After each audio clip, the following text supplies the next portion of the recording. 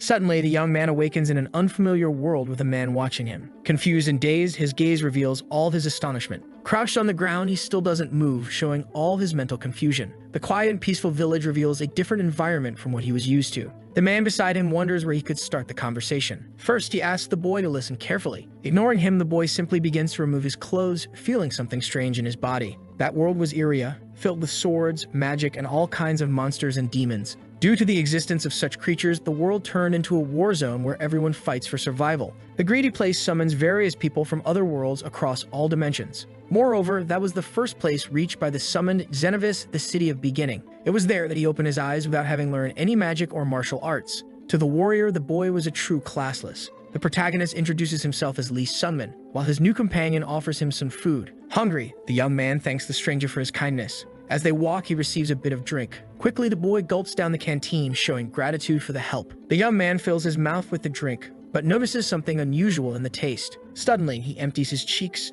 spitting out all the liquid. Sunman realized it was goblin paralytic poison and spat it all into the man's eyes. The poison changed taste when diluted in water, but still had a very distinctive fishy smell. Sunman understood that the man intended to deceive the newcomer and sell him as a slave. Revealing his powers, the old warrior realized he wasn't a summoned. But behind the fragile appearance hid an experienced soul, even without any class. Sunman strikes his opponent right in the stomach. While fighting, the young man revealed he had 13 long years of experience. Suddenly, he grabs a dagger with his hands and lunges at his opponent, striking his throat. The main rule of Iria was not to trust others easily, as that world was nothing but trash. With little money, Sunman considers his next steps. Despite everything, 100,000 and a simple dagger were better than nothing, but his body wasn't good enough. His body returned to its original state, without muscles or scars. The boy went back 13 years in the past, to when he was first summoned to Iria. His gaze reveals the attempt to find the reason for his regression. His name is Lee Sunman, a veteran C-rank mercenary of 27 years old who had lived an ordinary low-class life. For lacking special talents in his previous life, without background or unique skills, he was never able to reach the top. While walking a fine line, he found an unknown dungeon. After much suffering, he found a chest, hoping it contained some valuable treasure. However, there was only a simple stone inside, and he just took the item and left as he didn't know how to use it. Before his death, a message showed that he would return 13 years into the past, to the beginning of it all. The stone was some kind of item that returns its bearer to the past, a regression stone. At that moment, he reflects on his situation and opens the status window. He is disappointed to realize that nothing had changed despite all his high expectations. To him, this was a useless regression as he had the same stats as the first time. Despite everything, he still had the memories of the 13 years he spent in Iria, recalling great hardships. Walking, he arrives at the Healthy Bone Realignment Clinic and realizes he would have to make some changes. In Iria, there were all kinds of summon ones. Mages who use magic, martial artists who use martial arts, and among them, the most common were the classless. Even though they were capable of learning anything, they were the weakest, dying before even learning something in Iria's wild environment. Lee Sunman had lived as a C-rank mercenary, suffering all kinds of humiliation for the past 13 years.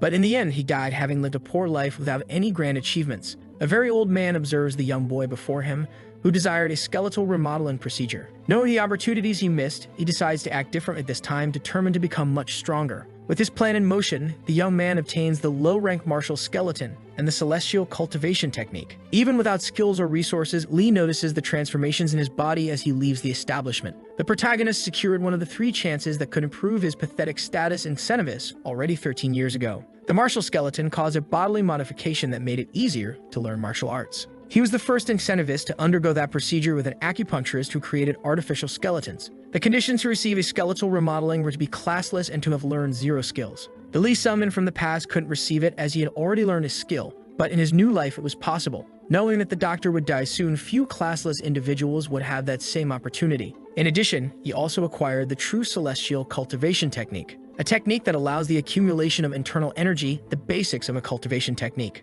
The young man knew of the existence of a first-class technique hidden in the small library of Xenovis. The owner was unaware of the value of that book, so he managed to acquire it for a bargain. Among the 3 chances he missed in his past life, he managed to grab 2 of them in a single day after being summoned. The 3rd chance would be the prize for the winner of the Colosseum that would open a year from now. His standards weren't very high because only the classless could participate. Thus, it was more than possible to improve his skills during that 1 year in Xenovis. The next step would be to earn enough money to get accommodation, so he decided to hunt monsters. Tired, the man paid no attention to the child in front of him. Sunman observed the armors and items laid out on the ground. With shining eyes, he stated that he would like to buy some of them. Confused, the vendor asked if the boy had enough money. but the young man would need at least 300,000 to acquire all those objects. Finally, he tried the tactic of putting it on credit, but it didn't work and he was thrown out. The vendor observed the protagonist's determination. Sungmin offered his clothes as a means of exchange. Claiming they were high-quality garments from a highly developed dimension, he tried to convince the man. However, the vendor just let out a loud laugh. Sungmin didn't like the man's expression and started to get a little irritated.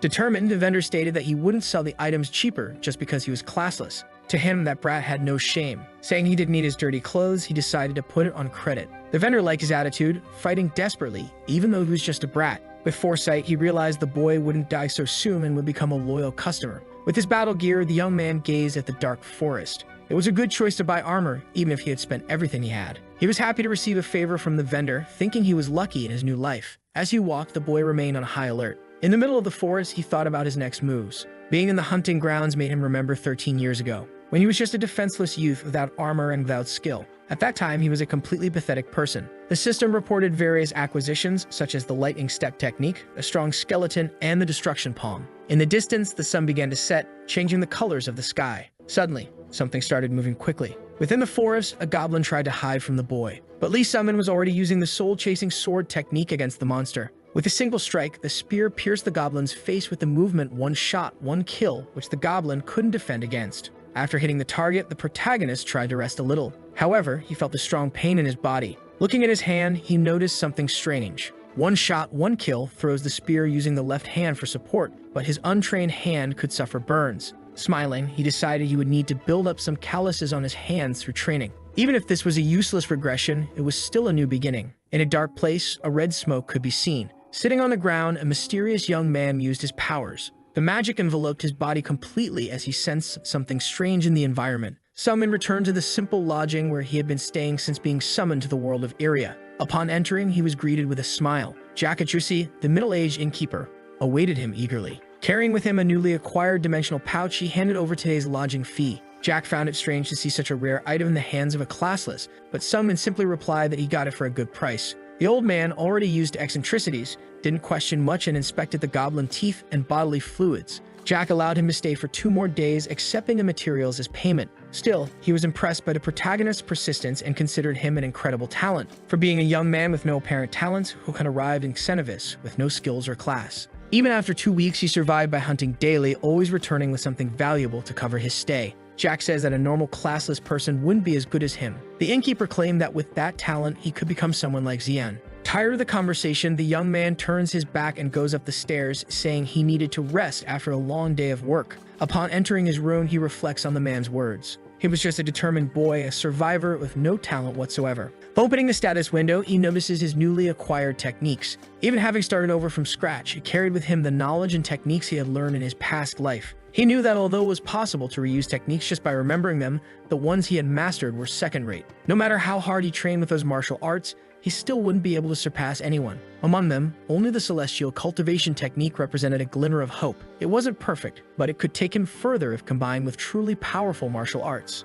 At that moment, he decided to focus his attention on improving the technique. The next morning, he was preparing to go out again when he was stopped by Lula, the innkeeper's daughter. Worried, she asked why he always returned to the forest, risking his life day after day. Lula said the boy could simply accept the safe job right there. But Sungmin had already made his choice, and since he was from another world, he needed to hunt to make money. Still, the girl thought he was very stupid and said he should find a job. Concerned, she offered a job at the inn, saying her father liked the boy a lot. But tasks like cooking and cleaning weren't his thing. Lula still didn't understand how he preferred to risk his life rather than have a secure job. Sungmin remained silent, thinking about that new life. Turning his back, he said he would be back for dinner. In his previous life, he lived making compromises and knew he could do it again. However, he would not accept living the same way. He promised himself that this time he would achieve what he deserved. For that, he was willing to do anything, wanting to live better than in his past life. As he left for another hunt, the afternoon bell rang in Xenovis. That sound signaled the arrival of a new summoned. Watching from a distance, he recognized the energy forming. It was a child apparently the same age as Sungmin. Just like in his case, the child looked vulnerable, an easy target for scammers. Men were already trying to persuade the summoned with the same bottle used on the protagonist. For a moment, he wondered if he should help children, but he preferred not to get involved in those matters. As he turned his back, he bumped into someone standing beside him. Looking up, he saw how huge the man was. Before he could act, he was caught in a trap and accused of breaking a bandit's collarbone. Angry, the giant punched him in the face. The young man fell to the ground, not having time to react to the blow. The commotion drew curious glances from people nearby. Trying to divert the citizens' attention, the attacker claimed the boy had broken his bone. Therefore, you should pay in the same way. Even confused, the townspeople turned their backs on the situation and walked away. Determined, Hyung Nim decided he would break the boy's collarbone in revenge. Furious, Sunmin realized that all those men were part of the same group, and the bandit in front of him was a third-rate martial artist who couldn't tell the difference between a rib and a collarbone. Martial artists can be distinguished by levels of martial arts, and the third was a level reached with minor mastery. Sunmin had just progressed and hadn't even reached the third category yet. The boy would need help to win that fight, but he knew the people of Cenovis were heartless and wouldn't help. Realizing the child would be sold as a slave, he intervened, asking the boy not to drink the poison. The child was confused, but no longer brought the canteen to his mouth. Confident, he wanted the help of the boy, who seemed to know some combat techniques appearing to be from Murim. At that moment, the drink was completely spilled on the ground. Standing in front of him, Hyung Nim said the protagonist would be perfect for nobles with strange tastes. Bending his knee, he tried to strike the boy with a blow, but the young man knew he couldn't let things end that way. Determined, he used the lightning step technique to confront his enemy. His second move was the strong exoskeleton steel break skill, which left the opponent confused. With one strike, he hit the attacker's rib. From a distance, his companions observed the battle. His destruction palm and other techniques were effective, but the opponent seemed to have an absurdly resistant body. The two paused for a second, regaining their strength. Despite his experience, he was still far from being a match for higher-level martial artists. Hyung Nim did not feel intimidated by the young man's abilities. Considering the protagonist's weight and strength, he wouldn't be able to endure the fight for long.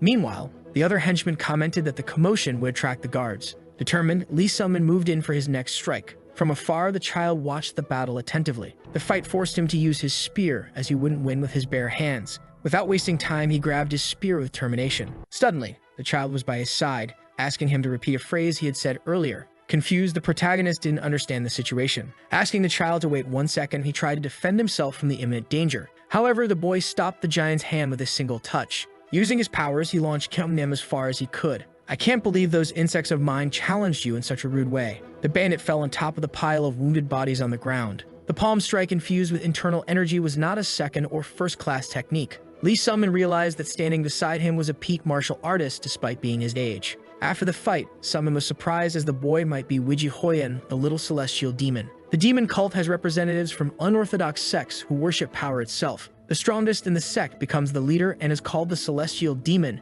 and his son is referred to as the sect's young master. That summoned one was the little celestial demon, Wiji Hoyan. Coming from an ancient era, he was the same age as Sunmin, but there was a huge gap between them. At that moment, the protagonist recognized the person who had made a name for himself in area. Although he knew who it was, Wiji Hoyan introduced himself to the protagonist. The two talked in the room and Lee Sunmin said his name. The boy had shared extremely interesting things, such as the fact that Iria was a completely different world. In that place, there was no demon cult. Laughing at the situation, the boy seemed to be enjoying himself. Deep down, his gaze revealed a certain concern. Remembering the fight in the square, Wiji Hoyan asked what the boy had been yelling at him. Not understanding the reason for the question, he replied that he had warned him not to drink the water containing goblin paralytic poison. However, the little celestial demon did not accept being spoken to so informally by the young man. Lowering his body, he asked for forgiveness, saying he didn't know that he was the young master. Inside, Lee Sunmin couldn't believe he was bowing to a 13-year-old. Smiling, Wiji Hoyan showed all his satisfaction. Pointing at him, he said the boy had been using martial arts earlier, and he called his techniques trash, saying the way Sunmin fought was ridiculous, and he didn't understand where he had learned that. Dazed, the protagonist didn't understand Wiji Hoyan's words or what his goals were with that conversation. But surprisingly, instead of scorning him, he offered help, saying he would teach him martial arts. Standing in his room, the young man remained silent. Confident, the little demon claimed that with his techniques, he would improve very quickly. However, there was a single condition for Lee Sunmin. Stunned, the young man feared that condition. The little celestial demon wanted the protagonist to be his friend. Sweating cold, Sunmin didn't know what to say and was extremely confused by the situation. Since a very young age, the heir of the demon cult's celestial demon wanted a friend. His father didn't understand where that desire came from. But little Wiji Hoyan learned from a book that if you have a friend, you can overcome anything. But his father said that only applied to ordinary people, which wasn't his case. The leader of the demon cult, celestial demon Wiji Hak, said his son would rule the myriad demons without a friend. Wiji Hoyan was always surrounded by intense training and rigorous preparation. His father, an authoritarian and inflexible figure, saw any desire for human connection as weakness, something unacceptable. For practical training, those 50 people were annihilated by a 10-year-old child. Being the son of Wiji Hak, those feats were not surprising at all. Even so, his expression did not show much dissatisfaction. Unexpectedly, this desire to have a friend came true when he saw Lee Sunmin, a man returned from time. Born as the sex heir, high expectations had always been placed upon the boy, who began training early. Deprived of friendships during his childhood due to strict and relentless training, he never had time to meet people. Despite the unusual circumstances, the two made a friendship pact. Wiji Huiyan showed all his happiness upon realizing he had a new friend, Lee Sunmin. Even at nearly 28 years old, the regressor became friends with a 13-year-old child. Huiyan would teach Sunmin the mystic arts of the Violet Dawn, a special technique of the demon sect that had a unique characteristic. Its internal energy appeared in a violet hue. Confused, the boy thought he was going to learn demon arts from Wiji Huiyan. Now that they were friends, the little celestial demon said the young man could speak to him informally. As he changed his tone of voice, the boy's expression revealed his complete satisfaction. The demon arts could only be practiced by the cult leader in hair, so he would learn the other techniques. While walking through the forest, the young man realized that some time had already passed. Wiji Huiyan himself had taught him the mystic arts of the Violet Dawn for an entire month. Even though he had defeated several monsters at once, his goal was still to become stronger. His current level was between the third and second category, which was progress compared to his previous life. Although his progress was evident, Huiyan's critical gaze never failed to emphasize his flaws, which pushed him even further. In the middle of the forest, the boy thought about collecting the spoils of his victories. Suddenly, a huge creature appeared among the trees. A terrifying monster was ready to end the boy's life. If he hadn't dodged in time, he would already be dead. Looking more closely, he realized it was a terrifying orc. Looking to his right, then to his left, he realized he was completely alone in that forest. He would have to fight that orc on his own. Using his spear, he delivered an attack to the creature's chest. Shortly after, he managed to open a hole in its body. With a jump, he moved in and realized he had won the fight. Confident, he stated that killing that creature was quite easy, but he remembered Huiyan's irritating comparisons. Even so, he began analyzing the strange appearance of the orc, since those monsters didn't usually live in that area. A voice said that despite his young age, he was already a strong warrior. Suddenly, a man approached the boy cautiously. That was Woon Hyeryung, a renowned warrior once known as the orchid-destroying sword in the Central District. Confused, the protagonist didn't understand what the man wanted. Pointing to the fallen beast on the ground, he said he had been in the region searching for an orc causing trouble. In the city, clouds covered the blue sky. The small monkey, Du Sangriang, asked if the boy in front of him wasn't too young. But Woon Hyeryung said he had seen that warrior fighting with his own eyes and that he had interesting abilities. Wang Pei, Dagger of the Black Rain, believed Woon's words and introduced himself. Another girl introduced herself as Rainier and said she had come from the Vela's magic school. Curious, she asked if the young man had any idea what kind of job was ahead. Recently in that area, an orc faction had established a new village, invading nearby villages and killing adventurers. As such, the guild offered a reward of 20 million to exterminate the orc village that had been causing trouble in the area. If they succeeded, the reward would be equally divided into 5 parts.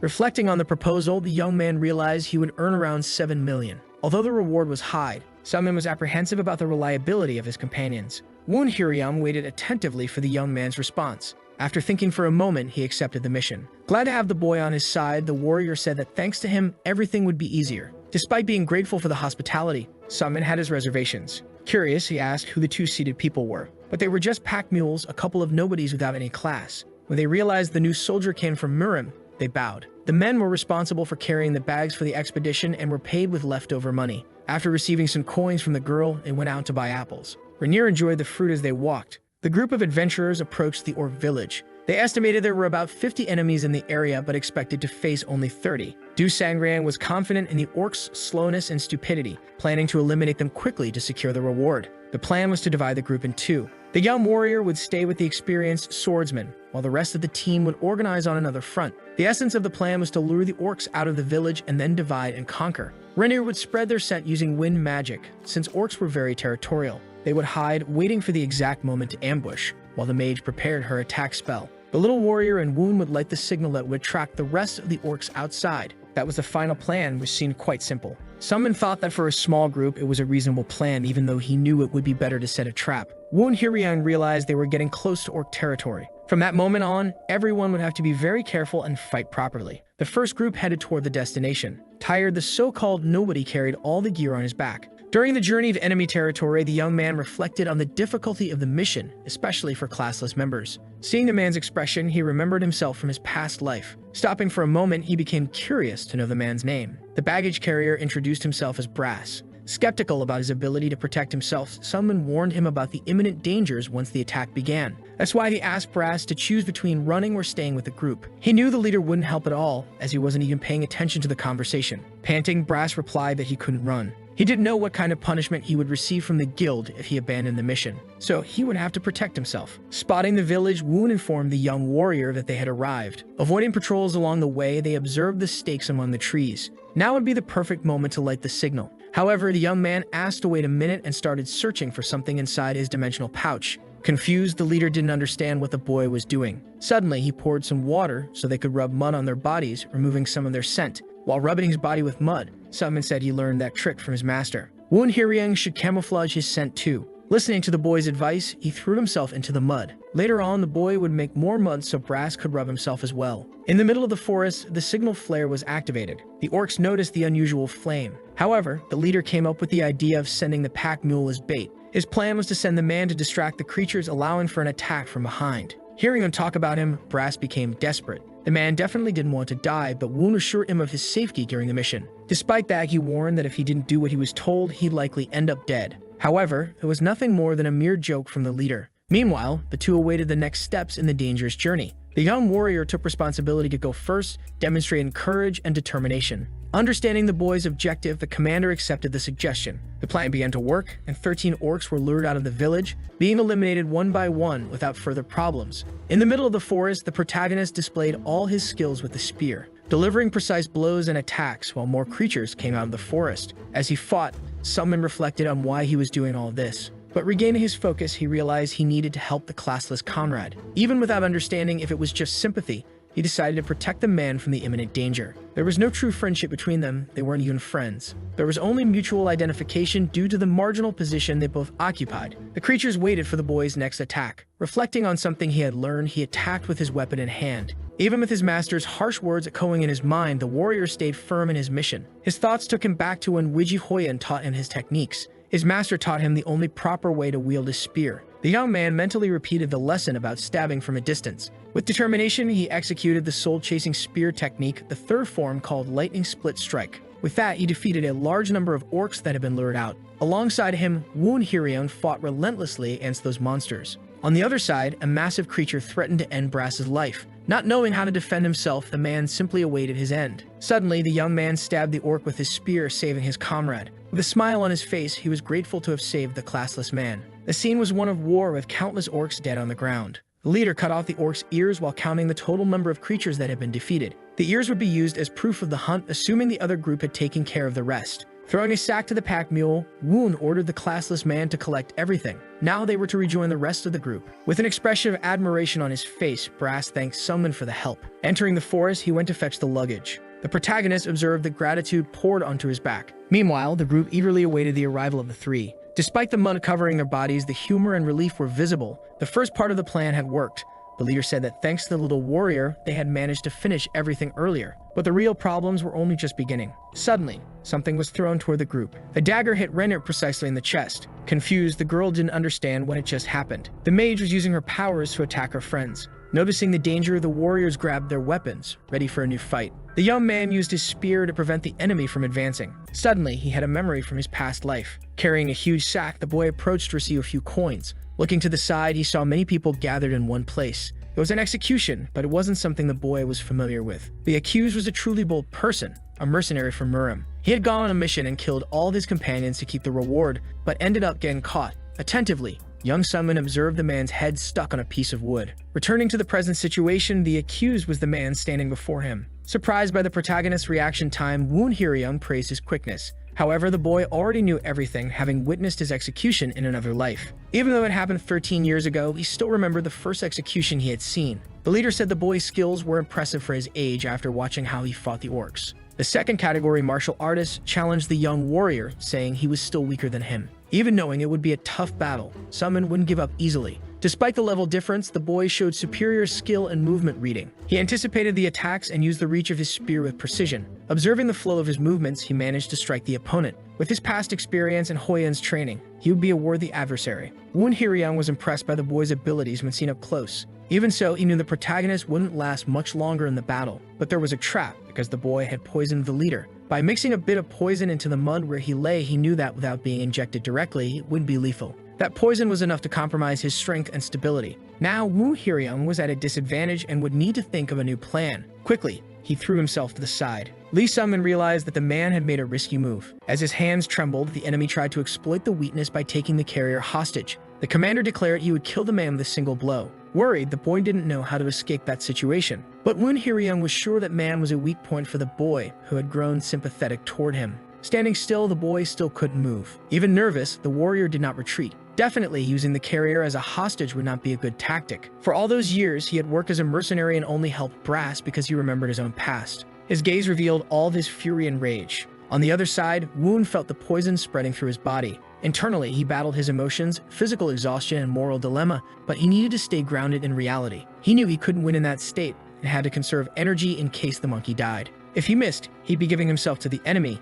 If he waited too long, Brass the carrier would die. But, against all expectations, Brass intervened in the situation. With a strike, he managed to buckle the leader's knees, trying to make him lose balance. The boy noticed the courage of the classless man who was trying to do the impossible. Holding Woo Hyeryung's body, he used all of his weight in his favor. However, the opponent managed to stab him with a knife. As he screamed, the look of satisfaction on the man's face was evident. Shortly after, the young man was already by his side. The enemy panicked and tried to beg for his life, but was quickly killed. On the other side, the monkey had defeated the mage Wang Pai after a hard battle. The threat had been neutralized, but the cost was high. Brass was dead. Lee Sung-min remained standing over the two, his spear piercing the enemy's body. After the deaths of Woo Hyeryung and Wang Pai, they were taken to the mercenary guild to receive 35 million. Woo Hyeryung was happy to see that the warrior had returned safely. Curious, he wanted to know the reason for the delay since he was quite late. Tired, the protagonist threw himself onto his bed, hoping to rest a little. The death of Brass, however, weighed heavily on his spirit, as with a little more energy he could have saved the boy. Back in his shelter, he reflected on his actions, feeling dirty, tainted by decisions he didn't want to make again. Woo Hyeryung confronted him, asking if he had killed someone. His friend claimed he could smell human blood on his body. Lee Sung-min began to talk about the second-rate martial artist who was trying to kill him, forcing him to fight back. Even so, the little demon still felt that his companion was hiding something. What truly haunted him was the unspoken question. What exactly was he hiding? Hearing those words, the boy stood up. Not even he knew what he was hiding, realizing his friend's distrust. Curious, he asked if it was strange that someone like him had defeated a second-rate martial artist, but Wiji deflected. Looking into his eyes, he knew this was a special person. Woo Hyeryung was strolling through the city, trying to understand more about that world. Along the way, he saw many things and ended up learning about the situation of the classless. The vast majority of them were miserable people who didn't even have decent food. It was understandable that humans would kill insects while needing to build the resolve to kill a small animal. Amid the intense routine of training and challenges, Hyeryung carefully observed the boy's behavior beside him. However, on the first day he was summoned, Sung-min went straight into the forest to hunt monsters. To him, his survival depended on it. But maybe the other classless didn't do that because they weren't capable. Otherwise, they knew it, but were unable to put their lives on the line to kill another living being. His friend was confused as to how he managed to do all that in one day despite being a 14-year-old classless boy. After hearing that the boy had adapted quickly, he moved on to his second suspicion. Woo Hyeryung stated that the boy had no talent. If he taught 10 things, he'd be able to learn about 3 or 4. Even so, in just 2 months, his spear skills had surpassed the level of common beginners. He did make typical rookie mistakes, and his mastery of internal techniques was too refined for someone with so little experience. That's why to him it was very strange that someone with no talent could learn a martial art in just 2 months. Hyeryung's intuition, shaped by years of experience, insisted there was something more behind that serene face. The protagonist didn't understand that kind of conversation. Faced with all this, Hyeryung made a risky decision by stating he didn't like lies. Inside the room, the two remained silent. Lee Sung-min stated that everyone had secrets they wanted to keep to themselves. Therefore, trying to uncover them wasn't an appropriate attitude for a friend. In front of him, the child didn't know how to respond. He only said that he also had a secret, like everyone else. Trying to exchange secrets, he said he would tell his to Sung-min, but he wasn't interested. Even so, he tried to persuade his friend with the top martial technique. But being someone without talent and with so little internal energy, he knew he would be unable to use it. Intrigued, the child no longer knew how to convince his companion. Finally, he said he would give 20% of his internal energy. That statement left the protagonist completely shocked. Deep down, that child was just curious to understand what his secret was. Being his only friend, he wanted to know everything about him. Looking into his eyes, he said that this was the definition of friendship for him. Sitting on the bed, Sung-min asked Hyeryung to make a promise. If he told his secret, the child couldn't kill him. But Wiji wouldn't be capable of killing his friend. Letting her hair down, she said that in fact she was a girl. The protagonist was shocked by that revelation, showing it was something quite unexpected. She said her father wanted to keep it a secret from the sect, having to live as a boy to follow her path. The revelation was so great that the protagonist remained silent. When summoned to that world, she kept the disguise because she had lived that way for so long. That was the truth she hid from everyone, but now she trusted him with the secret. Coming to terms with his thoughts, Summoned said they would need separate rooms from now on. With the air still heavy with revelations, the protagonist felt he also needed to be honest. Gathering a bit of courage, he decided it was time to tell his secret. The young man took a deep breath before saying he was a regressor. Wiji's eyes widened at that information, but the girl didn't believe in that nonsense, not even knowing what it meant. He was a regressor, had died, gone back in time, and now carried with him the knowledge and memories of a previous life. Now his abilities made a lot of sense, even if it was hard to believe. Since that world was so different, anything was possible. Curious, the girl asked why she would have any reason to kill him after hearing that. Although he was trapped in the body of a 14-year-old boy, his mind belonged to someone who was 27. Despite everything, he felt bad for lying about his age, his identity, his story. But to Hoyan, that didn't matter at all. She was the one who chose to get close, the one who told him to learn martial arts, and the one who decided to offer friendship. None of it had been a deception, since he merely agreed with what she herself wanted. Therefore, she had no reason to kill her friend or end their friendship. During the 2 months they spent together, she had seen him as a friend, and that wouldn't change because of a revealed secret. In the end, that was the meaning of friendship for her. Emotion took over her shocked face as she sincerely thanked him for the connection. Their bond had become something real, solid, built on trust and mutual respect. Lightheartedly, she teased Summoned about the fact that even with an extra life, his current level was still low. Besides, the girl had countless questions to ask, but they would leave that for later. From now on, she was ready to transfer her internal energy to him. Shocked, the protagonist didn't expect that promise to be real. Internal energy was something accumulated inside the bodies of martial artists. It was with it that they performed superhuman feats. There were no shortcuts. Only with cultivation techniques could one increase this energy. That's why many dedicated their entire lives to sharpening and strengthening this inner force. When Hoyan began to transfer part of her internal energy, she noticed his blood vessels weren't clean. In fact, they were filled with a lot of accumulated impurities. Even so, she would start the transfer confident that he could at least absorb part of the power. He would have to use the Violet Dawn arts to try to retain about 20%. Placing the palm of her hand on the boy's back, she began the transfer while he resisted bravely. Looking at his body, he felt the energy flowing inside him. Even tired after the process, Hoyan only smiled and was curious to know her friend's first impressions. The strength, heat, and pressure of the internal energy flowing through his meridians made his body vibrate. That 20% of internal energy was more than he had accumulated in his past life. He retained half of the energy in his body, transforming his entire physique. The rest of the energy would enter through the meridians. If he continued to cultivate the Violet Dawn arts, that power would become a true part of him. Collapsing onto the bed, Hoya needed to rest a little after the procedure. Beside her, the boy reflected, trying to understand her motivations. Curious, he asked why Wiji Hoyan did so much for him. With a smile on her face, the girl said it was because he was her friend. Everything she did for Summoned was out of friendship by her own choice for her own satisfaction, not out of obligation. While she rested, she reflected on her own satisfaction. Hoyan also decided to teach one more martial art, the supreme spear technique of the 9 heavens used by the Spear King. Although she knew Summoned's limitations, she was willing to give her all so that he could master it. Besides, she always emphasized that her actions were for her own satisfaction. After all, he was the first friend she had in 13 years, and she didn't want to see him die in vain as he had in the past life. The protagonist was touched by the girl's sensitivity. Suddenly, she held his face, stating that he shouldn't bow his head to his friends. Touching his bruised face, she couldn't believe he had taken a punch. Suddenly, she grabbed him and pulled him closer to her body. With a smile on her face, she said she wanted something more fun. As they exchanged confidences about the past, the bond between them grew stronger. She was curious to know what she was like in the past life. However, the boy said he only heard rumors that claimed she ruled with tremendous power at the peak of Iria. After being summoned, she left the city in less than a month. And after that, she remained missing for a long 3 years. Reflecting on that life, she imagined she must have traveled a lot during those 3 years. She had always wanted freedom, and being in the cult meant she only had freedoms within the leader's operations. That's why she was so happy to have been summoned to that world and for having made a friend. Finally, she revealed that she wished to leave that place in a month. Dreamy, she wanted to feel the world and all its freedom.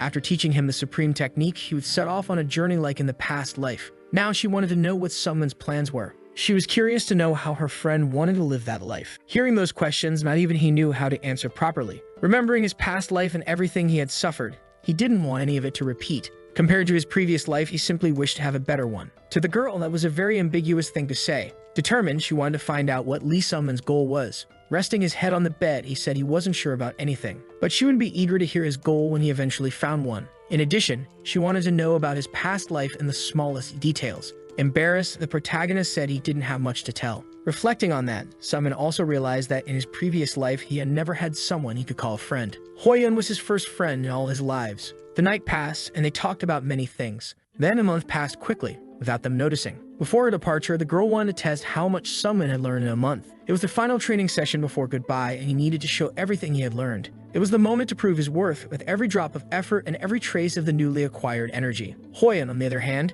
kept that confident smile, knowing he wouldn't be able to defeat her easily. Sungmin was ready with his eyes burning with determination and his spear in hand. As always, she proposed something unexpected, giving him an advantage of 20 strikes. Even so, the young man was extremely suspicious of the gift. Sungmin hesitated as he thought about which move to use, but remembered the supreme spear of the 9 heavens adapted for him. Hoyeon had named it after him, making it more than a technique, a symbol. Even if it wasn't his intention, that was a recognition, a way of saying he was unique. The technique represented a fusion between the supreme spear of the 9 heavens and the devastating soul-chasing spear. Now, with personalized movements and postures designed for Sungmin, he would begin the fight. Wielding his spear, he tried to use the learned technique followed by the soul-chasing strike. Patiently, the girl waited on the other side. With just a light touch, she was able to dodge the attack. He advanced with precision, more strength, more technique, more control. His second stance was the lightning-splitting pursuit. Compared to his previous version, that boy who barely knew how to handle a spear was now someone else with more control in his attacks. He had learned about force, which spun and swung the opponent's attack, control to pressure and block the opponent's strike. In addition, subtle attacks were essential to pierce the opponent. That was the basic for his spearman, but the boy had learned it all on his own. Therefore, he would need to practice those movements every day until he could master them. In the fight with Hoyeon, he was able to show everything he had just learned. Even with all his evolution, he still wasn't able to use his back. Frustrated, the boy tried to mix each spear strike with explosive energy following her tips. Wiji Hoyeon was pleased to notice that he had listened to her advice. Tired, he realized there was a vast gap between the two. Even advancing to the second category, thanks to Hoyeon's internal energy, she was able to block with just her right hand. In front of him was a peak martial artist. Confident, she didn't show the slightest bit of fatigue as she ate. Meanwhile, her opponent couldn't do anything. Not giving up the fight, he attacked again with his spear. But quickly the girl blocked all his strikes, one after another. Each blow was stopped with ease by her right hand. And then one by one, the 19 attacks were delivered, and with none landing, he realized he had lost. However, the child didn't expect the final strike, which brought the spear's tip very close to her face. With a smile on his face, the young man thought he had achieved his goal. But quickly, the girl vanished from his sight. Without understanding anything, she appeared behind him, showing he had lost the fight. Even so, Hoyeon praised him, recognizing the potential in her friend. With the internal energy he now carried, Sungmin was born for martial arts. And even without realizing it, he had sensed her presence before, something reserved for those with talent. She believed in him so much that she said one day his weapon would become something exceptional. The girl was looking 10 years into the future, prophesying what could happen. That fight had been extremely easy. Even so, she was satisfied with her friend's skills for showing much more than what she had taught. Therefore, they would meet again in 10 years. A month ago, she asked what Sungmin's goal in life was, but he still wasn't sure. In that case, he should make her his final goal. Humans need goals, and his life would be nothing more than drifting aimlessly. As a challenge, she wanted him to come back in 10 years, strong enough to defeat her. But Sungmin hesitated, saying he would never be able to become like her. He couldn't do it because he had no talent, unlike his friend, who was a genius and had taken several elixirs. The two had started from different lines, making comparison impossible.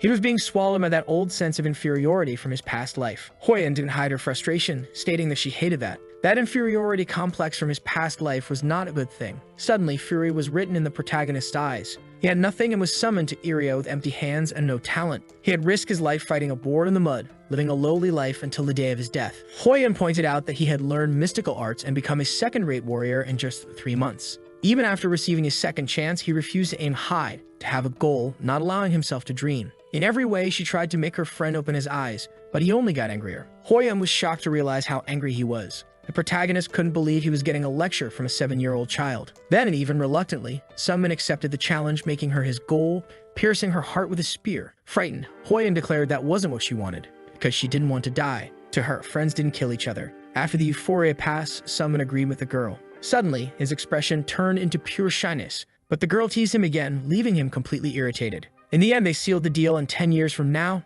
they would meet again. With a smile on her face, the child said she would be looking forward to his spear. Pausing to think about that phrase, the young man found her words strange. Despite her young age, the girl teased him with her jokes. The two had a large age gap, but she only played with the situation. Getting closer, the girl began to intimidate the warrior. Determined, she stated that in 10 years she would be so grown up he would have nothing to comment on. Sungmin defined 3 goals: survive, seize every opportunity his memories could offer. With a bundle resting on her shoulder, the child said goodbye sincerely. Sungmin said the two of them would meet again in 10 years, eagerly awaiting that day. In addition, his last goal, but the most important of all, would be to not die until that day arrived. As a promise, he told Hoyan that he would stay alive because now he had something and someone to live for. The friends went down different paths, separating for a while. In Xenovis, Lee Sung-min was able to achieve 3 important things: the martial skeleton, the true celestial cultivation technique, and finally in the third, the tournament of the classless. In the tournament of the classless, only those who have no class are allowed to participate. 10 months after Hoyan's departure, Xenovis held another edition of the tournament. During that time, Lee Sung-min's martial arts had become first grade, making it easy to win the tournament. As a prize, he received a secret energy elixir, capable of enhancing internal energy. He drank the elixir on the spot without hesitation. However, compared to the energy he had received from Hoyan, that elixir didn't feel valuable. With that, Lee Sung-min felt he had achieved everything he could in Xenovis. What remained now was to depart, and on the way he ran into Hans, a street vendor. The man congratulated him on his victory and asked what he wanted to buy. But that, in truth, was a farewell, since the boy was leaving. Understanding the situation, Hans smiled with a mix of pride and sadness. Sung-min had become someone special, having known the classless boy from the beginning. The man was certain the protagonist would do well outside that city and survive for a long time. Before leaving, he handed him something. It was a second-hand dimensional bag with 50% more capacity than the one he had. Confused, Sung-min didn't understand why the vendor was giving him something so valuable. Han simply replied that when someone gives a gift, it's better to accept, and besides, the bag wouldn't be worth much for resale. That was a farewell gift, and when the young man became famous,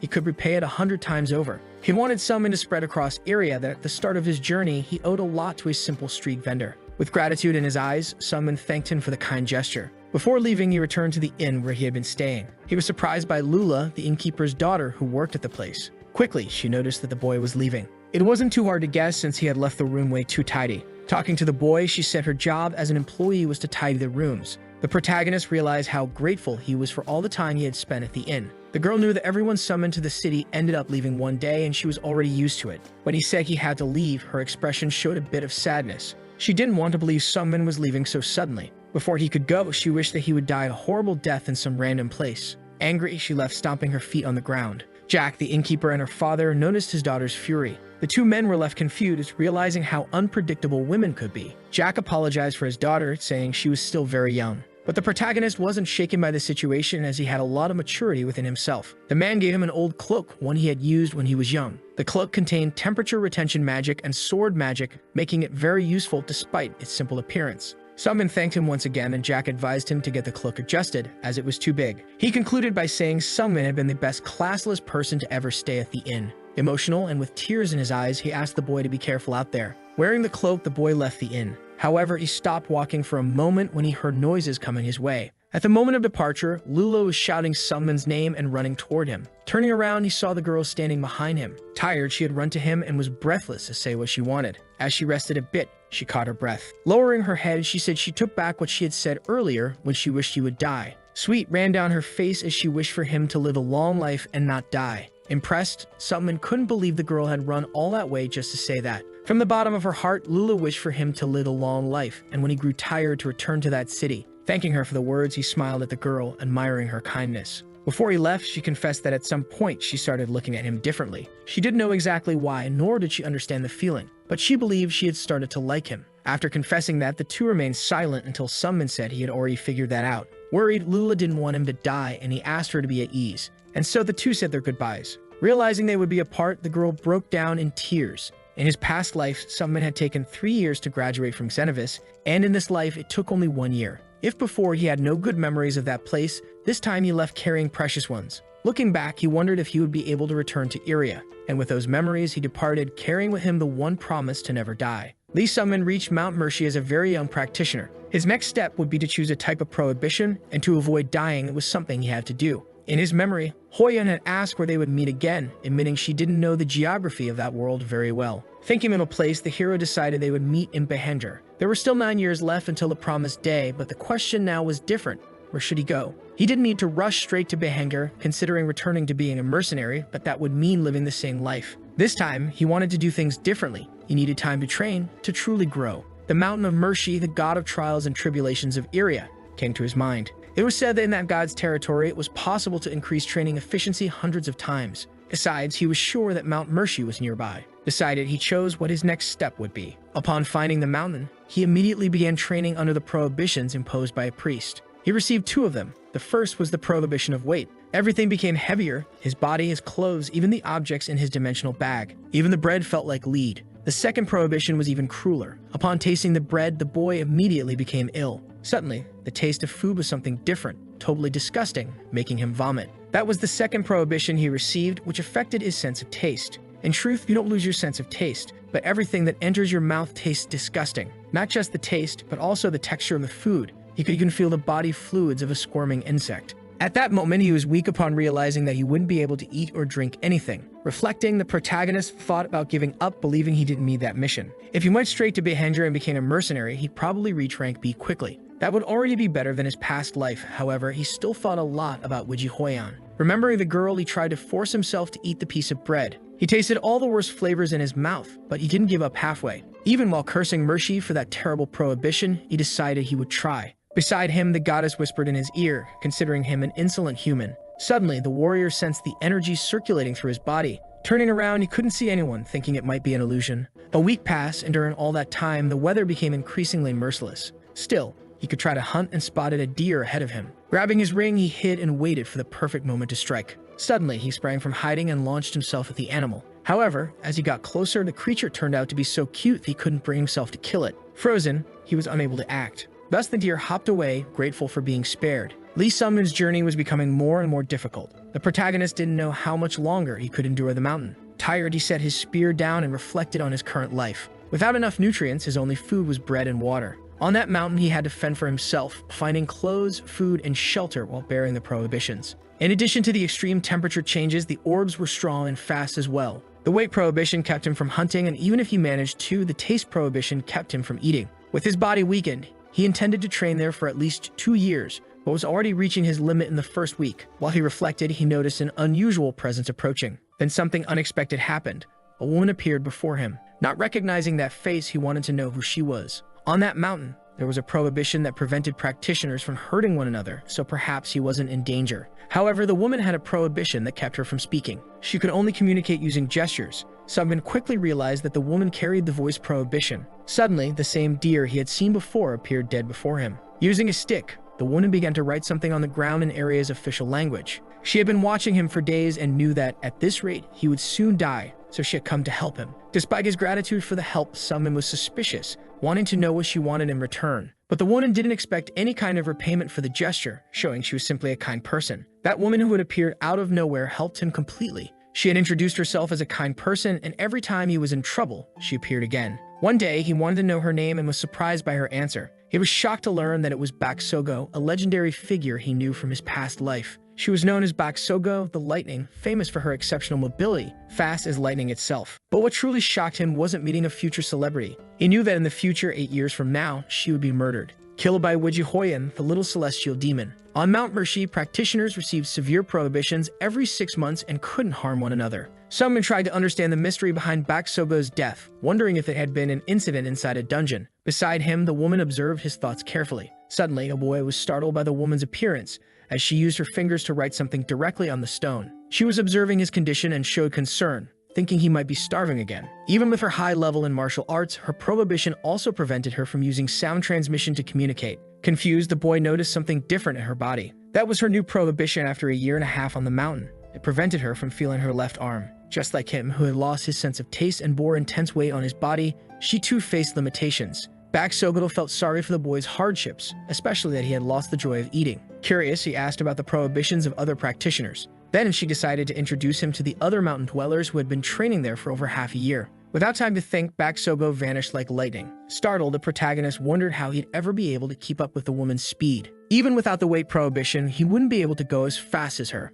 With his body heavy, he should focus more on movement techniques. Intrigued, the young man tried to ask Baksogo to teach him some techniques, but it wouldn't be possible. With a smile on his face, he said it was just a joke. With her right arm, the woman held the boy's body and carried him. Because he was too slow, she would have to carry him on her back. Nervously, he asked the woman to wait 1 second so he could process everything, but she didn't listen to his requests and began to run. Baksogo, the mute, took Sungmin to meet the other practitioners, but upon arrival, they smelled a terrible odor. Scarlet, a future Grand Mage, had prohibitions that kept her from bathing or changing clothes. Bijun, the future Phantom Sword, had lost vision in both eyes. Baksogo had restrictions in her left eye, left arm, and was deprived of speech. Lee Sungmin quickly realized he was surrounded by individuals he knew very well. In the future, they would become powerful figures in area respected by all. However, at that moment, they were still complete unknowns. Scarlet asked what the boy's prohibitions were. She expressed doubt and judgment about him, starting with 2 prohibitions, questioning how long he could endure. For entering Mount Mercy in search of power, Jun believed that those 2 prohibitions were understandable. The old man said the young man wanted to surpass his limits, no matter the cost. Impressed, the boy agreed with everything said, even if it gave the other practitioners chills. Jun explained that all kinds of random people gathered on the mountain, that only 4 remain in the past 6 months. Saying he was eager to see the boy's next steps, the old man would keep an eye on him. Besides the protagonist, Baksogo had also started with 2 prohibitions. Now that everyone knew each other, they could return. But the woman had said there were 4 people who had trained for more than a year and a half. Among them, a 5th figure was mentioned, someone named Flam, whose name inspired caution. Jun said that Flam was a very dangerous person who shouldn't be introduced to the protagonist. Confused, he didn't understand all that fear of the last practitioner, but let the story go. Time passed, and 4 intense months of training made him stronger. The prohibitions became more severe, increasing the weight on his body and making food unbearable. Even so, his progress was remarkable, growing stronger each day. After 4 months of training, his mastery of the Violet Dawn mystic art rose to 3 stars. In addition, his strikes became much more precise and powerful. Mount Mercy was harsh and challenging. Despite everything, the trials were rewarding. During the day, he used the Supreme Ring of the 9 Heavens, summon style, and at night he practiced the Violet Dawn mystic art. He accepted this suffering as part of the path he had chosen, feeling like his bones would break at every moment. The protagonist was destined for that fate, for it was the goal he had chosen. His body grew and changed. His clothes no longer fit too tight to contain the new strength emerging within him. Then he met a new face, someone his age, watching him with curiosity. The young man was impressed by the interesting spear-throwing technique he had just witnessed. Standing on a rock, the newcomer said he had never seen someone his age on the mountain. The boy introduced himself as Flam, the very name that had been mentioned with fear. Curious, he wanted to know the name of the stranger who had such enviable skill. Scarlet was sitting, practicing one of her spells reflecting on geniuses. B explained that Flam surpassed others while laughing at them. That was his kind of talent. Thus, the advice the protagonist had received was to not meet the boy, or he would end up falling into a bottomless pit of despair. At that moment, the young man remembered the wise words of the old man. Nervously, he introduced himself as Lee Sungmin. With a smile on his face, Flam realized the boy had already heard his name from others. Turning his back, he said he needed to train with his spear and didn't have time for conversation. The protagonist couldn't believe that small child was a true genius. Walking away, he didn't want to waste his time with a guy like that. But the boy didn't seem to want to leave him alone, asking countless questions while following him. Saying he would train with his spear, Lee Sungmin realized the weapon had disappeared from his hands. Looking back, Flam was holding his battle weapon as a form of provocation. The smile on the boy's face was frightening and strange. The greatest humiliation possible for a martial artist is to have their weapon taken. But before getting angry, Sungmin was lost in confusion. Flam claimed he would return the object after using it a little, borrowing it temporarily. Suddenly, the boy began to imitate his techniques and movements. Using the supreme balance of the 9 Heavens summon style, he attempted a new strike.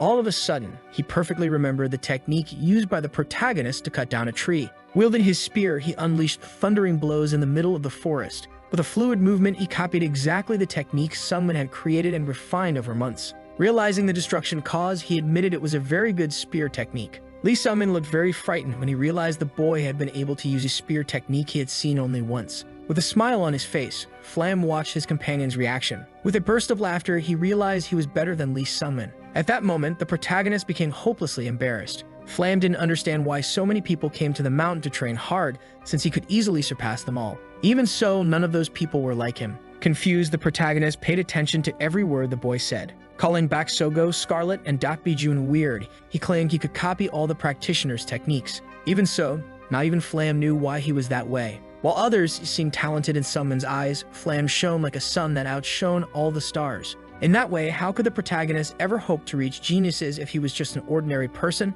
He felt different from the time he had spent with Hoyun, even though she never flaunted her genius. With a superior air trying to appear as a normal person, Flam wanted to know what Sungmin's prohibition was. He revealed that he had 4 and mocked a prohibition based on humility, causing Sungmin to back away. Flam tried to return the spear, but was immediately rejected. Sungmin no longer wanted contact with him, consumed by anger, shame, and helplessness. Not understanding the hostility, he suggested Sungmin descend the mountain, as he was too weak for that place. Upon hearing that, the protagonist tried to punch the boy hard, but was stopped. Within the mountain, none of the practitioners were allowed to hurt each other, as it was strictly forbidden. When confronted physically, Flam mocked the situation. Flam claimed that Sungmin only attacked because he knew no one could be hurt on the mountain due to the rules of the goddess Mercy. Bak Sogo appeared, silently watching everything with attention. Flan justified himself, saying he had only borrowed the spear and that Sungmin had overreacted. He'd also claimed that although the spear technique was excellent, the hero wasn't good enough to master it. The more powerful the martial art, the harder it was to refine, so he stated that Sungmin would have to train a lot.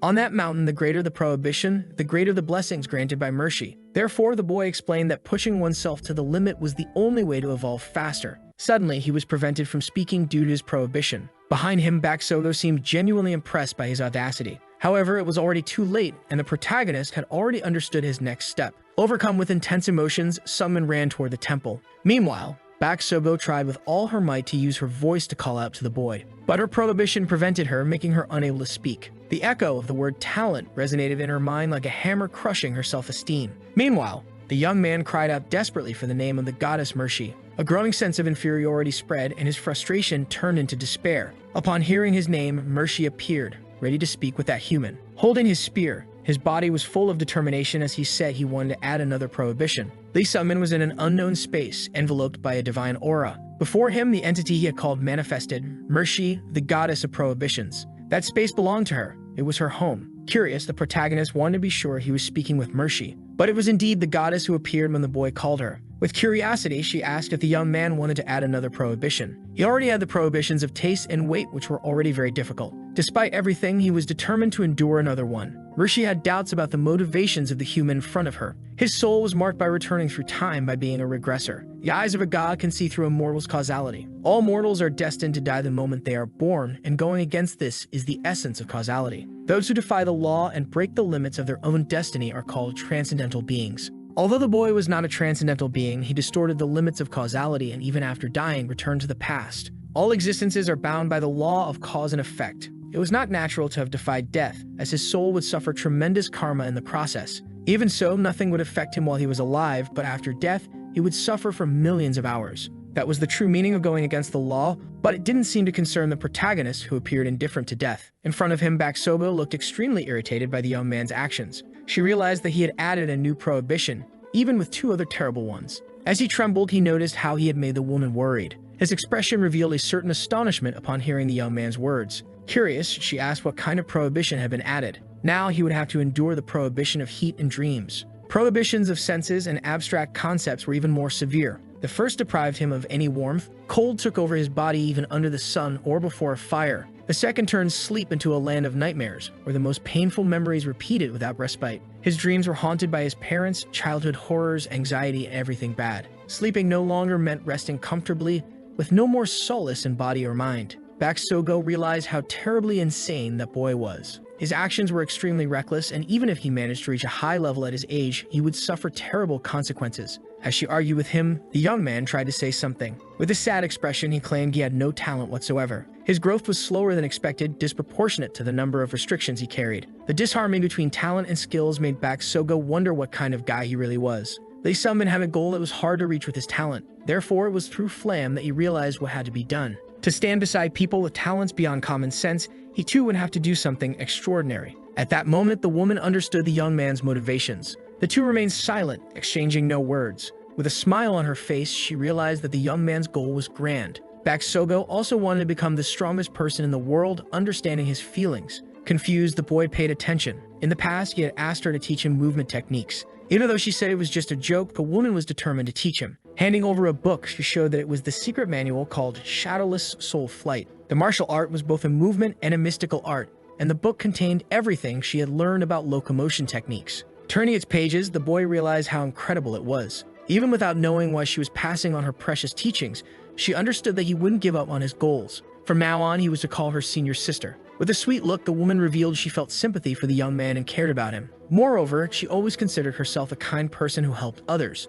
The protagonist trained his skills again, always keeping in mind the affection of Wiji Hoyan. He alternated his stances between the supreme spear of the 9 heavens and the soul pursuit. By the 5th stance, he was already using the deadly lightning. In his mind, he visualized the destruction he would inflict upon his own body while facing Hoyan. After more than 10 years of training, he still wasn't able to defeat the little celestial demon. In the end, Hoyan stated that teaching martial arts to him had been a mistake, having lost all hope. Using her powers, she decided to take back everything she had given him. After destroying his Danshin, the young man would no longer be able to use martial arts from that point on, leaving him completely with nothing. As she walked away, Sunmin tried to call out desperately to his friend. Every step was a rupture with his body's limits, which left him increasingly terrified. Lee Sunmin woke up in shock after a nightmare involving Wiji Hoyan. His body was sweaty, his heart racing, but he soon realized it had just been a dream. Feeling a momentary relief, he tried to control the nervousness that was reflected in his hands. Suddenly, he was surprised by the presence of the mysterious girl who seemed to know more than she should. Startled, he stared attentively at Scarlet, who had been watching him closely during his sleep. The woman commented on his recent actions, especially the addition of new prohibitions. Her proximity made him uncomfortable, and the stench she carried seemed to affect even his eyes. With sarcastic remarks about his choice of restrictions, like the prohibition of dreams and heat, she claimed he would die. The protagonist was already feeling sick from that horrible smell when Bi-Jun appeared. They were both there for a reason. To help him confused, the hero didn't seem to understand why the two of them had suddenly appeared. Scarlet repeated that they had come to help Lee Sunmin. They had been sent by the mute woman and brought magical means with them. Upon noticing that Bak Sogo was planning something, the boy understood everything. Scarlet had prepared magical scrolls with which he could learn spells. By possessing the scrolls, everything could become more convenient in the world of magic. The landscape reflected a glowing lilac from the sky. Bi-Jun offered more physical and direct help to deal with the suffering caused by the prohibitions. Determined, the young man was willing to do the best he could. At that moment, the two were preparing for battle. Scarlet taught 4 types of magical techniques. The first was mental cleansing. It was used to purify his mind, which was contaminated by nightmares. The second technique was a simple magic that could strengthen him faster. It was extremely useful in maintaining the prohibition of weight. By the end of the day, the sky took on a more orange hue with few clouds. While fighting Bi-Jun, he used the third magic to restore fatigue, a magic to recover from fatigue, but excessive use would drain his life force, possibly fatally. However, if he wanted to endure that hellish training, he had no other choice. Even with all the preparation, his performance in combat against an old blind man was still weak. Even without being able to last a mere 100 seconds, Sunmin claimed he would do better next time. Suddenly, the prohibition of heat began to reverberate throughout his entire body. Bi helped as much as he could, pressing specific points on his body to make him more resistant to the cold. Shortly after, the boy already began to feel a little better. The sword Phantom pressed blood vessels that boosted metabolism so he could withstand the prohibition. After helping the boy, the old man calmly walked away. He left, saying it was extremely difficult to find a sparring partner on that mountain. Lee Sunmin showed gratitude and realized that without all that help, he would have died a long time ago. Since his regression, the people around him had become warmer and more helpful. Reflecting on it, he realized that attitude was very strange. To him, it wasn't something natural for human beings. Ever since he returned, everyone was much friendlier to him, not matching his memories of the past. As he walked, Scarlet called out to the old man, who noticed her unpleasant smell from afar. Annoyed, the woman hated being treated that way just because she hadn't bathed in a few days. The two talk about the boy, Lee Sunmin, and how they were helping him. For an old man who only cared about martial arts, he was taking care of the boy with all his heart. But the help wasn't coming only from him, since Scarlet had also personally made magical scrolls. Reflecting on it, neither of them understood why they were helping the protagonist. They only knew that when they saw him, they couldn't leave him alone. While reflecting on the help from those around him, Sunmin decided to set those thoughts aside. To him, in this new life, he was just a lucky boy. Half a year later, the landscape was still filled with purple moss. A warrior held his weapon with all his strength. In the middle of the forest, he continued practicing his skills. Alone and in the middle of nowhere, his expression was pure exhaustion. Even so, he would not give up. Beside him, another character called him a larva. Impressed, he said he didn't believe he would last this long. The warrior remained kneeling in the same place. Without saying anything, he had ignored that person since the day they met. One possibility was that he had taken the prohibition of voice, reaching the half-year mark, and had been added for convenience. Without stopping to talk for a second, the character said he thought he would choose only more complicated prohibitions. Suddenly, the warrior lowered his weapon to the ground. Curiously, the boy watched intently. He was completely different from the person he had been 6 months ago. His evasion, stability, and movements were entirely clean. The movement techniques he had learned from Bak Sogo harmonized very well with the protagonist. Thinking it over, he believed that even a larva could achieve something if it crawled enough. Laughing, he said that would be the only thing he could do after taking on 5 prohibitions. Not paying attention to a single word, the protagonist kept training. Intrigued, the character watched again with his large eyes. Finally, he grabbed his combat instrument. Determined, he asked again why he was being ignored, since he could understand his body language. Tired, the boy wondered if his companion had nothing better to do. Scared, he knew he couldn't be underestimated, but he would be unable to kill him, according to the rule against violence. Despite everything, his companion struck him. Falling to the ground, the warrior didn't even notice the attack. Laughing at the situation, the other realized how pathetic it was, since he was crawling on the ground like a larva. He had been able to cause a kind of damage indirectly. Showing his sword, he stated that the boy wasn't capable of doing things like that. That weapon in his hand was a key sword. He provoked him. saying he would never be able to have such abilities. Therefore, he would have to work hard to get where he wanted, while the other character could get there easily. Even with so many obstacles, the protagonist would continue his mission, which left the other very shocked. To him, there was no end to the despair if he kept insisting he wasn't talented. In the other's view, his hard work was probably useless, but he could fight in a different way. No matter how long it took, he would continue fighting slowly like a larva. Therefore, the other could remain arrogant, since one day he would drive his spear into that confident body. While demonstrating his abilities, the boy remained quiet in his place. With more force, he planted the spear into the tree. He paid attention to everything the protagonist tried to explain, even without words. In front of him, he looked quite imposing. In the end, he simply said that if he truly believed that, he would be waiting anxiously for the day to come. The protagonist would not give up or cry halfway through. 1 month later, Lee Sungmin became a 1-year practitioner on the mountain, and it was time to choose a new prohibition. His choice was the prohibition of hearing. The prohibition of hearing was something torturous. His ears were filled with terrible noises he couldn't get used to. 6 prohibitions. Despite being on the verge of death every day, he continued swinging his spear without fail. With his movements, he could dodge, stay firm, and pierce with ease. His skills were the supreme spear of the 9 heavens, the mystic arts of violet dawn, and shadowless soul flight. Besides that, the fights with Dak Bi-jun and the training with Bak Sogo helped him on this path. Only Scarlet didn't help much. The stronger Lee Sungmin became, the heavier his body grew, the taste of food became more disgusting, and his dreams more intense. Even greater chills wrapped his body, and there were endless sounds in his ears. However, at times it was even comforting because it blocked Flam's annoying chatter when he came looking for him. And so, slowly like a larva, the protagonist continued improving. Upon meeting Mershi, he wanted to know why she had summoned him, since there were still a few weeks left before adding another prohibition.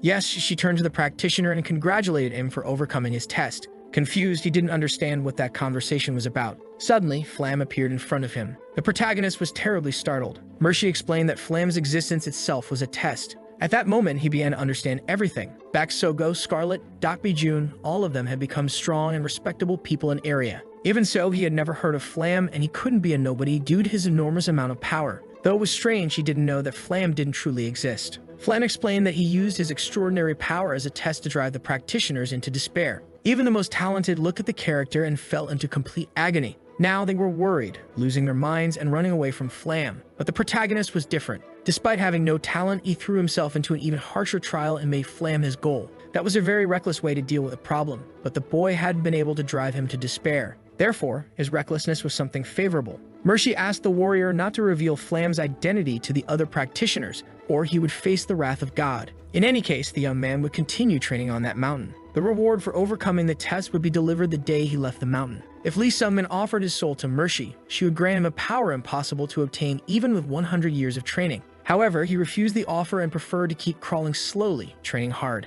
Lee Sungmin grew a bit thoughtful about what he could do. He truly hated the word effort, and no matter how hard he tried, he couldn't keep up with all those geniuses. But being a genius didn't mean he didn't have to make an effort. In the end, he hated those who dismissed the difference between what had happened and what hadn't by attributing everything to effort. But at the same time, he clung to the word effort since his previous life where he made defeatism his refuge. In this life, he had many fateful encounters, and there were no more excuses for having a different starting point. Having lost his refuge, he had no choice but to move forward, and only now was he beginning to put effort into something. Even so, he stated that he would be able to endure until the end because he liked the word effort very much. Mershi's face lit up as she noticed the young man's determination. She turned around, asking if she should speak to herself for a moment. She said that there was no such thing as coincidence in Area. There was a reason for everything. Area summoned travelers from other worlds and dimensions while granting benefits in the form of abilities. Even so, the reason behind it was still unknown. The protagonist realized that Mershi wasn't talking to herself but to him. That meant she was saying something that couldn't be told to him directly. The girl fell silent for a while. If the protagonist had returned, it meant something was about to happen that required his return. Therefore, he would need to be prepared to be worthy of the reason for his regression. In the end, she concluded her thought with a smile on her face. Even so, her gaze revealed a certain worry. With one hand, she declared that this was her territory, and asked for someone to leave unless they wanted to be destroyed. A fragment began to be destroyed, and holes began to appear through cracks. Not understanding, the protagonist remained standing in place. Mershi asked him to return at that very moment. He had to finish his training since there was no time to waste. Before he could say anything, she sent him away. She wasn't sure if Lee Sungmin would be able to stop everything that was happening. He needed to understand the final destiny. Days later, the 6th chosen prohibition was smell. The smell from the top of Scarlet's head kept stimulating the warrior's nose. Perhaps he shouldn't have chosen the sense of smell. A woman appeared beside him with a mysterious air. The stricter the prohibition, the greater the power gained, and despite the nausea and occasional vomiting, he was fine. Bak Sogo now had the prohibitions of taste and hearing. and the pain of having her senses scattered everywhere. Compared to everything the woman had endured before, this was an even more terrible experience for her. The prohibition of senses was worse than she had imagined. The boy paid attention as she said she had something to say. Decidedly, she said she would be leaving that mountain very soon. Without reacting, the two exchanged curious glances. In truth, Bak Sogo didn't need to go through so much suffering, as she was well ranked among the geniuses. Having been on the mountain for 2 years, she had likely achieved her goals. The protagonist asked if she was really going to leave, and the woman confirmed it. As for him, he would stay a while longer. With sadness in her eyes, she understood the two would part. Even so, she said she was sure they would meet again. Attentively, Bak Sogo watched the protagonist who had shared the mountain with her for so long. The little boy from before had become a stronger person. Despite that, if she left, he might die, as he would continue taking on prohibitions while pushing himself. The woman thought she should stay a bit longer to finish teaching shadowless soul flight. Lee Sungmin said he would be fine without her. Thanks to Bak Sogo, he had endured pain for a long time and could now bear his own burden. Thanking Nume, he said that if it weren't for her, he wouldn't be alive in that moment. Realizing her friend's gratitude, her face filled with joy and a gentle smile. Getting closer, she hugged him to show her affection. Surprised by the gesture, the protagonist felt a bit awkward. Letting go of his tough side, his expression softened, and gladly, he accepted the sincere hug. The forest was quiet, with the wind moving the trees. Stepping back a little from the boy, Bak Sogo said that he was the toughest person she had ever met. Getting to know the protagonist better, she realized he wasn't as desperate as the others. Disagreeing with that, he said he fell into despair again and again, always returning. Impressed, she said he was an incredible person, since she had given up facing the flames after meeting him. Finally, while looking closely at him, she sincerely asked that Sungmin not die. Returning the request, the protagonist said he would never die. Besides Bak Sogo, Dakbijun and Scarlet also left the mountain. It had been a long time since he had felt the feeling of loneliness. Remembering his cautious side from the early days of his past life, he didn't trust anyone. But now he was sure that humans couldn't live alone. Without them, he wouldn't be alive now. Standing still, he attentively watched a light in the sky. Something had changed in his heart, and an invisible wall had crumbled. At that moment, there was no smell, no weight, and no noise. The feeling of freedom was fleeting, but it felt like it would last forever, and the usual scenery looked different. Just as the protagonist had changed, the world had changed too. The arrival of summer brought the song of cicadas. 7 years later, Bak Sogo would meet Wiji Hoyan in the dungeon and be killed by her. To repay Bak Sogo's kindness, he would prevent that from happening. With a kick, he struck the insect directly. Even so, the cicada managed to escape.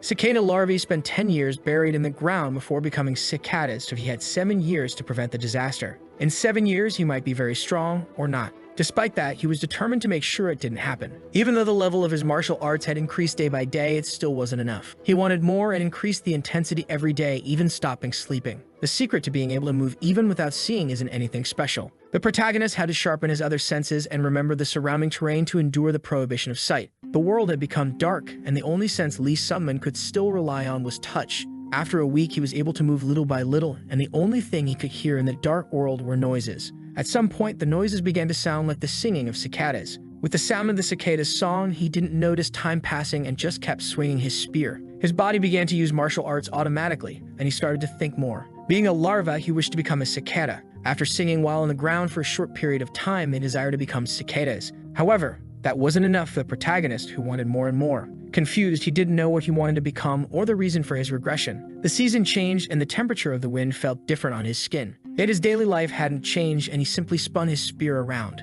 As the season passed, he grew more accustomed to the dark world. In her home, where she was summoned, Lee Sungmin wished to stop the trial. Dazed, he noticed something different in his body. Mershi had returned his senses after so long. Now he could see, and the awful smells and noises had stopped. His body was light, and the chills had vanished. Still, the girl continued to watch him. She was thinking she didn't know how to reward him. Sungmin had spent 3 years on the mountain and had done an amazing job enduring all the prohibitions. Many who got too excited ended up dying or giving up. That's why she was very happy to see someone like him appear occasionally, deserving of a special gift. With all the calm in the world, Mershi asked what he wished for. Excited, he asked to fight like Luspree, but it wasn't quite like that. Reflecting, he began to reason a bit about his desires. His time was running out, so he needed to grow stronger. With enthusiasm, the protagonist said he wished to become much stronger, even if he wasn't certain about it. He questioned whether Mershi would be able to give him what he needed. Meanwhile, the girl thought carefully and replied that he needed more time. He was shocked to realize that she could give him the time he needed. Placing a mark on his body, she asked him to show it to Denir,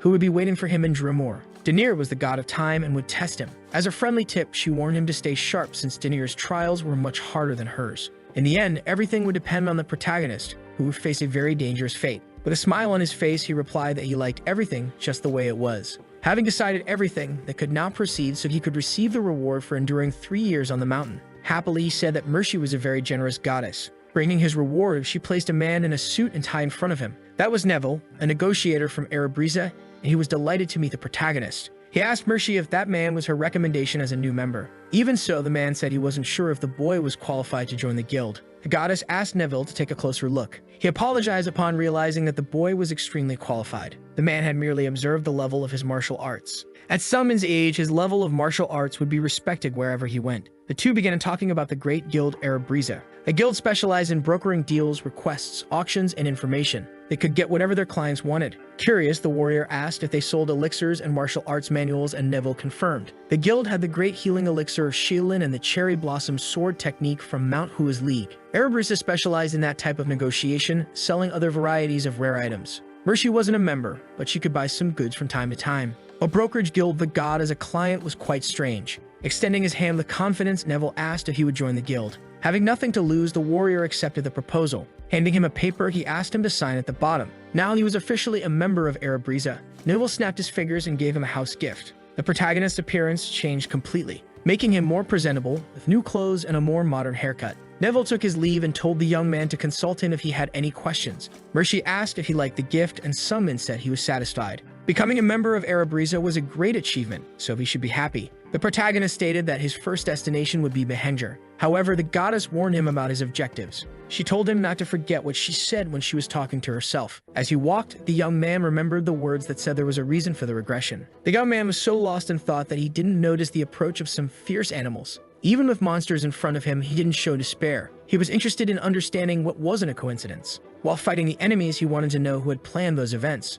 Charging with his weapon, he decided to push those thoughts aside for now. After training for 3 years in the mountains, he had become a peak martial artist. Even if his body was only 18 years old, being at the peak of martial arts at that age was impressive. People might think he was a genius, but he knew he only achieved those feats by receiving blessings and pushing through obstacles. His goal was to become stronger and stronger using his destined encounters. After defeating his opponents, he walked away, determined to reach Behenger. With a smile on his face, he decided he would become a mercenary. The magical armor, Devnark, was found in the Black Mage's dungeon near Behenger. A rank C mercenary found it by chance. The Devnark armor's ability is fantastic. Rank C mercenaries between the 2nd and 3rd category could become peak martial artists in an instant. If a peak martial artist got that armor, they might even reach the supreme peak as a result. Even though the protagonist could still do more on the mountain, he couldn't miss that opportunity. In a year and a half, the Black Mage's dungeon would be cleared, and until then, in Behenger, he needed to establish himself as a mercenary. At the mercenary guild in Behenger, the boy made his request. In front of him, the bartender didn't understand why the boy was telling that story. To become a mercenary, he had to go upstairs and speak to the receptionist. A customer who was eating laughed at the boy who wanted to become a mercenary. Not understanding anything, the fork was only in his hands. Suddenly, the boy was holding the object while the customer looked for his fork. By showing his skills, the bartender understood he was a peak martial artist. Apologizing for his manners, he asked someone to take a seat. Around them, the curious began to gather. Meanwhile, the two characters sat down. The bartender introduced himself as Mage Baron and head of the Behenger branch of the Mercenary Guild. The protagonist wasn't impressed when he explained that he worked as a bartender on the first floor as a hobby. In his past life, the first place he worked as a mercenary was in Behenger. Looking at the documents, he said a peak martial artist usually received the rank as mercenary position. However, Baron knew he was talking to a young, inexperienced boy who had only trained in the mountains. They needed a warrior, so it would be necessary to test the boy's skills. The bartender decided to assign a suitable mission for the test, which would be accompanied by another rank as mercenary. If you were able to fulfill the request, you would receive the title of rank as mercenary. The next day, the mission had already begun. The mercenary realized that his companion was very annoying as he didn't talk much. The man thought he was dealing with a funny guy for stealing that fool's fork at the guild, but he realized he was wrong. Hearing his words, the boy showed no reaction. Even so, his companion still admitted that he would be popular. The name of that man was Lude, an S-rank mercenary of the guild, and even though he had no contact with him in his previous life, he knew his name. He was the designated teammate to complete this request and was likely monitoring the protagonist's actions. Curious, Lude asked if the young man had ever fought an ogre. With a serious expression on his face, he replied that he had not. Ogres were among the most powerful monsters in Iria, possessing some magical resistance and skin as tough as steel. The mission was to subdue an ogre seen in the forest near the village. While walking, the mercenary claimed that 2 S-ranks would be more than enough to kill an ogre. Even so, there was something strange about that forest. It seemed too small for an ogre. Confused, the protagonist asked where the man was going with those conclusions. He explained that an ogre is at least 3 meters tall and the largest can reach 5 meters, so it would need a lot of food. For him, it would be very difficult for an ogre to fill its stomach in a forest that size. At that moment, the young man asked Lude to wait a moment. Nervous, the man wanted to understand what the boy was observing. On the ground, a deer had been completely torn into 1,000 pieces. That kind of destruction could have been caused by an ogre. However, there were no traces that an ogre had eaten the animal. Not smelling anything, Lude stated that the situation was very strange. The two grew nervous upon hearing some unusual noises. Quickly, something approached the two of them. The warriors grabbed their defensive gear. Prepared for the attack, they looked at each other. Furious, the two ran forward with their weapons drawn. A massive creature could be seen destroying everything around it. Frozen, they were left with no reaction, not knowing how to proceed. Desperate, Lude declared that it was totally different from what he had heard. Unable to handle it, he realized that the best thing to do was to run. The monster had enormous claws, along with a muscular and extremely strong body. It was a chimera ogre, which had undergone modifications. A chimera is a magical creature created with the goal of becoming the final species. The limitations that living beings have can be overcome artificially by combining with other species. So even a chimera based on a rank F goblin would have a difficulty level starting at rank B. Because its risk couldn't be measured, however, with the base being an ogre, the story was different.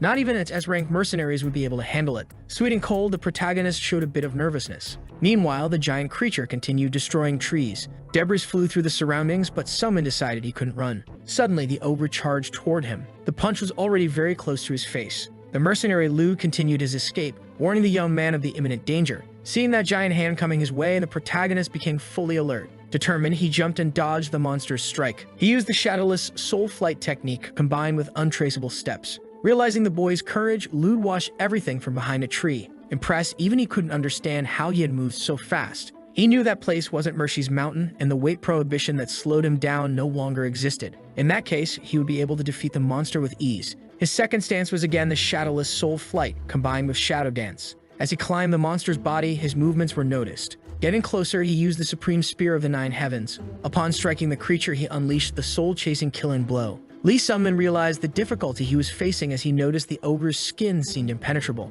Even with his attack, striking it was very difficult. The attack with the key sword hadn't even left a scratch. Realizing that the reward for capturing that giant ogre would be the same as for capturing a regular one, Lu knew it wasn't worth it. Even so, he knew it was too late to flee and decided to join the protagonist. However, he remained in place after receiving a message telling him he didn't have to do it. Noticing it was a sound message, he stayed where he was. The boy was aware of the size of his opponent, but he didn't want the mercenary to get close. With the sound transmission, he remembered that the boy had never fought an ogre before. However, the protagonist was fully aware of what he was facing, despite not understanding why the sword hadn't caused any injuries. Lee Sunman knew that he would be able to defeat that chimera. With his weapon in hand, he used the supreme spear technique of the 9 heavens combined with the lightning-splitting attack. At that moment, the creature took the full impact of the blow. Upon pulling the sword out, the ogre remained imposing. Lu grew even more desperate upon realizing that nothing had managed to hurt it. Nervous, he knew that nothing he did would help. But Sunman didn't give up and still held his weapon. The monster's gaze revealed a certain impatience. Once again, he brought his weapon closer. With a leap, he ended up above the creature. His goal was to strike its eyes, which didn't seem as tough as its skin. The creature felt the impact of the sword when one of its eyes was struck with extreme precision. After distracting it with a red thread, he attacked the ogre's weakest part. Even though he was young, he could fight skillfully. The creature pulled out the object that was causing it pain. Realizing that part of the spear had pierced his enemy, he decided to continue the fight. However, something strange began to happen. Suddenly, the injured eye of that creature returned to normal, completely reconstructed. At that moment, he realized his enemy had the ability to regenerate. That chimera possessed the regenerative abilities of a troll, being a chimera made of trolls. The possibility of victory grew more distant. Thoughtful, Sunman wanted to find a way to defeat his opponent, but the chimera was already preparing its next attack. Desperate, Lude shouted at his friend, but the warrior continued to hold his ground. Remembering Baksogo, he knew there were still things he had to do. Thus, he couldn't die in a place like that. The 3 basic things needed to use a spear were something he trained every day until he could materialize them. As the creature approached, he remembered Wiji Hoyan and all the intense training. Pointing his spear toward the enemy's hands, he realized now was the perfect time to reap the rewards. He would need strength to spin and deflect the opponent's attack. Without wasting time, he did what had to be done. The chimera still appeared imposing without a single scratch. Running, he charged toward his enemy. With his weapon raised, he recognized the best place to aim. He would need control to spin the spear, sailing around the enemy's attack. With a touch, he got close to those massive claws. Now he had the necessary control to do what needed to be done. Meanwhile, the mercenary Lude watched all his movements with intense focus. With a precise strike, the boy confused the creature. Gripping his weapon with all his strength, he decided to use slashing attacks. While his enemy struggled to regain balance, Lee Sungmin drove his spear into the chimera's leg to stab it. At that moment, he realized he had been hit. Feeling the blow, the chimera let out a scream of pain through its stitched mouth. As expected, the creature's joints were quite weak. When it tried to lunge forward to grab him, the boy was already prepared for the next attack. Confused, the creature decided to try hitting him with precision. Showing all its strength, it attempted to crush him with one of its hands, but he dodged the blow. Now he wondered how long it would take for a broken joint to regenerate. However, there was no time to waste and he struck again. Due to the impact, his spear broke in two.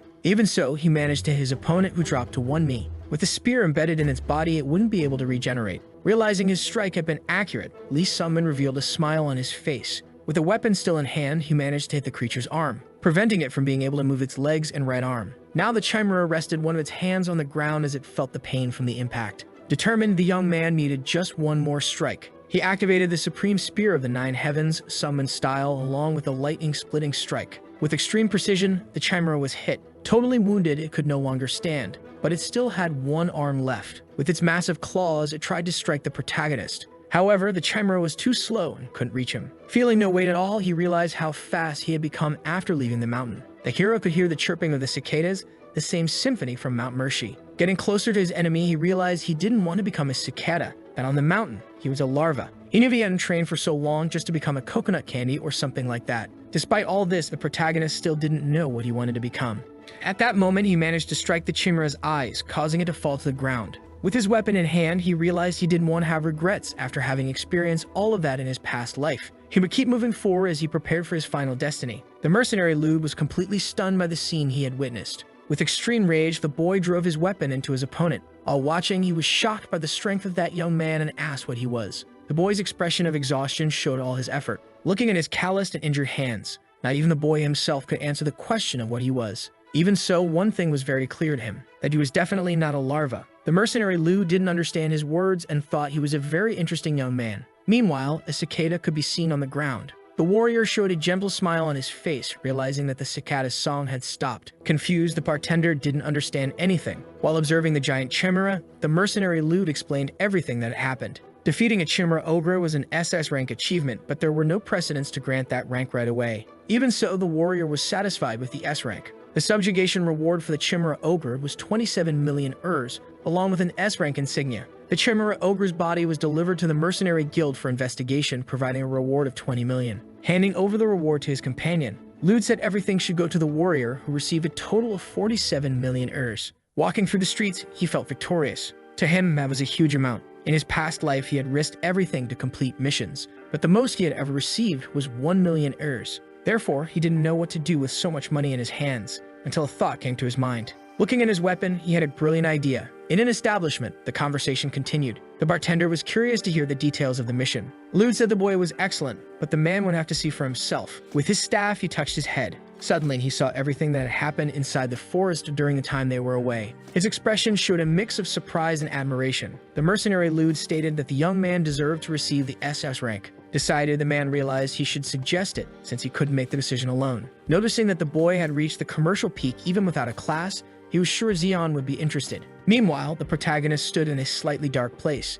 His voice called for Neville. Suddenly, the man appeared in front of him. After saying it was a pleasure to see Sungmin, he asked why he had been called. The hero had never been truly obsessed with weapons, always looking for something he could stab or strike with. But while dealing with the ogre, he felt the fight would have been easier if he had a better weapon. He wished to never face a situation again where weapons would be his greatest regret. That's why he needed a good weapon. Neville asked what his preferences were and how much he was planning to spend. Offering 47 million urs, he said he wanted to craft a weapon, even if it took a bit longer. However, the amount offered wasn't enough. All the blacksmiths hired by Erebrisa were first class and, as a result, very expensive. Neville suggested the boy offer his soul as collateral, even if the interest was high. Lee Sungmin wasn't interested in that proposal and asked if there wasn't another way. Given the conditions, the man realized he could introduce someone who might help him find a weapon. When the warrior accepted the offer, he pointed his finger upward. A beam of dark light could be seen coming from his index finger. Suddenly, something appeared in front of the warrior. As the man hit, he said he would leave the two of them to talk in that space. Without understanding what had just happened, he began to analyze that agent's ability to tear space. On the other side, a voice realized the young man was just a child. Even without being sure how many times they would meet, Sulgerus introduced himself to him. He asked the boy not to space out and to enter the rift. Looking more closely, he realized it was a dark elf. Entering his space, he revealed his name and said he wanted to order a spear. Handing over his weapon, he said he wanted something similar. Looking more closely, the elf noticed it was a spear with a central playing style and asked if the warrior could show what kind of techniques he used. Confused, he didn't understand the point of that, since for martial artists, showing techniques to others was a taboo. Stating that she would have to see what kind of techniques he used in order to create a spear accordingly, the elf affirmed it was necessary. Depending on his style, the details could vary drastically. Losing her patience, she realized she was talking just a kid. The elf was 400 years old and loved hammering, which is why she had been a blacksmith for over 350 years, even though she didn't have a natural talent for forging. The protagonist seemed confused by the situation. Despite everything, she stated that she was confident her skills were not inferior to those of the dwarves.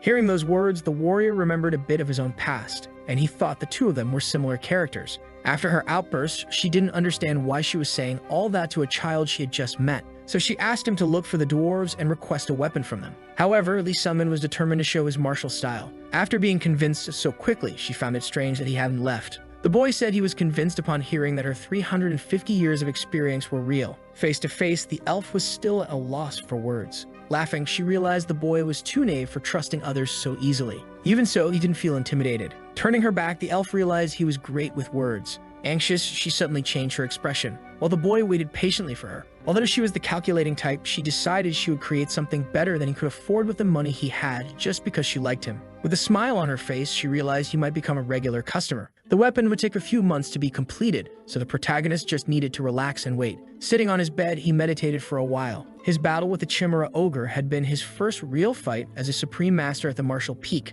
Now he needed to digest the information. According to Wiji Hoyan, his situational awareness was a kind of talent. It had evolved into a sixth sense ability after his long years training in the mountains. During the battle against the creature, he felt the sense that allowed him to move his body without even realizing it. This was the sixth sense. Even though it was a powerful ally, he knew he couldn't rely on that alone. The experience in the mountains had improved his sense of touch and sixth sense, but there was still an imbalance. If he didn't improve his other senses, the situation could become complicated. His feeling was that something difficult to undo was about to happen. At the mercenary guild, everything was very quiet. Shuffling some bottles, the man asked if the next order would already be made. Curious, Lee Summon wanted to know what happened to the body of the Chimera Ogre. Since it was a chimera, that meant someone had created it. As it was something that needed to be investigated independently, the bartender said he was checking it out with the Mage Guild. No Chimera Ogre had been found in his past life. Either no one accepted the request, or the mercenary guild had been defeated. Judging by the circumstances, it must have been the dungeon's master, who would have been discovered 6 months after the chimera was created.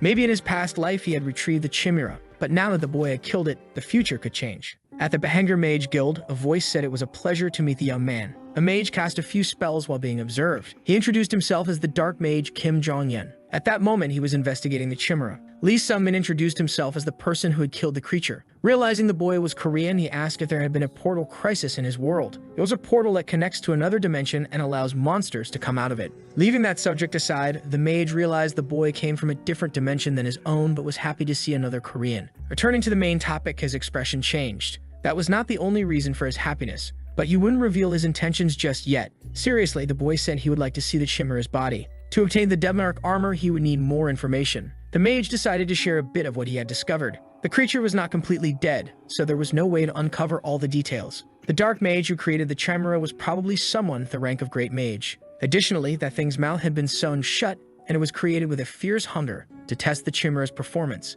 Until he heard those words, the image of the corpse split in half came to his mind as a justification. Falling silent, the mage noticed the boy wasn't interested in the topic of synthetic monsters. Standing still, he showed no reaction. He decided to return to the previous topic, in which the man had said he was happy for another reason. With confidence in his voice, Kim Jong-yeon stated that the protagonist's causality was a mess. A dark mage was capable of opening someone's soul. Giving advice, he approached the warrior, saying that if he were in his shoes, he would have fallen into despair or gone mad. Curious, he asked if the boy was understanding. With a simple phrase, Lee Sung-min said that after death, he would suffer forever. Curious, the mage asked why the character's causality was so distorted. However, he seemed very suspicious of the situation and decided not to reveal anything. To earn the boy's trust, the mage decided to make a mana oath to never speak about it. While he made the preparations, the young man seemed very confused about the situation. Since the mage was willing to go that far, maybe it was a good opportunity. In the end, he revealed he was a regressor who had returned to the past after dying. By violating fundamental rules and accumulating too much karma, his causality had become heavily distorted.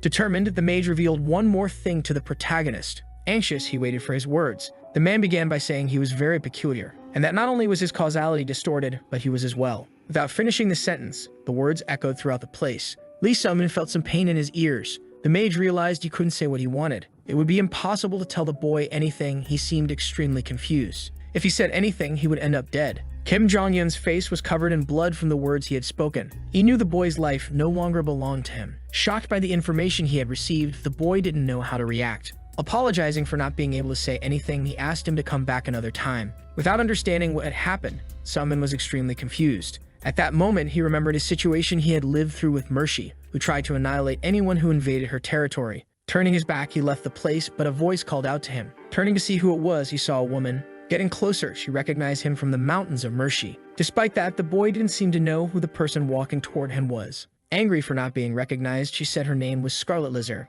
At that moment, he began to think more carefully, since the differences were significant. The two exchanged just a few words. The protagonist asked the woman not to keep nagging him. Furious, she struck him with all of her strength. After taking the punch to the face, he recognized Scarlet. Curious, she wanted to know what he was doing at the Mage Guild. The boy said he just had some business to take care of in that place. Upon mentioning the limited Kim Jong-un, she paid closer attention. All dark mages were a bit scary, but he was extremely bizarre and only someone out of their mind would get involved with him. Finally, the girl asked him to be very careful where he went, and said it was nice to see a familiar face after so long. As she walked away, she asked him to visit her lab on the 3rd floor when he got bored. She also asked him to tell her if anyone messed with her friend. Waving goodbye to his friend, he found himself alone again. He remembered Mercy's words when she was alone, and the sentence Kim Jong-un didn't finish. As a premonition, he felt that those people favored him in such a strange way it felt unnatural. He was sure something was happening, but didn't know exactly what. Many elements had become complicated and made things harder, but he decided to focus on what was happening. A two-headed troll had an S-rank difficulty level, with a reward of 60 million Urs. Lud appeared in front of him, greeting him. The two would subjugate the trolls together again, and he wanted to show how useful he could be. The young man said he was looking forward to it. What he had realized in his second life was that people couldn't live alone. Lud was a good friend to have around, and his heart, which had hardened, felt comforted by his presence. They had been traveling together for 3 months, receiving numerous rewards for missions. In the last one, they split 50 million Urs between them. To celebrate, they decided to drink a bit at the bar. However, the bartender informed them that someone wanted to see Summon. It was the captain of the mercenary forces, Xian. Summon and Lud exchanged glances upon hearing that information. There was no way someone wouldn't know the famous man. He was the captain of Flare, a force with over 100 mercenaries and one of the 3 SS-rank mercenaries in Bhangar. He is a master at the commercial peak who perfected the 100 mystic steps of the Shaolin Fist, admired by Summon in his previous life. Even with so many other heroes, he admired him for one reason. Upon meeting the man, he introduced himself as the captain of Flare, Xian. And that reason was because that man was classless. Now that the boy was a master at the martial peak, he knew it. That man would soon become a supreme master of the martial peak. Stating that they were both classless, just like the warrior, he said he knew how cruel the world was to people like them. And even at 18 years old, the boy sitting in front of him had become a master of the martial peak. Getting straight to the point, he asked him to join Flare. He would receive the position of vice captain, answering only to Zan. Knowing it was a sudden offer, he noticed the young man's confusion. Handing him something, he asked him to make his decision after analyzing it carefully. The boy's eyes widened as he realized what it was. Inside the box was a lesser revitalization pill, an elixir created by the Shaolin Temple that boosts internal energy. If he agreed to the conditions, the captain would give that pill to him. Handing him a sheet, he asked him to sign the contract. With no magical effects, it seemed very simple, just obey Zan's orders. If the contract was broken, he would be held accountable in various ways. Furthermore, if the protagonist told him which martial arts he had learned, he would receive a greater revitalization pill. Confused, the protagonist asked if anyone would be willing to accept those terms. With a fearful expression, the man said that anyone who wanted to become a mercenary in Bhangar had to accept the conditions. Curious, Lud asked what response his friend gave. The protagonist refused that offer of slavery made to him. His friend realized the moment was bad and advised him to leave for Bhangar. Depending on the situation, he could be at risk of death since Xian did suspicious things. But even if the boy followed him, the man would make things difficult for him. In the past, Lud refused an offer when he was rank A and everyone stopped giving him commissions because they belonged to Flare. Thus, he became rank S in another city and then returned. But even so, Xian was already rank SS. while the protagonist thought, Lude drank more and more. He hadn't known that Xian was that kind of person, even after all the admiration he felt. Lude asked if his friend wanted to go to Micthor with him. A man in the bar informed them that the Dark Mage's dungeon had been discovered. It was probably the dungeon of the Dark Mage who created the Chimera Ogre. Now they were looking for a team to subjugate the dungeon with flair in command. A voice said it had taken longer than expected. Despite the time, the protagonist said he would need a weapon urgently. Holding the object, she handed it over. The main material used was mithril, and the exterior was composed of black iron, both excellent conductors of mana and ki. Observing the object, the boy felt overwhelmed and hadn't expected something so good. Neville said that Lady Selgerus liked the hero. The agent explained that the materials used to create the weapon were extremely expensive. Although he had provided extra funds for her to make a better weapon, the elf had practically not charged for labor. But Neville understood the reason she had done that. The protagonist had a strange magnetism, making people feel a desire to help him. Noticing the boy's expression, he apologized for saying it as if it were something strange. In the end, he said he would be leaving and asked him to get in touch if he needed anything else. Now the young man found himself alone and quite reflective. He wasn't surprised because he thought what was said was strange, but because the words confirmed his suspicions. The first time he felt something unusual was at Mount Mercy, but at the time he thought it was just luck. However, he began to wonder if there was something within him. And if that was something that made people like him more, then everyone he had met and everything he had experienced could be considered false. While this thought soared, Lude approached his friend. He noticed the strange expression on Sunman's face. If his suspicions were true, then even his friendship would be false.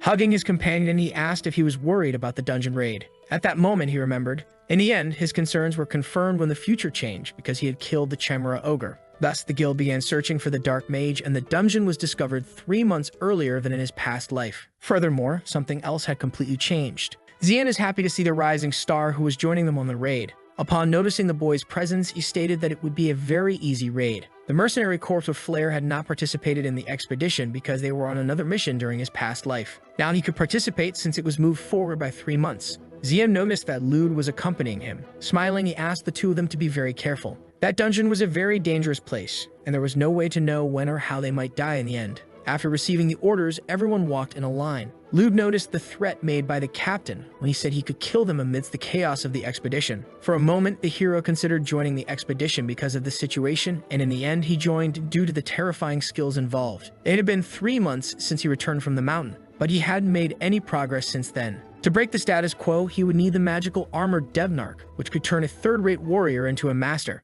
Returning to the previous conversation, Lude stated that Xian wouldn't be able to act rashly with so many people around. The raid had a total of 27 people, including 1 S rank, 4 S ranks, and 12 A ranks who would join the Flair Mercenary Corps. Even the leader of the guild, Baron, wanted to join. With his spiritual sword technique, Lude said he would cut off the head of anyone who tried to pull any tricks. Since there was no reason for Lude to join the raid, he probably came because he was worried about a friend. Lei Sunman was extremely grateful for that, as it meant he was in trouble with Xian too. At that moment, he remembered something extremely crucial. He decided to stop thinking and start acting. The leader announced that the Behanger Mercenary Guild would enter the Black Sea Dungeon. Without knowing what they would find, they only had the certainty that they were the best in Behanger. They should stand firm to be able to handle anything that crossed their path, ready to do their job. With an order, he told everyone to enter the dungeon. The beginning of it all happened quietly, with people walking side by side. At the vanguard was the A-rank mercenary, Jungchul, the master of external arts that made his body as hard as stone. However, despite having lasted a long time, his body was sliced in half like tofu, causing the companions just behind him to stop moving. Unable to do anything, Jungchul was caught off guard by the attack. In the end, his body was split into 2 pieces and his friend only held the upper half. The leader became extremely furious with what had happened. Looking around, he realized that several monsters were approaching and understood it would be a very long night. Upon realizing they were chimeras, the men fell into despair. Xian noticed that everyone was going to have a rough start. The monsters were larger and had extreme alterations in their bodies, which made them stronger. One of the creatures was cut in half by an attack from the captain. The protagonist noticed that he had used the Mystic Steps and Fist technique. From behind, he observed all of his movements. Realizing Xian's strength, he was certain he wasn't strong enough to fight him. Lost in thought, he didn't notice when a chimera came toward him. That dungeon had been empty in his previous life, so there had been nothing there. Therefore, the master of the dungeon might be in that place. Tired and bleeding, the hero realized something was wrong. The fight was relentless and many bodies were scattered across the ground. Xian realized they had suffered many casualties and might not be able to continue the raid that way. Provoking the leader, he claimed his squad was much stronger. Lude noticed that Xian had only protected his own men amidst all that chaos. An hour after entering the dungeon, the raid team had lost 2 A-rank mercenaries. Among the survivors, there remained only a solo A-rank hunter who didn't belong to Flair, Tang Masuk. Lud introduced himself to the frightened girl, saying she no longer needed to worry. His friend returned to Sungmin's side after noticing the hunter had become even more scared upon seeing him. Meanwhile, a voice was calling for the guild leader. The hunter reported that the raid team was badly wounded. Hearing the information, the leader prepared to respond. Apologizing, he said it would not be possible to stop at that moment. There should be no major issues in continuing forward, since the main forces, the S-rank and S-rank hunters, were still alive. Noticing the girl's fear, he told her to turn back if she didn't feel comfortable staying. Even so, there would be no one to protect her on the way back. Noticing the bodies on the ground, she became much more nervous. Calculating the possibilities, she decided to continue with them. Slowly, everyone began walking, observing their surroundings. Everything seemed extremely quiet, silent, and they began to think that the appearance of the monsters was a distraction so the dungeon master could escape. Using so many chimeras to buy time would make sense, but even so, they shouldn't let their guard down due to unconfirmed information. One of the men noticed something ahead. It was a large closed door. It didn't seem to be any kind of trap, just a door. Even so, the protagonist was suspicious. Behind that piece of wood, there was a room filled with books. Carrying a candle, the man reported that there was nothing special in the place, it was just a library. The leader decided they should split up to look for more clues, since it was a large area. However, Sungmin had a strange feeling upon entering that place. He knew it was the location where the man had found the magical armor that had changed his life for the better. While Sungmin listened from the corner, the man said that after walking through the cave for hours, he saw a door. When he entered, he saw an enormous library, the same library that he now stood in. Now he would need to figure out which book he had touched while in that place. After searching his shelves a bit more, a door opened in front of him. Revealing a staircase, he realized the magical armored Devnark was hidden down below. Zia noticed that the boy had found the secret passage. Saying that he had done a good job, the boy grew desperate. Turning around, the protagonist said he had found the passage by coincidence.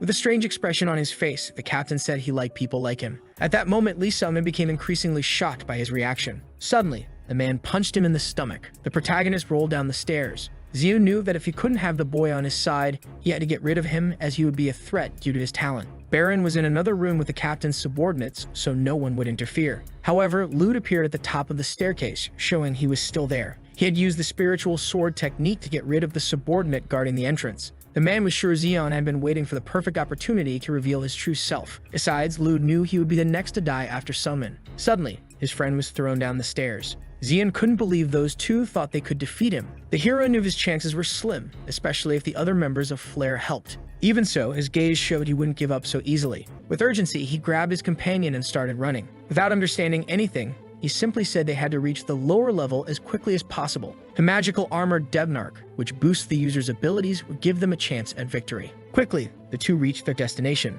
The protagonist's eyes scanned everything around him. Suddenly, he saw the armor in front of him. While Lud guarded the entrance to the lower level, he walked toward the rare item. Quickly, his friend noticed Zeon approaching rapidly, who delivered a punch to his chest. His hand passed completely through Lud's body. Totally shocked, the protagonist watched the scene. In the end, Zeon pulled his hand out and let the body fall to the ground. Before dying, Lud managed to strike his shoulder. Stunned, the hero was still trying to understand what had happened. He remembered his best moments with his friend, who now lay lifeless at his side. Gathering all his rage, he showed his anger. But Zeon was not concerned with his reaction. Since they were both classless, they knew that strength was everything. Therefore, they couldn't trust anyone, as even scattered trash could betray you. The boy tried to strike his opponent with a kick. Tired of talking, Zeon simply wished for Sungmin's death. After being hit, the boy fell near a pile of rocks. His weapon was good, blocking many of the opponent's blows. While punching him in the face, he demanded that the boy hand over his fighting instrument. Touching the weapon, he realized it was much lighter than it looked.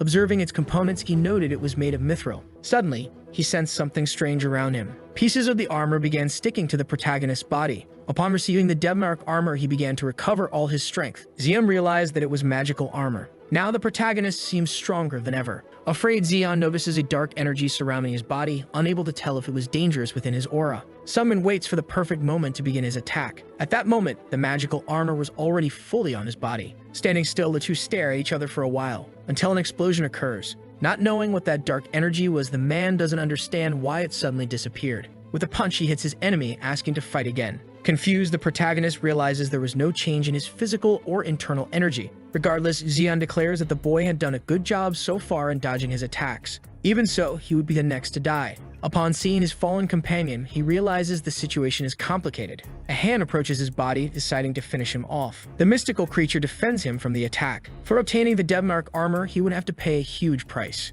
Even so, the contract with Devnark had not been established. When trying to strike the creature, Zeon seemed very weak and powerless. The sixth sense the boy had been sharpening until now screamed at him not to fight that thing. Upon hearing a thunderous noise coming from underground, the men start to run. The leader asks if that was the dark mage. However, the masked one says nothing to him, only showing his fingers. At that moment, the leader realizes it was a lich. Sensing the imminent danger, a man urges everyone to flee quickly. However, the monster is much faster than everyone in the room. With a simple spell, it manages to kill Baron. As they try to leave, they realize the exit is blocked. The creature warns them they were only in that place because it allowed it. It was feeling great that day for having acquired a better offering than the Chimera Ogre. As it approaches the characters, it reflects on its destiny. It declares that the day of satisfaction for those who believed in it was not far off. This was the Lich Preskin. The battle ended quickly, and the Dark Mage killed everyone, including the dozens of rank S mercenaries. Baron, who was in front of a great mage, was cut in half in a single instant, and even Xion was easily defeated. By then, the protagonist wonders how it came to this point. He thought things would be different for him,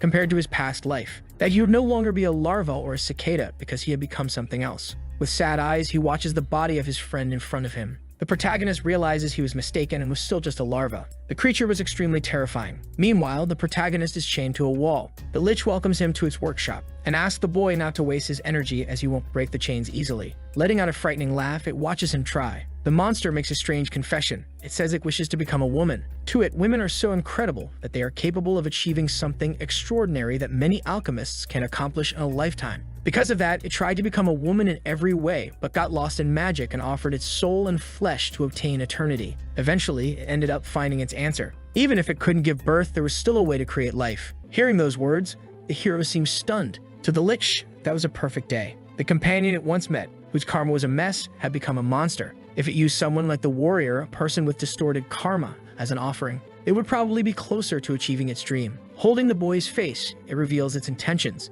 Desperate, the protagonist doesn't know how he could escape that situation. His eyes watch everything happening around him. The Lich decides to offer its offering. At that moment, the boy's breathing becomes erratic. Displaying all its powers, the Lich senses something strange. Not understanding what was happening, it becomes confused. All of that was something extremely impossible to it. Turning its back on the boy, it becomes very reflective. Meanwhile, the boy's breathing grows more and more labored. It realizes its offering had been rejected. Grabbing the boy's neck, it comes closer. Curious, it questions who the boy was and why the Demon King of Fear had rejected him. That soul with distorted karma held great value as an offering. Desperate, the Lich decides to search through his memories to discover who he was. Amidst the confusion in its mind, the creature demands that he show everything. When the boy woke up, the Lich was already gone. Lee Summon was relieved to be alive, and in the next moment he realized he was completely alone in the darkness. But the noises and sounds continued in his head. He remembered everything that had happened before and couldn't relax. He recalled the expression on his friend Lude's face as he fell dead. The sound of the cicada, which had disappeared after he defeated the Chimera, had returned.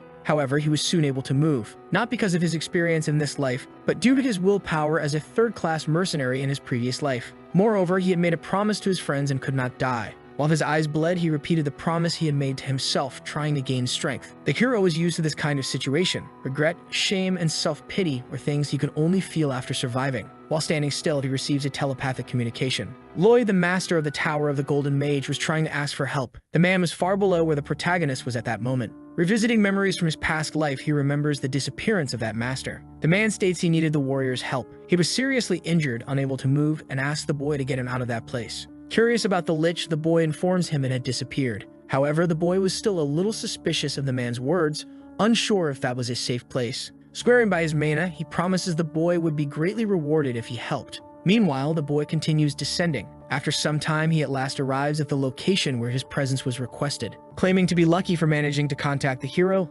Lloyd awaited him anxiously. Those ruins indicated that a great battle had taken place. At that moment, the boy notices something strange. Looking down, he sees Xion dead with a hole in his chest. He asks Lloyd what had happened. Saying he would explain the trivial details later, he asks for the protagonist's help. Without moving from his spot, he asks how he could be useful. The mage informs him that he must get him out of the dungeon. Furthermore, with his index finger, he points to something on his left. Pleading, he orders Summon to destroy that thing. Apparently, it was a heart made by Preskin. Because it was a very dangerous item, it had to be destroyed. With his spear, he tries to strike that heart. However, there is a protective barrier surrounding it. As he tries to get closer, that heart transforms into something dangerous. Suddenly, claws try to reach the protagonist, but his sharp spear makes the heart vanish from his sight. Not understanding what happened, the boy is left speechless, until he realizes that the heart ended up inside his own body. He had obtained the black heart within him. Hours before Lee Sungmin obtained the heart, the Lich Preskin stumbled as he was leaving that place. He used a type of magic that distracted people's minds to extract their memories, but the magic somehow ricocheted, and even the Demon King of Fear rejected the boy as an offering. That way, the Lich realized he had used too much mana. Observing the two hearts in front of him, he thinks of a new plan. Decided he would use one of the fallen men on the ground to recharge his mana. However, Xian was still alive. While holding the man by the neck, the Lich unleashes all his powers to recharge his mana. After draining the energy of two of them, the creature feels better. Looking at the third lying on the ground, it realizes he was pretending to be asleep. Desperate, Xian was sweating cold, trembling because of his cruel fate. He was able to break free from the chain magic, revealing himself to be an extremely strong person. Decided the Lich would dare use him in a much more valuable way, due to the level of his soul. Lloyd asks what Preskin was going to do this time. The mage realizes he was still conducting disgusting and disrespectful research. After 10 years, the mage had found the Lich. Because of his persistence, one mage kept hunting him. Realizing he was weak, he decides to destroy his body and then find his life force core. Xian recognizes Lloyd as the master of the Tower of the Golden Mage, the Archmage. Determined, Xian reveals that he would help in the mission to defeat the Lich. But the best thing for him would be to just watch, as he wasn't strong enough. Desperate, the Lich realizes that it was a very bad day for him, due to the rejected offering and Lloyd's appearance. At that moment, he remembers his two hearts. Although incomplete, he had no other choice. At that very moment, he begins to cast his spell. Desperate about what had been created, the mage doesn't understand that mana flow. However, that was the result of his research. With a smile on his face, he reveals it to be the supreme existence. A small explosion occurs underground. Suddenly, a foot can be seen. Desperate, Lloyd doesn't understand what's happening. Finally, the Lich was able to create a woman. Although the physical body and the heart were not ready, he still had another heart. He would just have to use the incomplete product to overcome the crisis and work to perfect the other heart later. Realizing the futile resistance, the master of the Tower of the Golden Mage decides to completely get rid of that thing. Casting a powerful spell, he threatens everyone around him. The Lich asks the girl to take care of that bastard, while he casts yet another of his spells. The girl watches for the best opportunity. His magic is not able to scratch her, not even slightly. Nervous, they realize his spell was completely dissipated and with extreme ease. Happy, the Lich sees that the girl did an excellent job. While calling him daddy, she says she is very hungry. At that moment, her attention turns to Xian. With a single strike, she gets his heart precisely. That was how the captain of the strongest mercenary guild in Behenger, about to become the master at the Martial Peak, died. Heart ripped out without being able to offer any kind of resistance. What happened next was pure insanity. Realizing the girl's powers, the master panics. Meanwhile, the Lich laughs at the situation he created. That monster would be capable of anything. The battle continued, and the master used all of his magic and all of his mana on the girl, and after being gravely wounded, the two fled. That was the full account of what had happened in the cave. Lloyd expresses only gratitude for the boy who saved his life. Furthermore, he was grateful for destroying that heart. Having fainted after calling for help, the master didn't see anything that happened. Despite everything, the boy was confused about that thing inside his body. Lloyd thanked him and promised to reward his heroic act. It was like a blank check given by a great mage. But since he needed nothing, he simply kept that reward. Besides, Lloyd couldn't know about the heart.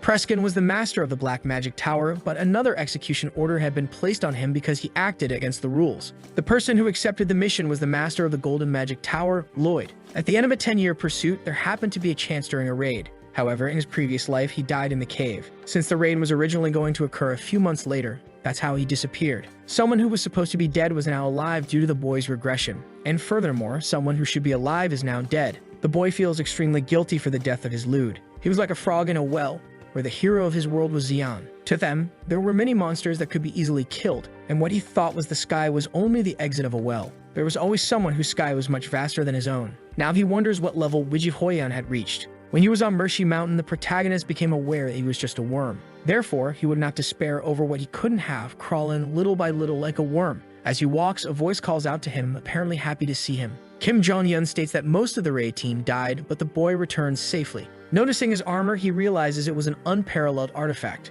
Curious, he asks to take a closer look. The protagonist allows him to observe as he needed to ask him some things. That armor is a type of forced contract tool that creates a link between the Transcendent, the Demon King, or the Demon God. The armor bypasses the official ways of making an agreement and forces the wearer into a slave contract. Drawing on the board, a mage tries to explain in more detail by showing that a martial artist would have their potential increased. However, after their death, that person's soul would belong to the Demon King. Since nothing had happened to a character after using the armor, in that situation it was quite interesting. The mage explains that there were two possibilities. One was that he no longer had the potential to be. The second explanation was that he made a contract with a master even stronger than the master of the demonic armor. The mage's opinion pointed to the second option as the most likely. In his mind, the question that came was why the Demon King of Fear had rejected him. If the contract wasn't active, it would be fine to use the armor that way. With a snap, he removes the armor from the boy's body. By transforming the object into a bracelet, he declares that it could be used that way, returning to its previous form with mana.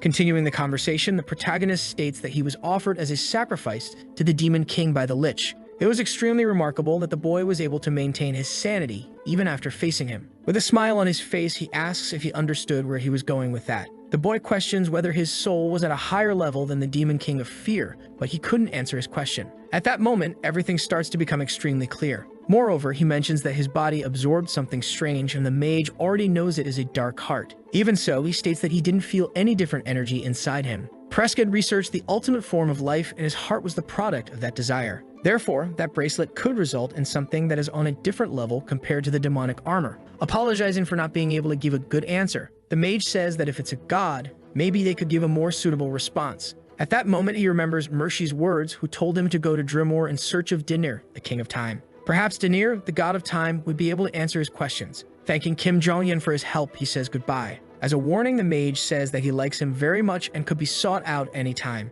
Feeling a certain pressure, the protagonist believes he understood. As he leaves the room, he closes the door. He had discovered many things during that conversation, but now had many other questions. His next step would be to go to Drimor. A voice calls for Lee Sung-min as it runs quickly through the corridors. Kicking him in the neck, Scarlet reminds him of the warning not to get involved with that mage. Rubbing his new injury, the boy doesn't understand why he always got beaten whenever he met her. With an angry expression, Scarlet warns that nothing good would come to him if he got involved with that guy. But he replies that he has a few questions for the mage. Telling him to direct the questions to her instead, she starts by asking what kind of question he has. He begins by asking how old the girl is. Extremely irritated, she immediately changes her expression. That wasn't the kind of question to ask a lady. As they walk, she says he survived the raid alone. Even after everything he had faced, she stated that he was fine. But his expression revealed a deep sadness. He reveals that his next step would be to go to Drimor since he had some pending matters. Upon hearing that, the girl offers to accompany him on his journey. She says that she also had business in Drimor, and since they were both going to the same place, it would be great to have someone to talk to. Noticing his nervous expression, she asks if he doesn't want her company. In truth, the protagonist just didn't know how to respond because he was caught off guard. He didn't dislike the idea since she was a genius with magic that belonged only to her and would soon become the master of the Crimson Magic Tower. To him, it would be a great idea to become friends with someone like that. However, he didn't understand why people were so friendly around him, thinking it might be something inside him. All the connections he had made until that moment were nothing but lies. He thinks that Lude's death might have been in vain. Even so, he had no concrete proof. It was only a suspicion, but Scarlet might be going on this trip for the same reason. Moreover, if something goes wrong and she meets the same fate as his friend, the protagonist would never forgive himself, and that's why he didn't want to travel with her. When he saved Lloyd and gained the Black Heart, he searched Xian's corpse. Someone like him, who distrusted everyone, would definitely keep precious items with him. He had a lesser revitalization pill, a greater revitalization pill, and the secret Shaolin manual of ultimate martial arts. All those items were priceless. Regardless of what the protagonist was worried about, he needed to become stronger first. Decided, he swallows one of the pills.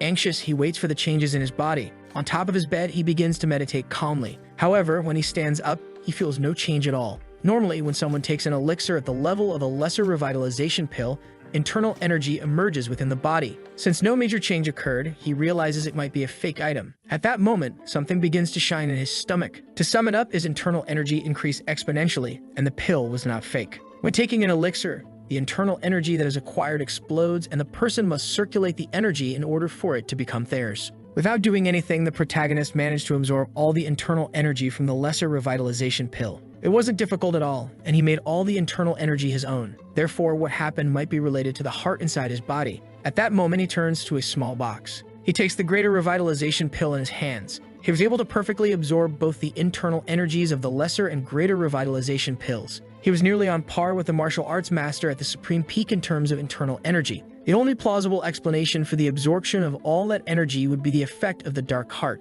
Without being certain of anything, he realizes he was able to solve the internal energy deficiency he had always struggled with. However, he would need to do something about it. His eyes become more focused as he has an incredible idea. In front of him, Scarlet questions why he's going to Britain instead of Drimor. The protagonist says the trip with her would no longer be possible and apologizes. After obtaining a secret martial arts manual from the Shaolin Temple, he decides to return the item to Brayden. Realizing he was just a kid, Scarlet says there are tons of people selling martial arts in the market. That's why the protagonist states he intends to return it to the Shaolin Temple and receive a reward for it. Since the girl only had business in Drumore, she couldn't accompany him on his trip. However, her expression completely changes as she claims she also had business in that place. They weren't really business, she just wanted to see the world. She didn't think she fit into cities and preferred training in places like mountains. She confesses that she would settle in a nice place after traveling for a while. Annoyed, she says she'll take a bath to join him on the trip. Some houses are seen while the two talk. Now the two could travel together again. Moving Sungmin's head back and forth, she says the boy was agreeing and giving his word.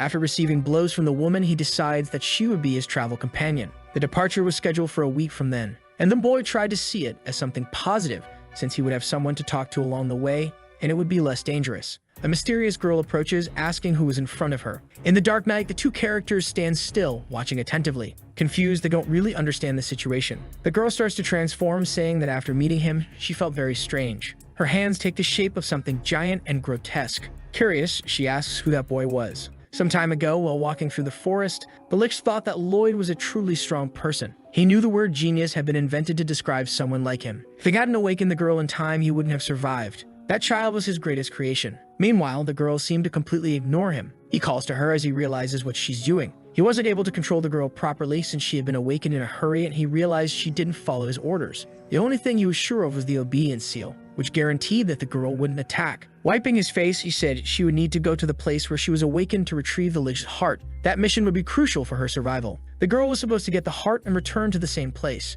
Realizing that she understood his orders, he commands her to go in the pointed direction. However, the girl runs in a completely opposite direction. Confused, the Lich doesn't understand where she was going and believes not even she knew. Even though her father had told her to go somewhere else, she felt something strange in that direction. Her heart was beating very fast, and she had no idea what that sensation was until she saw two people in front of her. Sungmin turns around, noticing a frightening presence approaching. Placing one foot in front of the other, the girl appears curious to know who that outsider was. Nervous, the boy feels a strange sensation upon seeing that face. Her hands start to turn into something extremely disturbing. Lee Sungmin notices the desperation in her eyes. Suddenly, the girl begins to expand her own body. Scarlet doesn't understand why her companion was standing in the same spot, not reacting at all. Casting a spell, she fires something in the direction of that girl. The spell hits her tentacles, which were shattered from her hand. However, the protagonist felt pain in his heart and knew he had to recover. Scarlet's expression revealed confusion about that girl. She had never seen anything of that scale before. That might be Preston's Tremira, the one Lloyd had spoken of, and perhaps she wanted to retrieve the heart. That girl killed Xian in an instant, and the great mage Lloyd barely survived after facing the two of them. Determined, he tries to use his bracelet. For his survival and Scarlet's,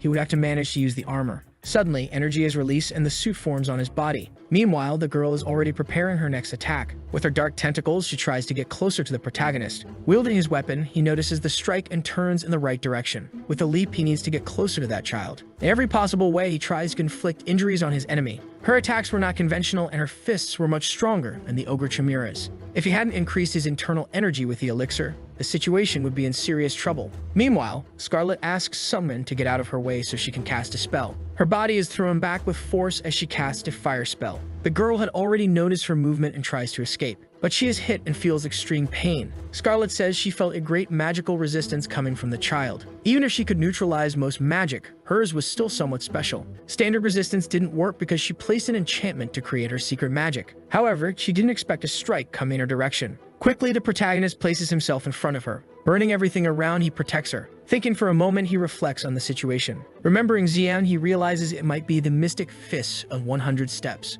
Lloyd had said the girl ate Xian's heart. Therefore, she could learn the abilities of everything she consumed. Now he was certain that she was a monster. Feeling the pressure, the protagonist appears dazed. Meanwhile, the girl doesn't stop for even a second. Again, she tries to strike him. He couldn't use control or strength to counter those attacks.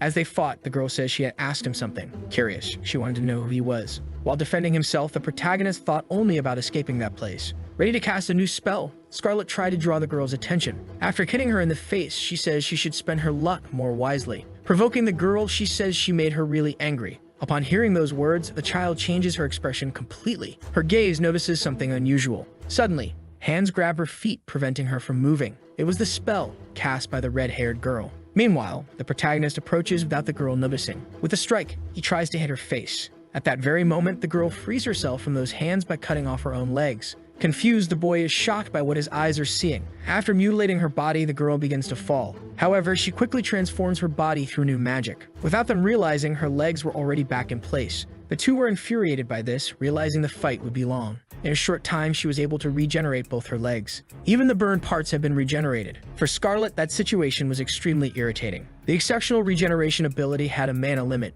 After fighting her, they had the advantage of fighting together to deal heavy damage. In that way, her mana would hit the limit, and they could emerge victorious. At that moment, the girl reveals her powers. Seeing the amount of mana, Scarlet asks someone to forget that plan. That was a major problem. Meanwhile, the battle continues. The protagonist tries to defend himself even though he is very tired. Falling to the ground, Scarlet asks if he is okay. Angrily, she says he can't die and leave her alone. At that moment, the boy realized that a change had to be made. He had changed the world around him, having transformed into something else in the mountains. However, that wasn't enough because he dreamed of things he could never reach. A larva should only crawl, and if one step is not enough, tens of thousands must be taken. Therefore, he thought he was incapable of doing it because he was satisfied with just one step. In the mountains, he didn't leave because he wanted to get the maniac's armor, and when he hit a wall, it seemed too high. In the end, he wanted to take an easier path and made the excuse that he would get the demonic armor to leave the mountain. The price he had to pay for that decision was enormous. He lost his loyal companion. Therefore, the protagonist considered himself useless and pathetic, and because of that, he had to fight. Realizing he had chosen to run away, he reflects that he shouldn't have done that.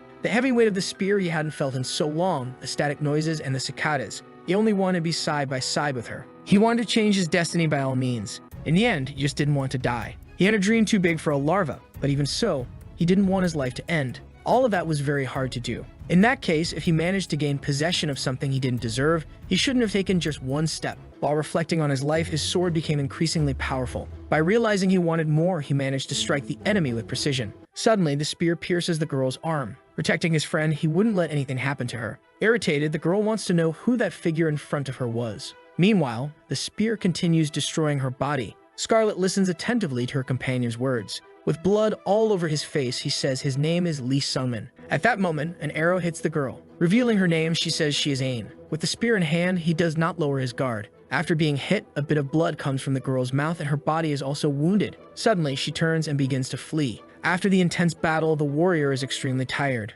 A piece of wood can be seen. When he opens his eyes, Lee Sungmin is lying in a bed. At his side, Scarlet is attentively reading a book. Saying he was lucky not to have died, she says he passed out for about 3 days and they were in a nearby village. She had called a doctor and used a potion on the boy's external wounds. When he says he can move without problems, she is shocked by the brat since he had broken several bones. Apparently, his fractured bones recovered in just 3 days. That could also be an effect of the Black Heart. Confused, Scarlet starts to observe him more intently. She asks if there was something he was hiding. Also, she wants to know who that monster child was since it seemed like he knew something. Asking him not to hide anything, she demands answers. However, the warrior remains silent in his place. After telling everything to Scarlet, the girl understands why he kept meeting that psychopath Jongyun. Her friend had been through hell and obtained a piece of mana containing incredible powers. Even so, she says he's very lucky to have such a strong companion like her, capable of helping him. Noticing his reaction, she says she wants to receive a big thank you. At that moment, the protagonist becomes curious as to why the girl didn't run away. The situation was life or death, but the child was only after Lee Sungmin. Therefore, Scarlet could have fled at any moment, but that character couldn't bear to let him die alone in that place. As she stands up, she says she didn't want to do that at the time. She puts some distance between herself and the boy. While thinking, she asks if he had ever experienced war. Choosing her words carefully, she takes a little time. She says that when she was young before being as hot as she is now, she didn't know when or where, but a war began. The girl says that war was a brutal thing capable of taking away everything most precious, even the village where she grew up. All the precious people that mattered to her had disappeared. Lee Sungmin watches her outburst closely. For her, it was hard to get used to the sense of loss, and she preferred never to get close to anyone. Finally, she says she couldn't have left him alone since everything happened right in front of her. Looking at the hero's expression, she asks if he had ever lost someone. Sitting there, he doesn't say a word. Smiling, she says not to worry about unnecessary things and that her friend wasn't dead. She had survived war and all sorts of trouble up to that moment, having some really good luck. Besides, she didn't even get the chance to use her secret technique to defeat the girl. Scarlet knew the boy preferred to travel alone out of fear of losing the people around him. Therefore, if he didn't want to lose important people, he should get stronger. As she points at him, she says he should become strong enough to never have to get into a situation like that again. Smiling, the boy says he already knew that. By the end of the conversation, he was feeling much better. Asking to rest a little more, Scarlet leaves, saying they would depart for Britain the next day. He thanks her for the help. He thinks about that situation as his friend walks away. Holding his weapon, he decides that he will become stronger. Suddenly, his memories take him back to the previous night. At that final moment, what came from his spear was a reinforced energy. Therefore, the protagonist didn't need to think about trivial things. As energy bursts from his sword again, he is determined to keep getting stronger. The red-haired girl says that she finally and celebrates that they arrived in the city of Brendan. Excited, she says it's her first time in the central district city and celebrates that they weren't attacked like last time. Without stopping talking, the young woman asks Lee what they're going to do first, and the boy says he hasn't decided yet. Then she suggests they rest a bit and take the opportunity to eat something. Upon arriving in a building, the two are welcomed. Sitting at the table, the dude discusses what they should eat, but the protagonist isn't sure. Thoughtfully, the red-haired girl says she's never eaten anything from the central district before, and that's why she's unsure. Besides that, she says she doesn't know how to deal with the flies in the place. There are two men watching, and Lee notices, asking Scarlett if she noticed too. The boy says that the moment they entered the restaurant, the two men scanned them from head to toe. The girl asks why they are doing that, and Lee says it's probably because of him, leaving the girl confused. Then he explains that when a martial artist reaches the supreme level, they achieve origin reversal and other people can't see the energy they have. While Lee Sungmin achieved one of the requirements to be a supreme martial master, he hasn't fulfilled the others. Scarlett then concludes that the protagonist's inner energy is overflowing, and that's why it attracted those flies. Hearing the conversation, a man questions the word flies he just heard. He says the girl has a sharp tongue and asks if that's what makes her more charming. Irritated, she asks what the hell the man is talking about and what's in his head. Laughing awkwardly, the guy says that, as expected, beautiful flowers have thorns, but the girl tells him to shut up. Scarlett says she's begging him to stop talking and focus on eating, and that every word he says only increases her desire to kill him. Lee says the man got really angry for being confronted. Before they could react, the guy grabs a sword and says he'll give the girl a chance to take back what she said. But she says she won't take it back and asks what he's going to do, calling him an idiot. Furious, the guy jumps toward the duo wielding the sword, and the young woman asks her friend Sungmin to save her. Analyzing the opponent, the protagonist says he seems to be a first-class martial artist. The opponent attacks while the young man tries to figure out exactly how to get out of that situation. Suddenly, another person appears and questions how someone can be so rude in an inn, and also have such poor judgment besides attacking head on an opponent who is much stronger. While he talks, the man who tried to attack falls to the ground and is knocked out. Observing the scene, Sungmin realizes that the knockout happened using a coin. The guy who just arrived apologizes for interfering and introduces himself as Namgon Hwon. Scarlett asks if he's part of the clan that has many strong martial artists. Lee says he had no intention of killing the opponent. Then Hwon says he'd like to join the duo at their table and asks if it's okay. They all look at each other. Confused, Sungmin asks why they're looking at him, and the newcomer asks how old the young man is. He replies that he's 18 years old, surprising Namgon as he's already close to being a peak supreme martial artist. Still surprised, he says the protagonist is incredibly talented, and asks if perhaps he is the little celestial demon Wiji Hoyan, making the young man spit out his coffee. The man keeps talking and says that's the only monster he can think of that could reach that martial arts level at such a young age. Lee asks if the guy knows the little celestial demon, and he replies yes, after all, he's famous. Besides that, there are only 3 martial artists called celestial demons in area: the bloodthirsty Bak Wujin, the berserker Bia Wonpei, and the little demon Wiji Hoyan. And he says there's a rumor that the celestial demon is a woman. Then he decides to ask all at once who exactly the protagonist is.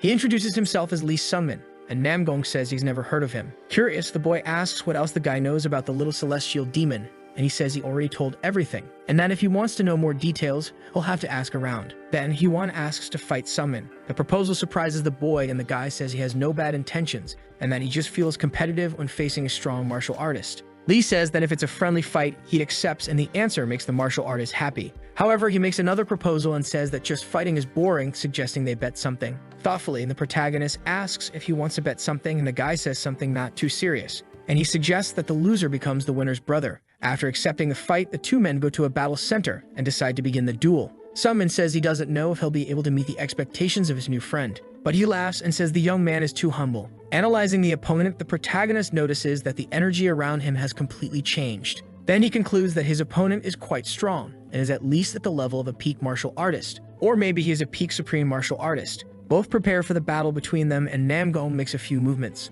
Lee notices that there are some strange moves being made, but decides not to be dazzled so as not to lose his rhythm. He performs the shadowless Soul Flight Strike first form, but is surprised as the opponent destroys the illusory movements with great speed. The battle between them continues, and Hwon tries to land another blow, claiming he's enjoying the situation. He uses an energy absorption technique, leaving the boy a bit anxious. To defend himself, the protagonist chooses to use the Spear of the Nine Supreme Heavens first form with a soul-chasing lethal strike. The fact that the opponent moved his sword in the middle of an attack is impressive. Namgon explains that if the attack had been made with a real spear, it would have been much more intense, and that he would be in danger if he were messing around, and that he doesn't intend to call someone younger than him Kyun. Sungmin says that, in the first place, the bet is no longer in his favor, and that he wouldn't lose anything by losing the bet. While Scarlet watches, the opponent asks if the young man is still going to give it his all, since martial artists don't like to lose. Both decide to continue with the attacks and the fight. After launching a powerful blow, Lee says that the opponent is trapped, but he manages to break free, and the protagonist says he doesn't want to admit,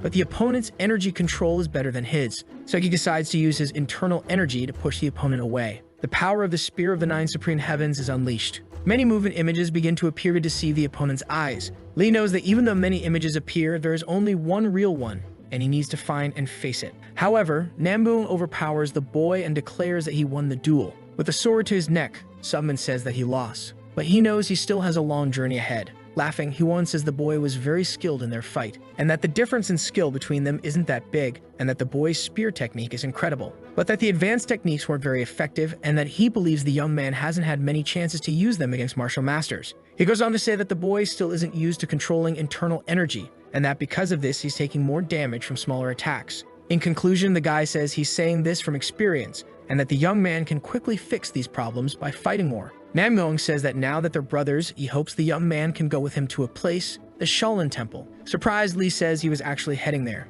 Near the location, Scarlet hears the conversation between the two, says they're noisy, and asks if the fight is over. Seeing the two laughing, she asks what's wrong with them and says she doesn't like it. Far from there, an old man sitting and meditating says he can feel it and that something is coming. He claims it's the omnipotent god of chaos approaching. They say that's why Namgong Huon is going to visit the Shaolin Temple. Lee says he always visits the temple at this time of year to see Master Abbot Boliang. His friend says he also does that together with the other generations of the other 3 great clans, and that he does it because of a promise from a long time ago, but that he'll explain it another time. Thus, the trio went together to the Shaolin Temple. They talk about the 4 great clans, Namgon, Jagal, Moyan, and Tang, and that the heirs are more or less the same age, while the patriarchs of those clans already tried to unify all of them into one great clan. However, when they finally tried to make it work, they began to question who should be the leader. Due to arguments, they decided to leave the decision for the next generation, and the Shaolin Abbot, Master Boliang, would be the judge, also being responsible for deciding who would be the leader among the heirs chosen by each clan. Arriving at the place, Huon greets those at the temple and says he was late because he had to take care of some things first. Observing, Lee realizes that everyone there is famous and well known from his past life. Meanwhile, Tang asks if the protagonist was the reason for Namgong's delay. He scolds the girl and asks who she thinks she is to call him that guy. Then he introduces Lee as his little brother and a martial master close to reaching the supreme martial peak before the age of 20. The girl asks how such a skilled martial artist is the guy's brother. But then she understands that this is a plan to raise his status among the rising stars of each clan. Then Lee realizes what happened and asks if that's why he wanted brother. The man agrees. Besides, for the protagonist to say he's the guy's brother is no problem at all. Jigal interrupts and asks how long the two are going to keep stalling. Turning to the group, P1 says he's going to visit Master Boliang and that his friend can rest a bit in the meantime. As they leave the place, Scarlet says she wishes she were the friend, since even after losing the fight, he still came out on top. A man approaches, calls the two over, and says he prepared meals for them, and both hope the temple food is still delicious. Sitting and eating, Scarlet says there's no meat in the food, and the protagonist says of course, after all, they don't eat that here. Immersed in his thoughts, Lee thinks that all he needs to do is get the secret scroll and return it to Dremor. He is interrupted by a man who enters the room and receives the information that the abbot would like to speak with him. Following the man, the protagonist is confused about what is happening and doesn't understand why the master wants to speak with him. Summon thinks that he doesn't know much about Master Boliang even in his past life, but he knows the nickname very well, and it's eccentric Buddha. Upon arriving at the place, the man asks if the boy is adored by the omnipotent god of chaos. Lee doesn't understand and asks if that's Master Boliang and what he means by the omnipotent god of chaos, and asks the man to explain better what that means. But the old man says it's impossible because if he explained, he would either die or be purged from the physical plane and become a god in the heavens. Driven by curiosity, Salman asks where he needs to go to get the answer he seeks. Something happens and the young man doesn't understand what it is. Then, he is ordered to go north, within 5 years, to the place where the eternal snow never melts, and there you will find someone extremely important. After the old man returns to normal, Lee asks what that was that he did, but the master dodges the question. He says it wasn't him who did it, but the spirit that resides in his body. Someone asks if he's a servant of Buddha but carries a spirit within him, and the old man laughs, saying that's exactly why they call him the eccentric Buddha. But he says he doesn't know why the spirit spoke to the boy through his body, only that some questions were answered. Continuing the conversation, the man asks if the young man came to return a secret scroll, and he agrees. Laughing, the old man says the boy must have thought he'd get something in return, and that's why he came to return it. and then he gives him a superior circulation elixir. Lee is ecstatic with the gift and can't believe it. The Buddha says the boy is making a fuss and that he's just like how Wijihoyan described him. Sunmin asks what name the old man just said, but he says the protagonist heard it clearly. Then the boy asks if Wiji was around there. But again the man avoids the question, while the boy begs him to tell what he knows. Noticing the young man's desperation, the Buddha begins to speak. An image appears behind Lee. It is the future Shaolin Jai Hack, and they are ordered to battle, and then the old man will say what he knows. The protagonist is shown fallen on the ground and says he lost. He remembers people saying that even after training for years, he still keeps losing,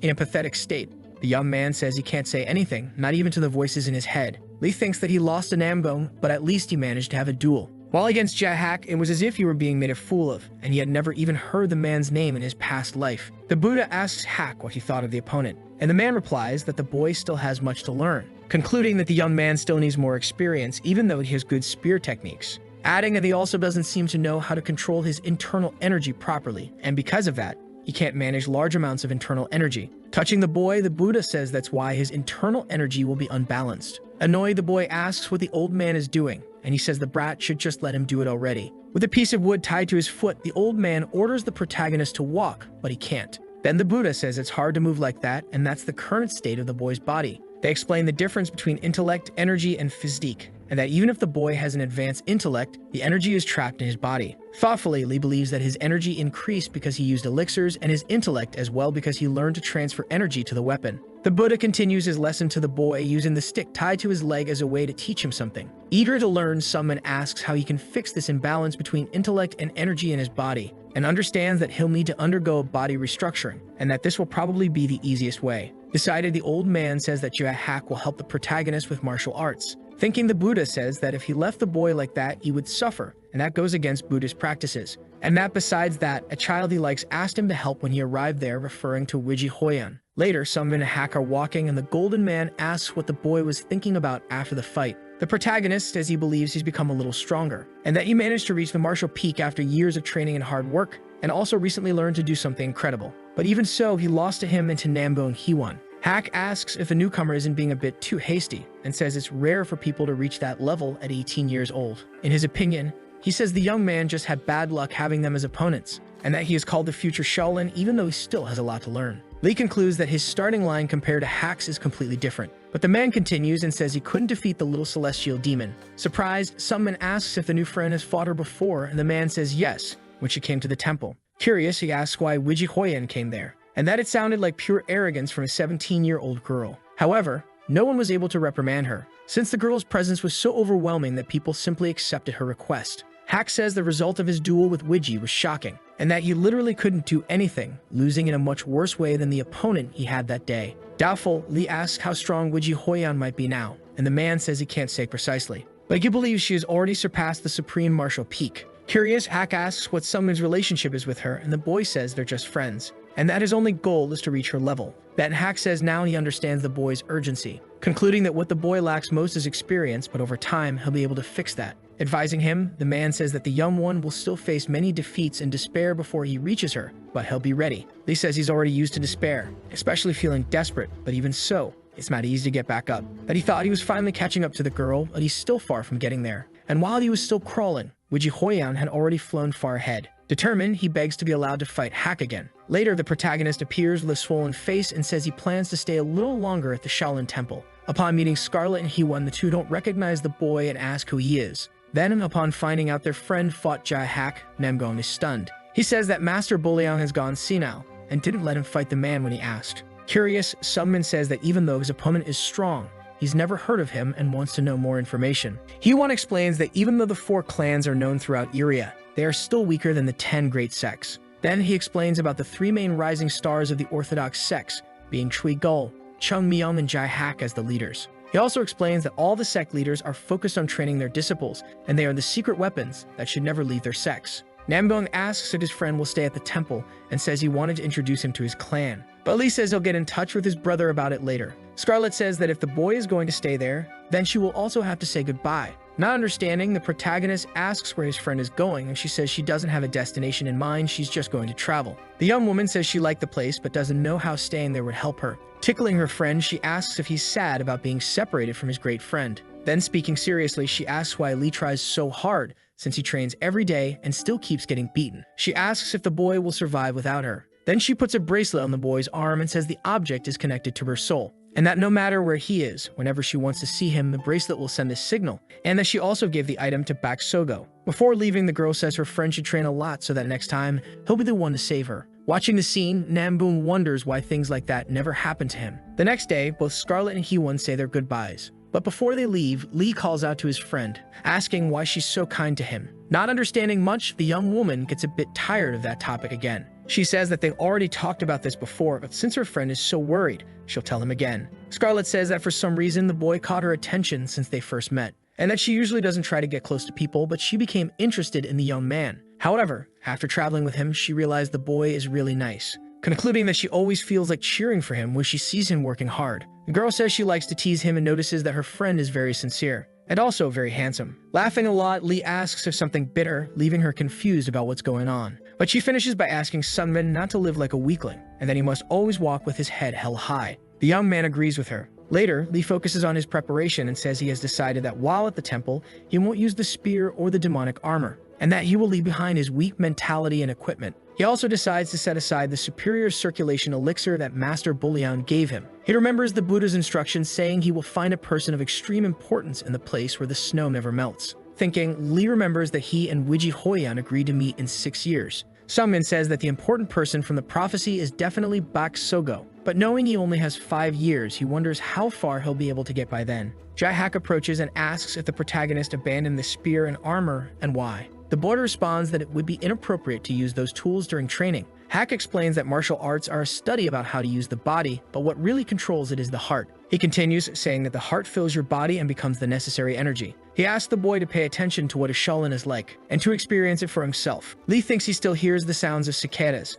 and that this noise is stuck in his ears. But before he leaves, he will try to resolve that issue. While fighting, Hak says the boy's basic fundamentals are impressive, and that it's clear how hard he worked to reach that level. However, the spear style he learned, although advanced, seems a bit sloppy. The boy says it's like that because he ran away, and that no matter how much he trained, he couldn't improve anymore, so he ran away and focused on simpler and easier techniques to learn. Hak says that if someone could become an advanced martial artist using only triple sword techniques, there would be no reason to learn advanced techniques. They continued battling while talking during some moments. Lee says that's why he will never run away again. His friend explains that the path of martial arts is infinite, and the duty is to discover what weakness can still be improved. He says the young man is not a genius, and that true geniuses had already flown while the boy was still crawling. He instructs the boy that he must not despair or let despair take over. Hak says he thought he was flying, but after seeing the little celestial demon, he realized he wasn't even close to flying. Confused, Sunmin asks what he, as an insect on the ground, is supposed to do, and that for now, all he can do is crawl. Reflective, the protagonist thinks that Wiji Hoyan and Bak Sogo weren't very good at teaching,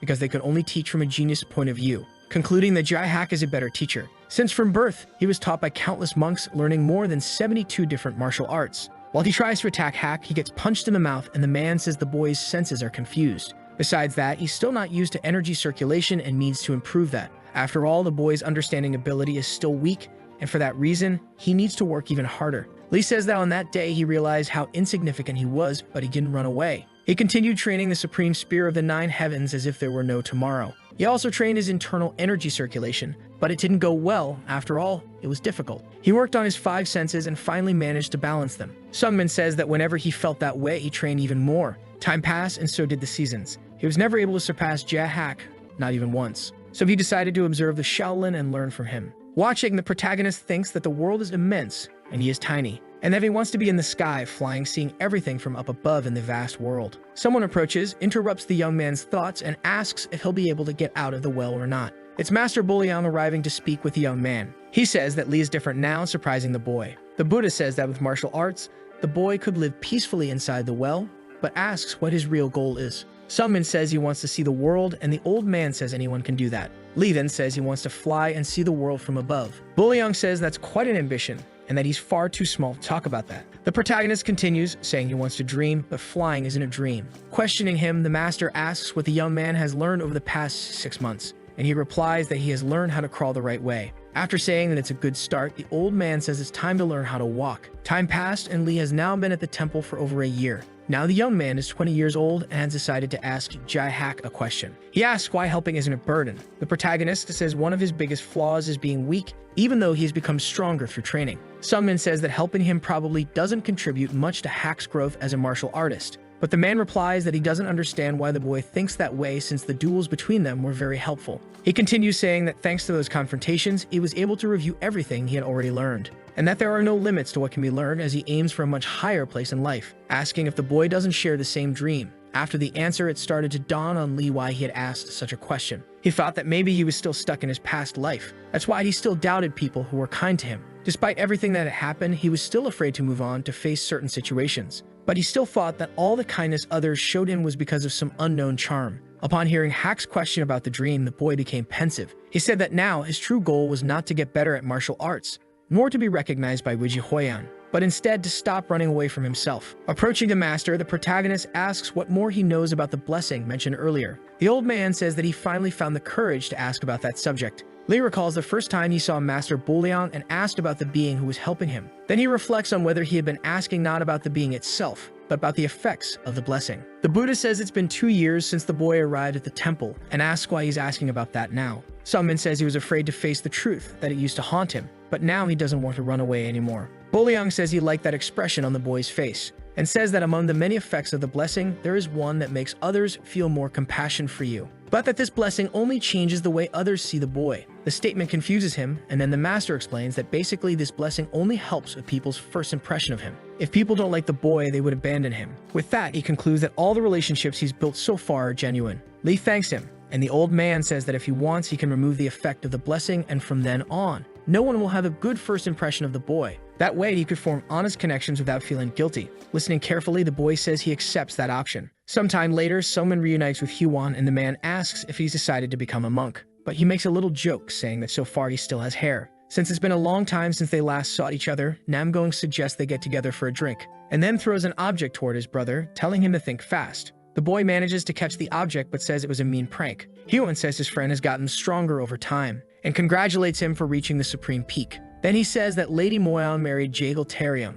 and had also said she didn't like how arrogant and loud Namgong was. After that, the man began to train like crazy to forget his heartbreak and reach the supreme peak. The man also says that even so, he's still not satisfied and asks how things have been for his friend. Asking if he liked training at the temple, Lee says he liked the time he spent there. Analyzing his brother, Namgong says he's changed a lot. Hyewon says he no longer feels that strange sensation he had when he first saw his friend. But thinking about it, ever since they met, he felt something strange in his heart, and even thought he might be homosexual for feeling something for his brother. Their conversation continues normally. Another year passed, and when Lee turned 22, he left the temple. An old man holds an object while asking the protagonist to deliver the letter to the leader of the Mount Hua sect in Dremor. Sungmin received a mission and was lucky that his destination was Dremor, since the temple of the temple god was located there. Thoughtful, wonders if the power of prophecy might have been used. In that case, he decides to call for Neville. At that very moment, the agent appears asking what his master needs. The protagonist was looking to buy some information. He wanted to know about the Phantom Sword, Dakbijun, Baksogo, the Lightning. He also wanted information about Wiji Hoyan, a little celestial demon.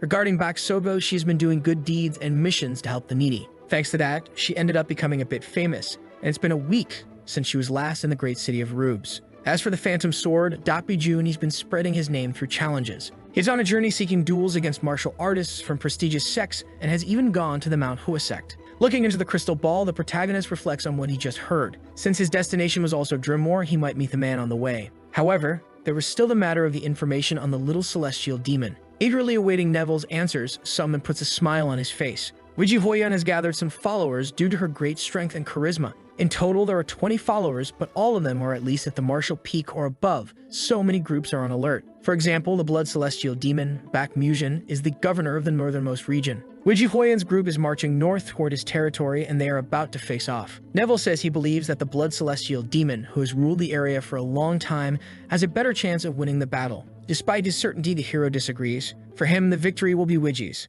While sitting, he continues looking at the crystal ball. He thinks it's already been 8 years since he last saw Wiji Hoyan. Embarrassed, he realizes how beautiful she had become. After a while, he realizes that his thoughts were getting weird. He had never met the little celestial demon and the blood celestial demon before returning. Moreover, Wijihoyan disguised herself as a man in her past life, but now she was openly walking around as a woman. In this life, even her personality might be different. Worried, he thinks about the battle against the blood celestial demon. His will is to go north and help her right away. However, they could only meet again in 2 years. He remembers the words of the girl who told him to make her his goal. Because of the promise they made, she would always be his goal. Therefore, he needed to continue what he was doing and was certain the girl would resolve the battle and wait for him at the peak. Confident, he needed to keep his promise to become stronger. While walking through the forest, he began to have other kinds of thoughts. The protagonist felt as if he had already broken one of his promises. Meanwhile, Wijihoyan touches her body with one of her hands. In the end, she realizes that her breasts hadn't grown as big as she wanted. A voice calls out to her, asking if she is already awake.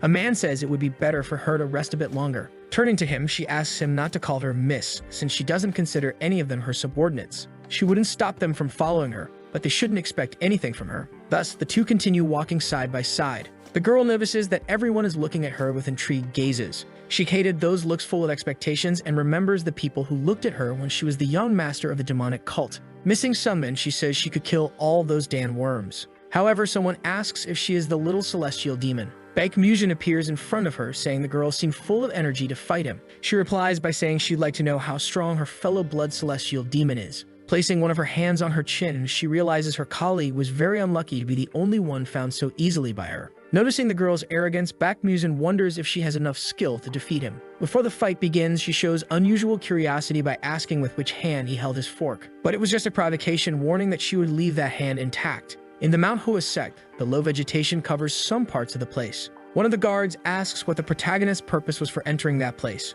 Holding something in his hands, he says he needed to deliver a letter sent by Master Bullion. The guard apologizes for his ignorance and accompanies him to the sect leader's quarters. After completing his mission, the protagonist needed to find the god of time, Dinar. However, a character calls out asking if he was the boy from the Mercy Mountains. That was Jun, and the protagonist recognized him immediately. Happy to be recognized, he starts talking to the man who says he would never forget the things that happened on that mountain.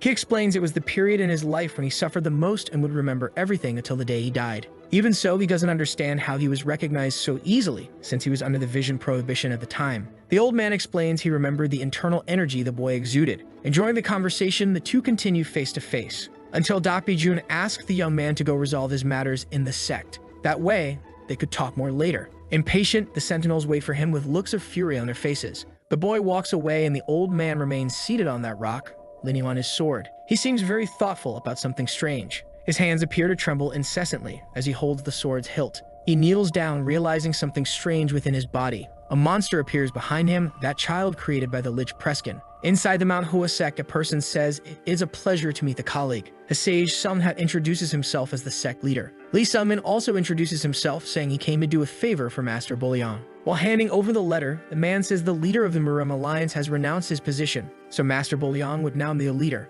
Upon opening the letter, he realizes the elder had declined his proposal. Throwing the piece of paper behind him, he says he already knew the old man would do that. Changing the subject, he says the disciples who brought the protagonist to his room mentioned that the boy knows the ghost sword. Stating they met earlier, he says the boy was sitting right in front of the sect's entrance. Sunha says that the ghost sword wanted to duel him, but the sage had no intention of doing that. Curious, the hero asks why. As a martial artist, he enjoyed fighting strong people and didn't mind accepting duels. However, the ghost sword is very dangerous. Returning to talk with Jun, the young man starts the conversation. He asks if it was true that he used dark magic. Laughing, the old man asks if Sunha had told the boy that. After confirming he used dark magic, the boy becomes curious, thinking he only knew sword techniques. The man asks if he had ever reached the limit before, and Sunman confirms. Although the boy was too young to say he had reached his limit at any point, he realizes he's getting old. He says that even if he used internal energy to slow aging, it would still be possible to feel strength slipping through his fingers. Confused, he realizes the boy has no idea what it feels like to experience that kind of despair. Having to rely on dark magic and throw away all his pride as a martial artist was desperate.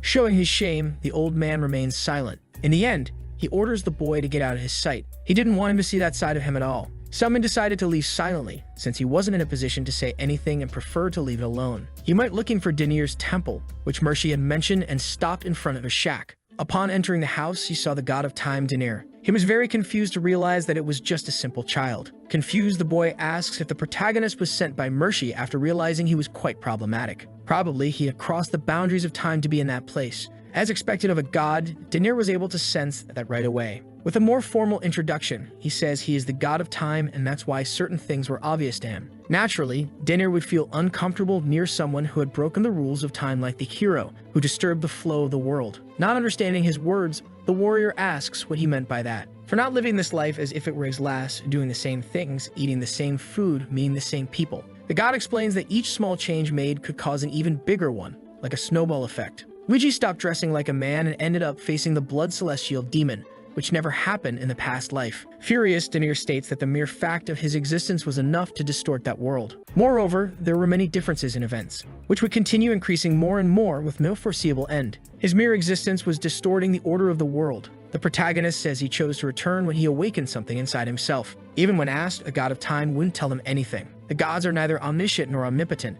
They are simple life forms that cannot avoid the cold embrace of death. That's why they stayed quiet or lied, since revealing the truth would put targets on their heads. The protagonist's expression changes completely all of a sudden. Suddenly, the god of time feels the presence of the apostle because of that conversation. It was the same sensation he felt with Mershi and Kim Jong-un. Asking him to leave, Dinir says they would not talk about that matter anymore. After his apologies, the apostle disappears completely from the scene. Wanting to know what that was all about, Dinir avoids the subject unless the protagonist is willing to visit Judas. He says that neither god nor mortal would be able to answer. Confused, he asks if it was impossible for him to know the truth. Dinir replies no and asks him to look for Enverus, the one who fled the mansion of the dead, besides being a special case but different from the protagonist. After giving those hints, Dinir asks the protagonist to leave. Before leaving, someone asks for a trial. At that moment, the god's gaze changes completely. Realizing the true motives of the hero, he imagines that he has completed Mershi's trials. However, the boy would not have his wish granted. His trial wasn't for training like Mershi's.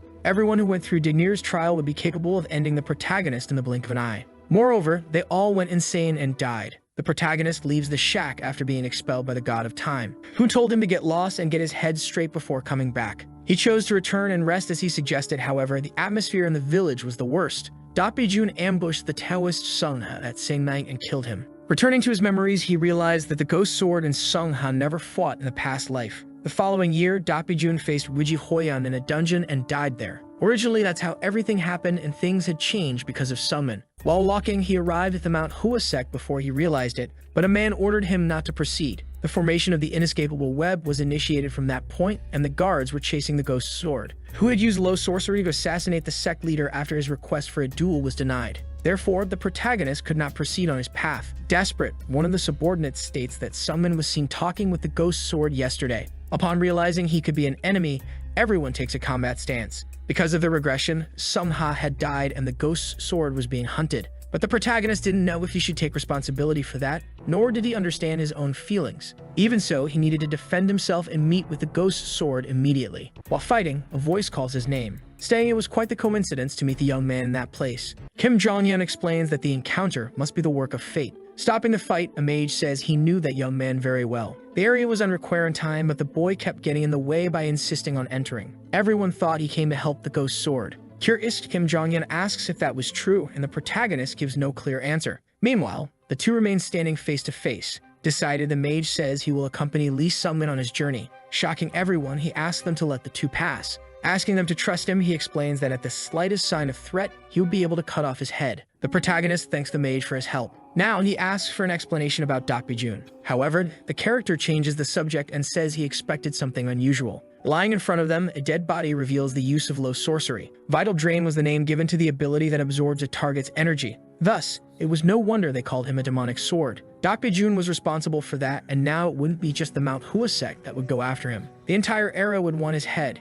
Even if the heavens blessed him, he wouldn't escape alive. While they talk, a crow landed on the mage's shoulder. That was his familiar, which had been scouting the area. With the bird's return, Kim Jong-un made a new discovery. Looking at his friend, he shows a terrifying expression. He explains that the Taoist sect of Mount Hua would be delayed. Stating he had disrupted their communications, he asked the protagonist to speak with someone privately. Even if he sent martial masters, the vital drain would kill them all and strengthen the enemy. Thus, the mage's goal was to help the boy out of pure curiosity. He wanted to witness the change in the flow of life that he would cause. Upon hearing those words, the hero shows a hint of suspicion in his eyes. Holding an instrument, a voice asks if they had finished. Sunmin and Dokbi had just fought. Even tired, the boy wouldn't give up so easily. Getting up, he summons the supreme spear of the heavens as his fifth stance. Meanwhile, his opponent waits patiently. His expression changes when he notices something strange. The attack wasn't strong enough to cause any damage to his opponent and ends up slipping. With only his sword, he manages to strike the boy's head. Apparently, that technique was too much of a burden for the young man's shoulders. With a bump on his head, he remains lying on the ground too weak to get up. Now the warrior had encountered Jun in the middle of the forest. The old man senses the boy's presence. In the darkness, the two exchange no words for the moment. The boy starts the conversation, saying he had something to ask. Curious, he wants to know what the man would have done if he hadn't met him at the entrance of the sect, and what his attitude would have been if he hadn't told him the reason the leader rejected his requests. After the questions, Jun says nothing. Gathering his courage, he states he would have given up on challenging him. He thought he was too weak to face the leader of the greatest sect, but later discovered the reason his requests were rejected. It wasn't because of his strength, but because of his sorcery. In the end, since he couldn't face him, he invaded the sect in the middle of the night. And then he got to enjoy his fight with the Taoist Sungha. The boy is shocked to notice the strange expression on his friend's face, with his face covered in blood and his eyes carrying a cursed tone. The old man realized that the world is very vast and the leader was the strongest person he had ever faced. Therefore, it was a wonderful experience with an ending that left him completely satisfied. As he spoke, the young man's face showed how shocked he was by this situation, remembering his friend from the mountains and all his teachings. He closes his eyes upon noticing the strange creature in front of him. He realizes that because of him, the Taoist died and now everyone wanted Jun's head. The old man says that even if that's true, all those choices were still his own. The world is full of things we'll never truly know, so he said the boy couldn't take responsibility. Even so, he felt that part of it was his fault. To him, the situation wasn't as the old man described. Noticing that the young man was quite convinced, the old man believed he was full of himself. The protagonist was sure that Jun was much stronger than him. There were millions of people in different lives simply because they got involved with Lee Sungmin. He was holding his spear purely out of self-satisfaction. However, he was certain that all the deaths he caused would weigh on his shoulders, and he knew that was a burden far too heavy to bear. His goal was to face the demonic sword and kill that man. Realizing it would be a difficult fight, he asks Kim Jong-un to summon the Taoists from the Mount Hua sect. In this case, he was much stronger now that he had absorbed the energy of more than 10 people. Wielding his sword, the old man wished to see the growth of that boy he met in the mountains. The hero realizes that the old man had become something far more terrifying. In the darkness, he said the night was still young and he was ready for battle. Looking at his dreadful face, he realized that Jun was a vampire. It seems that the vampire, a blood relative of the demonic sword, was either very strong or simply not interested enough. It's possible to overcome aging by becoming a vampire and drinking the blood of superior species.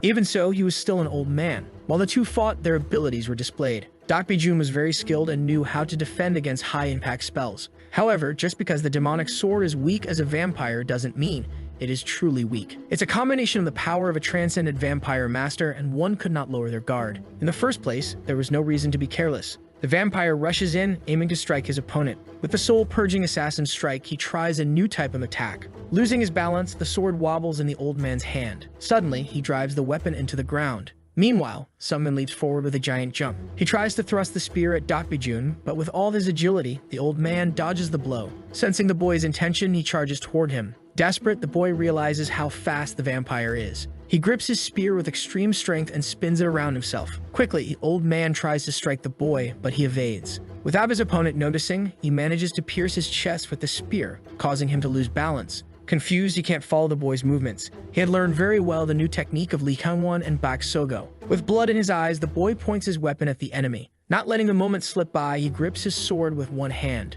With his power, he tries to strike Sungmin. With several steps, he prepares the supreme spear of the 9 heavens together with the strike of the hidden serpent. Not understanding those movements, the old warrior waits for the attack. At that moment, his vampire eyes could see many things that normal eyes could not. However, he did not expect the intense blow he received. Suddenly, a supreme force begins to rise from the ground. The old man lets out a long laugh and says he never imagined a spear would come from beneath his feet. If he could delay even a little longer to dodge, his head would have been pierced. The rage grew inside the protagonist, and his fury was shown through his brutal gaze. Jun realizes that the ignorant mountain boy had grown quite a bit. As the two fought, the red moon rose in the sky. Unexpectedly, the old warrior says he invited the boy. Hearing his words, the boy was confused. Getting closer, the man says he invited his talent. Sensing his opponent's approach, he prepared his spear. However, he ended up being wounded in the arm. Falling to the ground, Jun stood still like a shadow in front of him. Launching another strike in the darkness, the protagonist realized that he had broken his spear into 2 pieces. Confused, the big guy didn't understand what was happening and asked for explanations.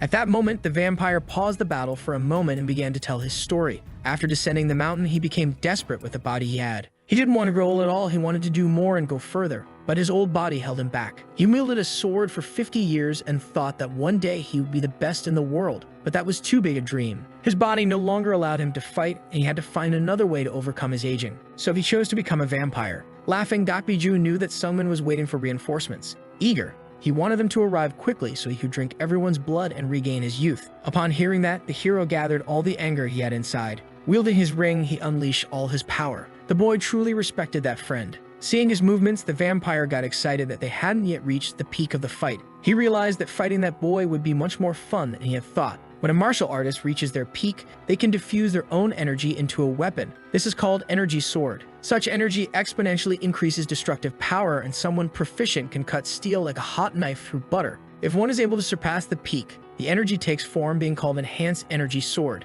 The destructive power of the enhanced energy sword is much greater than the normal energy sword, capable of killing with one blow. However, there is a way to defend against it with enhanced protection energy, a technique that uses enhanced energy to cover the entire body, being able to defend against an opponent's energy. But Sungmin is unable to use it, as he only possesses enhanced energy in its incomplete form acquired through understanding. A path to victory is out of sight. Despite the difficulties, Lee Sungmin would not give up on that battle. In every possible way, he tried to strike his opponent. Tired and panting, he didn't stop for even a second. Even when hit and knocked down, he kept standing. However, the vampire was extremely fast and disappeared from his view. Suddenly, he appeared behind him. Even sensing that presence, he was still too weak to fight against it. The power of his spear surged through the space. Suddenly, he found a gap in the barrier to strike his opponent. However, the enhanced protection technique didn't allow his arrow to go through. While Dakbijun could endure several attacks with that energy, his head would hit the ground from the first strike without it. The opponent had the full characteristics of a full moon vampire, along with enhanced protection energy.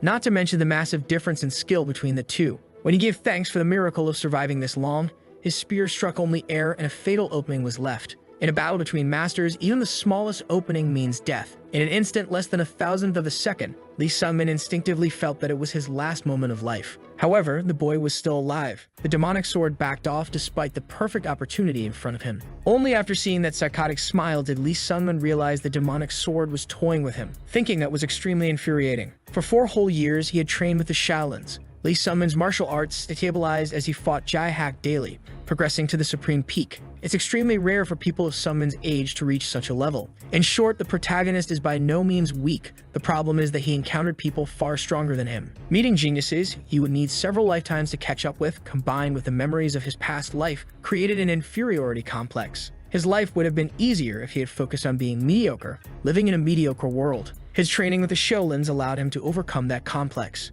Meanwhile, the fight between the two continued intensely. Thus, the protagonist might have become stronger. However, he still felt very weak, and that was simply the reality. The problem wasn't his weakness, he just couldn't take responsibility for the lives lost due to his arrogance. But the demonic sword loved to toy with Lee Sungmin. At that moment, the hero realized his situation was dire. That's why Lee Sungmin trained even harder, because he refused to remain weak, because he didn't want to feel shame, because he wanted to rid himself of that inferiority complex once and for all. The hero gathered all the remaining strength in his body and launched an attack. He tried to get closer to his enemy, who seemed out of reach. Around his body, the protection was becoming stronger and stronger. However, Sungmin wanted to change. With his ring wielded, he reveals all of his powers. Meanwhile, the demonic sword remained in place. Suddenly, the boy manages to strike his enemy's chest, leaving him completely confused. Even the boy didn't understand how he had accomplished such a feat. The vampire felt the impact of the spear. His feet could no longer hold firm to the ground, causing him to lose balance. Seeing the spear embedded in his chest, he was startled. He couldn't understand how his opponent had managed to strike him with such precision. Lee Sungmin noticed the tension lingering in the atmosphere. The boy asked himself the same question Dakbijun had. He didn't know how he managed to do that, and the answer that appeared quickly vanished from his mind. The thrust of the spear during that trance-like moment was faster than the blade of the demonic sword and pierced through the protection. However, Lee Sungmin had no idea how he had done it. He believed it might have been an epiphany, like the moment he awakened his enhanced energy. Meanwhile, his opponent was feeling intense pain caused by the blow. In every possible way, he tried to free himself from the spear. Desperate, Lee Sungmin didn't know what his next move should be. The old warrior said it felt like he had just stumbled over a stone. That thrust wasn't something someone at the boy's level should have been able to perform. After pulling the spear from his chest, he chased after the unimaginable talent standing in front of him. That spear that had just pierced his body was even stronger, faster, and quieter than the blade of Taoist Sungha. Foreseeing his death, he knew his blood wouldn't be enough for regeneration. Therefore, he continued gripping his sword tightly. Changing the color of his sword to a vibrant blue, he asked the boy to show him more. As he walked, his aura turned blue like the sky. Jun wanted Sungmin to show him the power he had never reached in life. The innate energy core was a type of energy that comes from birth, but if used, one would die or sacrifice nearly all of their life. As he was using that energy, he would die soon, and the protagonist could run and let him die alone. However, his eyes were filled with joy and passion. Seeing those eyes, the hero could no longer run. Jun was not a demon controlled by sorcery, but merely a seeker of truth who longed to surpass his limits. He knew the old man had lied about envying his youth and talent. He was someone who ran away while pretending to overcome his inferiority complex, and for that, he would wield his spear with full strength. By recreating the miraculous strike he had landed by sheer luck, he would deliver a satisfying death to a great martial artist. At that moment, the old man no longer had any strength and blood flowed from his mouth. Before dying, he stated he was disappointed in the boy. As he weakened, the old man said that the blow that killed him should have been stronger and more impressive than Sung Ha's. Once again, with the spear embedded in his chest, the old warrior didn't understand why he was in that state. By his side, the protagonist watched his final words. Before he could finish his sentence, his hand dropped to the side. Now, Jun was truly dead. The protagonist was filled with expectations he knew he had to fulfill. In that world, the demonic sword died with a smile on his face. By his side, the boy knelt down and asked for forgiveness. Tired of so many losses, he took responsibility for each death. While crying over his fallen friend, he noticed the light coming toward him. Realizing it was Sogo, he ran into her warm embrace. As the woman said, he had grown a lot. The protagonist was in shock to see his friend in the forest. Suspicious, he pulled away from the hug for a moment and asked what the woman was doing in that place. She stood and remained silent at his side. While gathering flowers, she said she had heard rumors about the demonic path. The hero listened carefully to her words. The woman laid the flowers on Jun's body. With one of her hands, she closed his eyes. Sad for the passing of her friend, she remained silent. Sungmin and Sogo hadn't seen each other for about 5 years, and now they had reunited in a place like that. Sogo had noticed that the boy from the mountains was much stronger. Sensing something demonic, she said she watched his fight with a demonic sword and saw when he was losing. Even if he died, she wouldn't get involved in that battle. With a smile, the boy said he understood her reasons, as she was a martial artist. However, the protagonist believed that he should have died. He had only run away in the whole time, but a lucky strike allowed him to succeed despite the difference in strength. The demonic sword was consumed by his ambitions and did everything possible to surpass his limits. Sogo says that their friend was wrong. Not understanding her words, the boy asks what she meant. The woman explains that the demonic sword's mistake was hurting innocent people, and nothing justified who they were. She didn't know his problems, nor his reasons. However, none of that mattered since he had sinned unforgivably with the deaths he caused along the way. In silence, the two remained side by side. Sogo's sense of justice seemed quite different from the protagonist's. Sungmin says he was after the demonic sword out of the sense of responsibility. With a look of sorrow, she understands. She says she belongs to the Mirim Alliance, a perfect place to witness her kind of justice, where she obtained valuable information. Knowing that man, she wanted to stop him, but she didn't know the protagonist was there. While a bit of blood ran from his mouth, he called out to Sogo. Curious, he asks how he looked to her.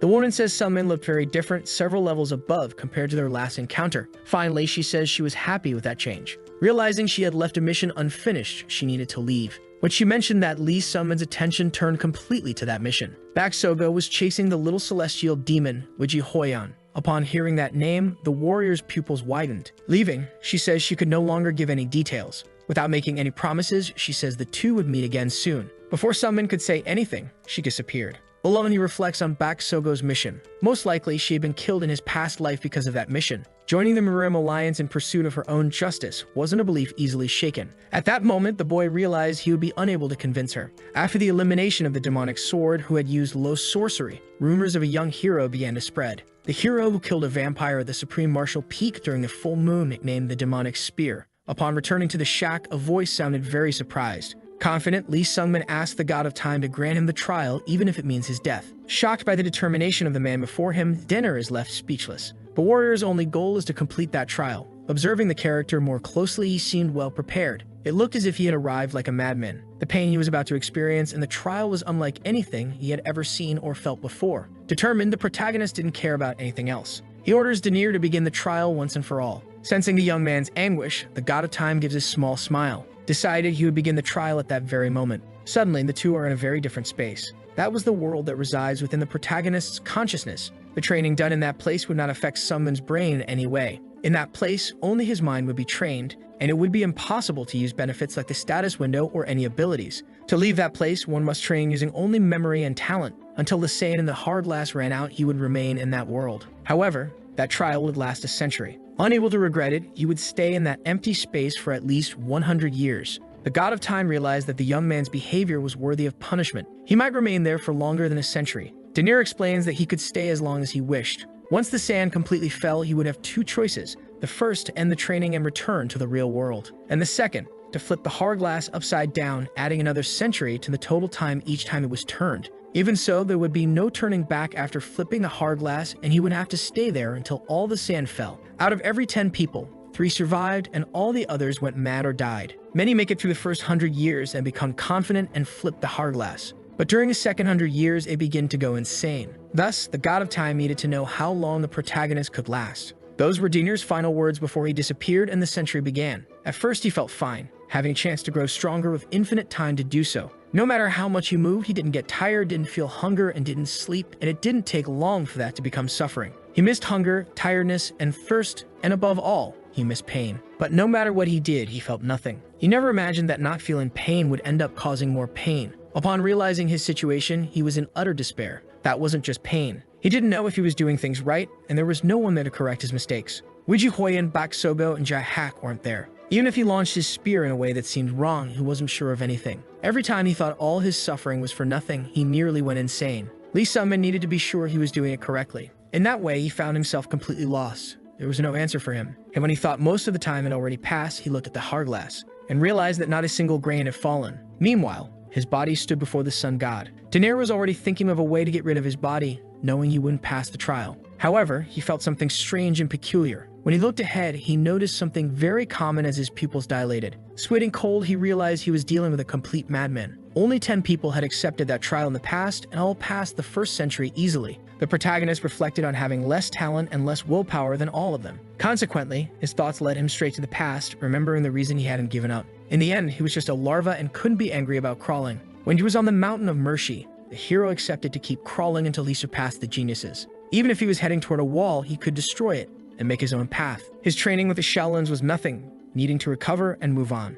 Even a massive rock turns to sand with the ocean's beat and the passage of time. The supreme spear of the 9 heavens didn't seem to improve even with the training. In the end, he realized that people don't change. That's why everyone wore masks and acted like someone else. No matter how much he thrust or swung, he wouldn't gain handles or feel tired. A spear was made to thrust and neutralize, being a powerful monk technique, which wasn't his case. Thus, the protagonist found himself confused amid so many questions. With less than half the time left, he didn't know if he had completed the mission. But he didn't give up and kept trying. Even if he left that place, nothing could change. Now he was certain he needed to kill the weak like him. Kneeling, he asked forgiveness for killing the Lord, who shouldn't have been killed by someone as weak as him. Changing was truly hard, and he wanted to kill the weakness inside him, even if that was all he was. Putting his head in the right place, he decided to stop lamenting since time was almost up. He trained tirelessly for 2 centuries, but didn't improve at all, being just another classless man. He couldn't even remember how many times he fell into despair and wanted to give up during those 200 years. However, he was determined not to run anymore, aiming for changes in his future.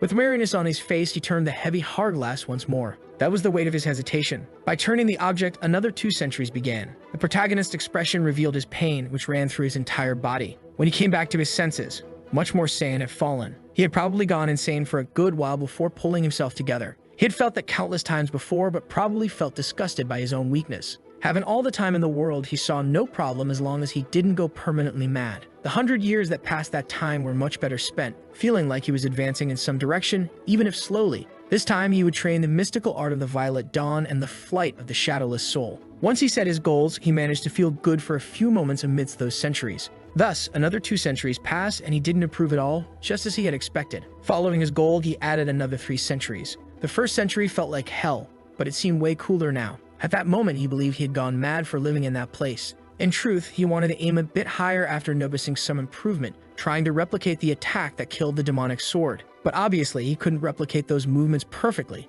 adding another 400 years. Suddenly, a millennium had passed. The protagonist's gaze no longer revealed his true feelings. He stared at the wall at the level of the supreme peak. He laughed upon realizing he had found the structure after just 1,000 years and added another 500 years. Since it took 1,000 years to find the wall, the time to cross it would be much greater. With that, he began to train day after day, incessantly. And after nearly 1,500 years, he finally replicated the strike that killed the demonic sword. It was just a cheap imitation since he couldn't use the same power and speed in any other spear attack. The young man wondered when he would become a supreme peak martial master. Looking at the object beside him, he added a few more years. The god of time became increasingly shocked by Sunman's actions. To him, Sunman was a complete madman. Lee Sunman had a single goal in mind and wanted to complete the mission he had been given. In the end, his gaze revealed all his will to not fail. Dinner kept secret the fact that the realm of consciousness drastically slowed the growth of those who trained in it. Because of that, even geniuses would have difficulty evolving, making it easier to fall into despair. The previous participants were much stronger than the hero, and even so,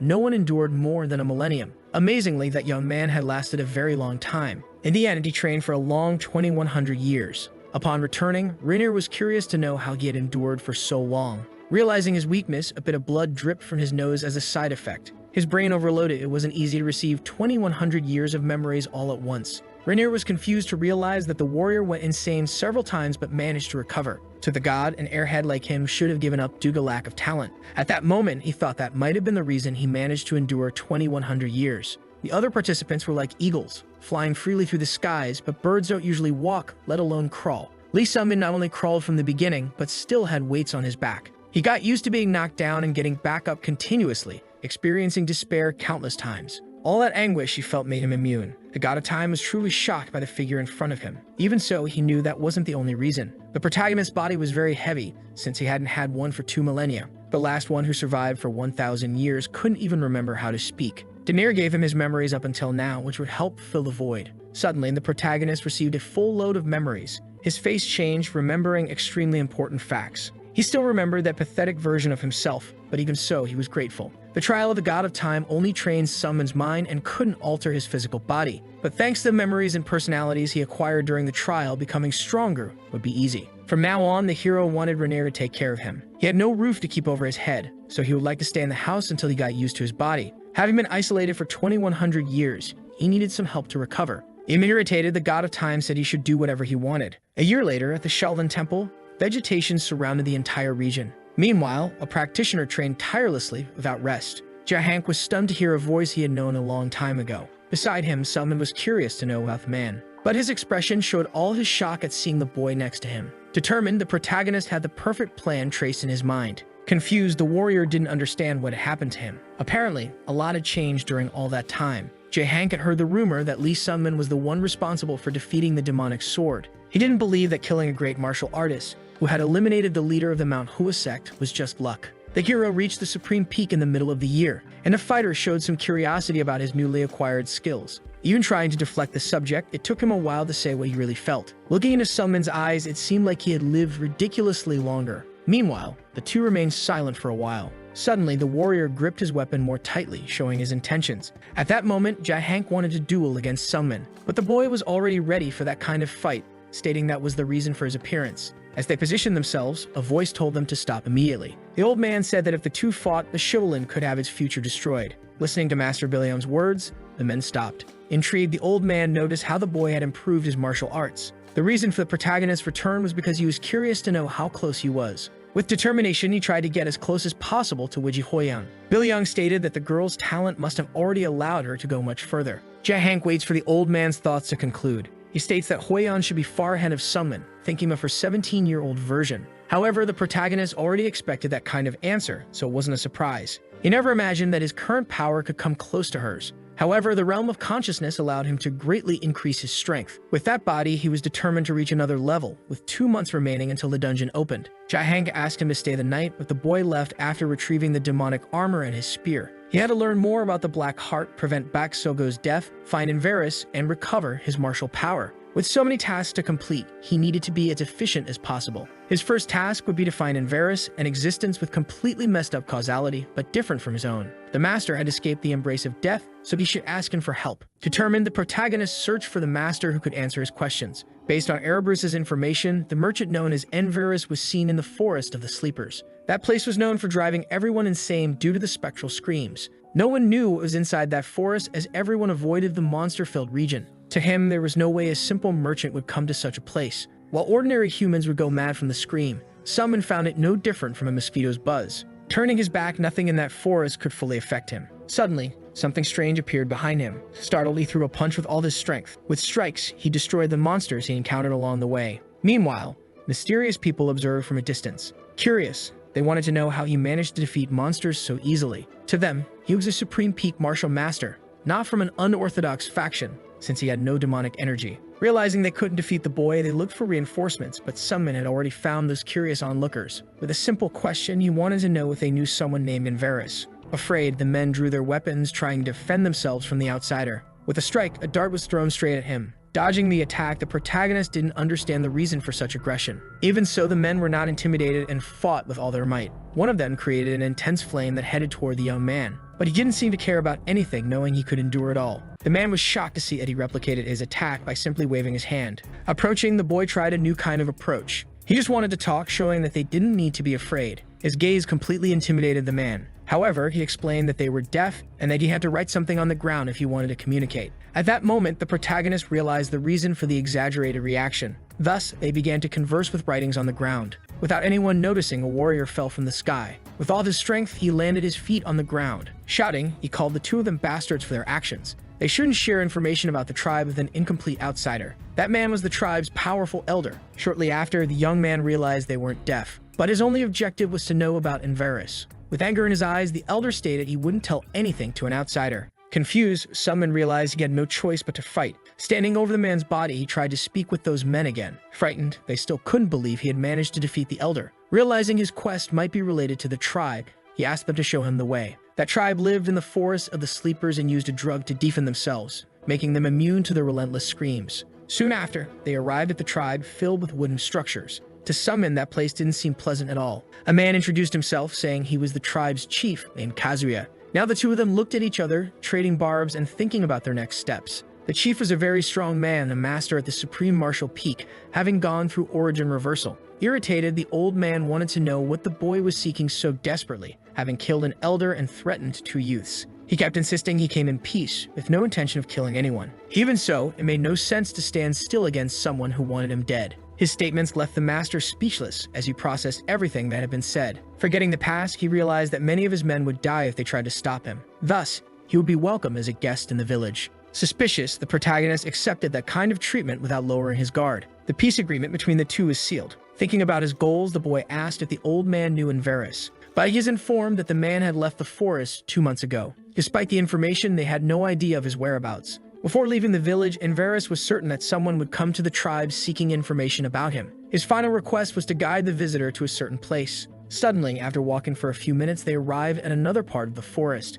Kazuya said that countless trees had merged to form that wall. Grabbing his spear, the young man would try to destroy it. Determined, he held the weapon with all his power and will to succeed. Suddenly, he launched his body against the wall. The energy was so intense that the tribe chief covered his eyes to protect his vision. Even with such a powerful strike, the boy's expression showed his desperation. It was impossible to break that barrier with strength alone. Not even Inverus had been able to cross it, as only the tribe chief could open it. Thus, the old man decided to open the wall for the boy. Using his powers, he concentrated all of his energy. Soon after, a dark and mysterious passage opened, but the tribe chief wasn't sure what existed inside. He only knew that an unbelievable power resided there and that even a supreme peak martial master would have difficulty passing through. Before he could finish his explanation, the boy went through the passage. Confused, Kazuya stood still as he watched the boy disappear. The incessant screams would destroy the sanity of anyone who heard them. It was a powerful mental attack, and just as Kazuya had said, even a supreme peak martial master would be unable to resist. But during 2100 years, Lee Sunman experienced something worse in the realm of consciousness,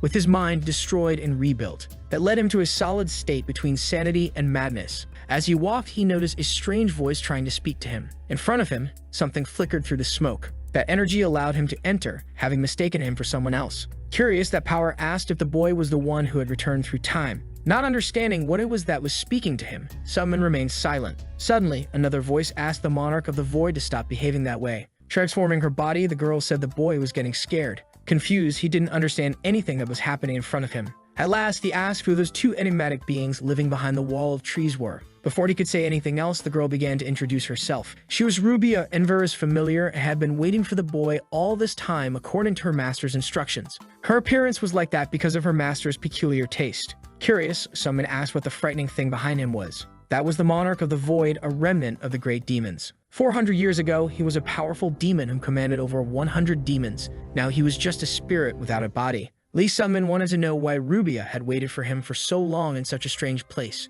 But the only person who could answer that question was her master, who also had a distorted causality. Despite being his familiar, she couldn't locate him precisely. Thus, the protagonist became a little impatient with his current situation. The master was able to detect Rubia's location, so it would be better if the hero followed her. Confused, he didn't understand why things were becoming so complicated. Besides, he didn't understand why that weird thing was in front of him. But the monarch of the void only knew one thing, that the one who returned would look for him one day. His goal was to leave that forest with a regressor. Rumors said that the tribe of that forest had a good god, but those legends made the monarch laugh. As long as the blood of the tribe existed in the forest, the final seal of this place would remain, and even he didn't know if there was an end to the path. Even after so many explanations, the protagonist still had doubts in his mind. Rubia repeated that if he accompanied them, he might eventually be able to meet her master Regresses. The only problem was how they could carry a demon without a physical body. Besides that, her master hadn't explained that part. Suddenly, the monarch of the void began to change his form. The protagonist watched those movements carefully. Coming in his direction, he launched his powers at the boy. Not even Rubia understood what the monarch was doing. His goal was to steal the boy's body, since he had been trapped for 400 years after losing his physical form. Although that body was trash compared to his prime, he would make good use of it. Meanwhile, Rubia awaited the end of the transformation. The monarch of the void laughed desperately. Shortly after, he realized he had launched his body toward the bracelet on the boy's arm. Confused, he didn't understand what had happened. The great monarch of the void had been rejected and imprisoned within that bracelet. The boy's mind was very strong, the result of 2100 years of training in the realm of consciousness. Besides that, it might be some kind of blessing from someone working behind the scenes. The protagonist didn't know, but he believed the only way to get answers was to meet Regresses. His memories took him back to a time when his friend Lou was still alive. He had created many memories with that item, and now he could no longer use it. His desire was to expel the monarch of the void from his bracelet, but the spirit seemed completely desperate. Before the boy could abandon him, he tried to persuade him with a gift. He had once been a very powerful demon who had acquired some war spoils after ruling for centuries. Rubia confirmed that in the past he was truly very wealthy, with a vault full of wonderful riches and mysterious treasures. Thoughtfully, the hero reflected on the offer. In the end, Rubia and the monarch of the void became his companions. Thus, they walked together through the forest. The familiar wanted to find a quiet place with a beautiful view to wait for Master Regresses. Even though it wasn't a bad idea, some men needed to go somewhere first. Curious, the girl hoped it wasn't a dangerous place. But the protagonist's expression already revealed his intentions. Lee Sunman needed to go to a dungeon. Dungeons are mysterious places that have appeared over time, and countless spells are embedded within them. The laws that govern them are different for each one. An area after killing a monster, people take byproducts as loot. But dungeons are different, and after killing a monster, its body disappears and loot appears in its place. Loot comes in all shapes and sizes. The stronger the monster, the better the loot. And if you defeat the dungeon master, then you receive an incredible reward and the dungeon will shut down. Rubia asked if he was really going to that place. Without showing any frustration on his face, he replied that he definitely was. Meanwhile, the protagonist stood in front of a giant stone. It had been 2 months since he met Rubia and the monarch of the void, and he had found the dungeon's location through Regresses' information. In his past life, he had taken the stone of regression, and the crimson stone should be at the dungeon entrance. If he touched it, he would be immediately teleported to somewhere inside the dungeon, and from there he could do whatever was needed. Even so, for a moment, his mind faltered at the thought of whether completing the mission was even possible. Despite everything, it would be foolish to give up now after coming so far. Decided, the protagonist brought his hand close to the stone. At that exact moment, he was teleported. Together with Rubia, the two managed to enter the dungeon. Sunman noticed something strange, a familiar sound. Turning around, he saw that someone very large was next to him. Apparently, it was an ambush. The man said nothing, remaining silent. Curious, he asked who that boy in front of him was. The man realized it was the demon spear who had killed the demon sword. Grismo apologized for the attack and said he thought the boy was a martial master from the demonic faction. Grismo's martial prowess was at the supreme peak level. In his past life, he had been killed by Wiji Hoyam. The protagonist was in that place to stop the little celestial demon. Grismo informed him that she was extremely dangerous, leading powerful individuals. The dungeon's rewards were grand, and if allowed, an invincible demon would be born. Thus, the two needed to stop her for the sake of peace in area. The demon sword Daka of the Lonely Grandmother and the Iron Fist demon also entered the dungeon as her followers. With the Mirim Alliance, they had Bak Sogov, the Drunken Expedient, the Ace of Expedients, and the Supreme Celestial Swordsman. All of them were in the dungeon as well. Wiji Voyan had to be stopped immediately, and Grismo asked if he could count on the protagonist's help. At that moment, he fell into deep silence. But it didn't take long before he revealed he would do whatever he could for justice. Punching him in the back, the big man said he already expected that from the hero who had eliminated the cursed demon sword. This would be Lee Selman's first dungeon. Each dungeon is different, but nearly all have strong monsters, so they needed to be very careful. As they walked, Grismo noticed something strange ahead. Immediately, the two stopped where they were. Suddenly, the protagonist's eyes were filled with a strange light. Someone had arrived at the location. Suddenly, Wiji Huoyan sensed the presence of the boy she hadn't seen in a long time. Face to face, they remained silent, exchanging only dreadful glances. That in front of them was the little celestial demon. Worried, Grismo noticed something strange about that situation. Slowly, Baksogo revealed herself from within the darkness. Quickly, the big guy became excited upon noticing the presence of the woman. However, the two should have looked more closely. That person in front of them didn't seem normal. Observing more carefully, they noticed something strange on her face. The man became completely desperate and his gaze turned intense. With a strike, she lunged at the man and kicked him with all her strength. After receiving the attack, a bit of blood could be seen in his lips. Rubia said it was a doppelganger, a monster capable of copying appearance and mimicking the target's movements. That thing had just used a soul attack despite not having a soul. At that moment, the creature's attention turned elsewhere. With red eyes, it looked intently at the protagonist. Without thinking twice, he activated his bracelet and the armor appeared on his body. Angry, he couldn't believe his friend was being completely imitated. Rubia panicked upon noticing the full fury in her companion. Slowly, the creature began to move. Suddenly, thousands of attacks came toward the protagonist. The day he killed the old demon sword. That day, Baksogo had said that the boy had grown so much. For him, it was almost impossible to accept. That's why, during those 2100 years, he worked hard so she would be proud of him and so he could hear those words again. But he didn't want to hear them from a monster like that, so he spared no effort to defeat that enemy. He explained to Grismo that it was just a copy. A doppelganger that copied even the target's martial art, but was still far inferior compared to the real Sogo. Normally, doppelgangers can only copy appearance, not abilities and martial arts. Rubia said they didn't need to worry, as she would now take on the role of guide. A voice said that little puppet was extremely arrogant. Without wasting time, the hero told the two of them to shut up and stop fighting. At that moment, he had a terrible premonition. They had just faced Sogo's doppelganger. Along the way, they might encounter a copy of someone else.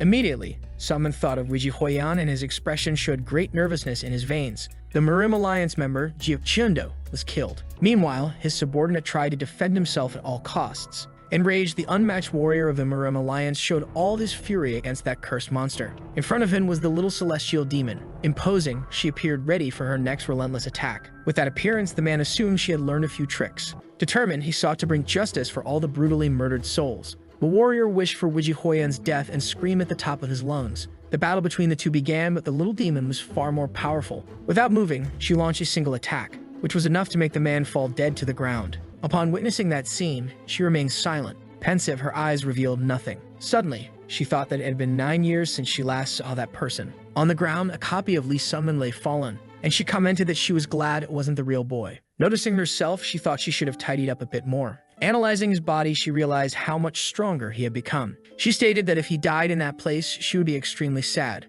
Turning her back, she left the body on the ground and wished that Lee Summon wouldn't die. Laughter could be heard inside the dungeon. After an intense battle, Baksogo didn't show much exhaustion on her face. She knew she had been fighting doppelgangers. That was the copy of the weakest among them all, Jiuqiundo. She held a highly pure elixir and realized the thing was inside the copy's body. Now somewhat lost, she didn't know where to go and needed to find the other Mirim Alliance members. The way she was, she knew that if she encountered Wiji Huoyan or any of her minions, she would be unable to defeat them. Standing still, two other characters approached. They were followers of the little celestial demon, the lonely phantom, and the iron fist. The two realized the girl was completely alone. The magic stone that fell from the doppelganger of Baksogo's body was a crystal with great magical power. At that moment, a voice called him an idiot for asking why the protagonist didn't eat it. But that would only make the situation worse due to the instability of his core and the lack of balance between ki and his body. Feeling his heart, it seemed perfect, and among the great demons, there had never been one with a heart as pure as his. However, the protagonist still seemed quite confused about the situation.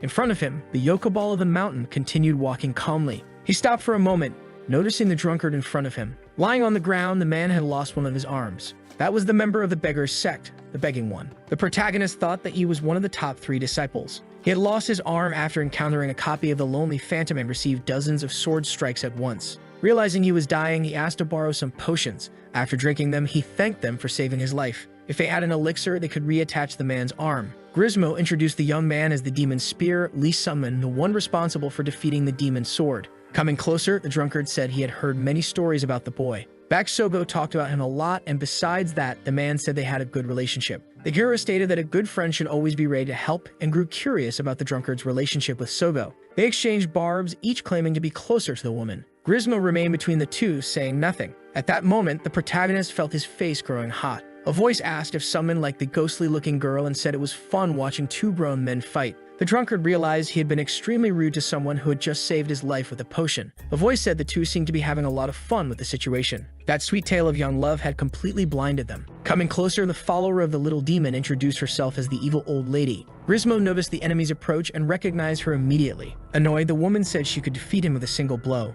Sunmin realized she was another follower of Wiji Huiyan. Rubia informed them that the dungeon's structural analysis was complete. Now they were about to begin a fight. At that moment, Rubia displayed everything she had gathered. The blue dot was the protagonist, the yellow dots were other people, and the red ones were dungeon monsters. That data was enough for them to achieve victory. However, the three yellow dots were moving quickly, possibly indicating a fight. The hero's gaze became sharp as he looked at what Rubia was showing. The location was right next to that wall. Thus, one of those dots could be Sogo, and the girl might be fighting Wiji or some other enemy. Thinking carefully, he decided he wanted to try breaking through that thick wall. Meanwhile, the other two were fighting against the evil old lady. Suddenly, they noticed an enormous amount of energy being used. Grismo told the old woman to brace herself for a massive impact. That wall couldn't be broken with normal strength, so the protagonist forced his spear as much as he could. Suddenly, energy began to form. His power was on a much higher level, but he knew he had performed that spell before. More and more, the spear gathered intense energy with vibrant colors. Grismo realized it was time to strike. Terrified, the old woman feared what was coming her way.